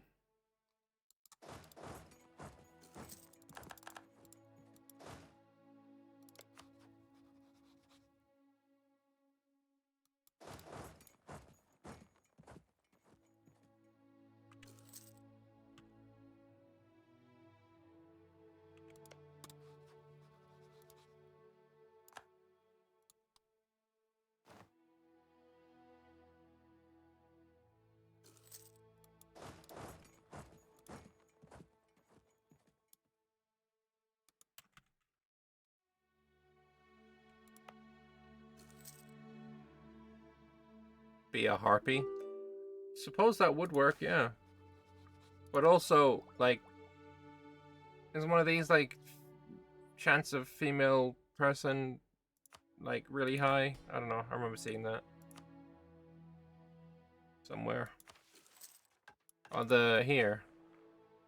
Female advisor chance was 35%.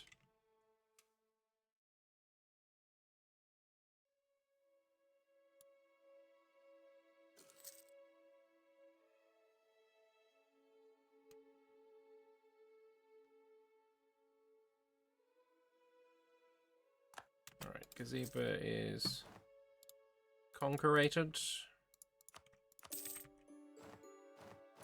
We're not clicking this button, we're waiting until we get to 200.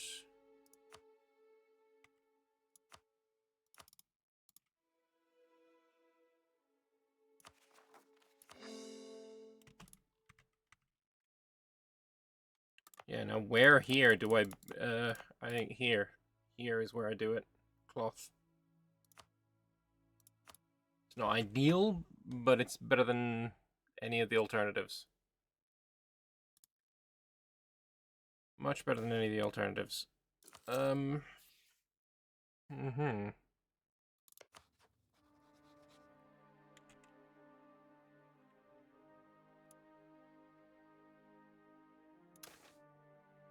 Just keep firing at the advisors, I suppose.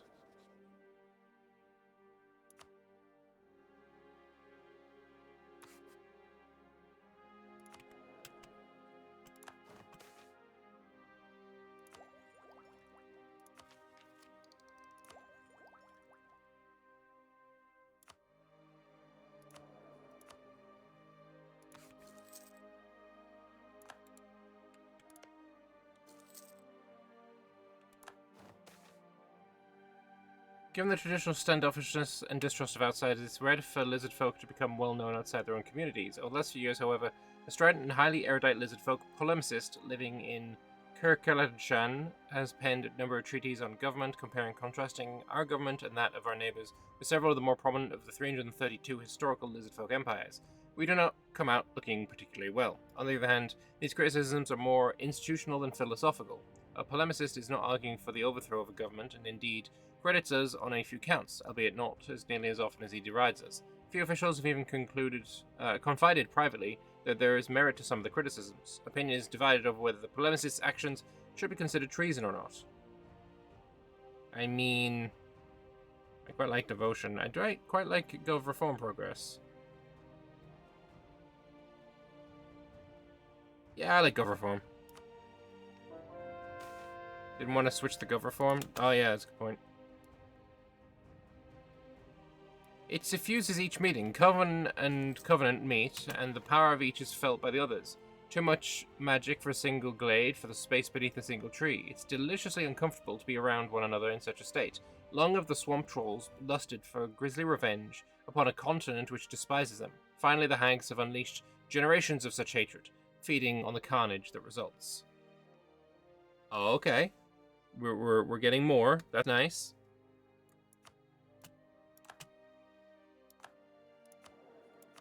I still did not get An Woman. But yes, we are going to move here.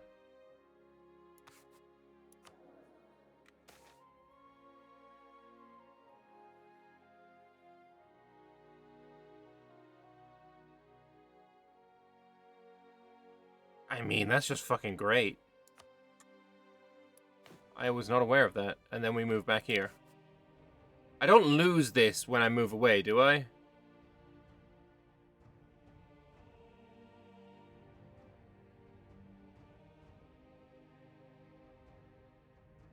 I don't think I will, but I'm gonna throw in a save anyway.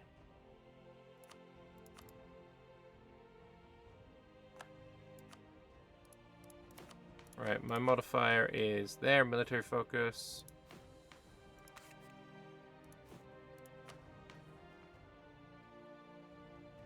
You do lose it. Okay. Well, what I'm going to do as well is I'm going to end the stream here. Going for about 4 hours, and I think it's a decent place to end.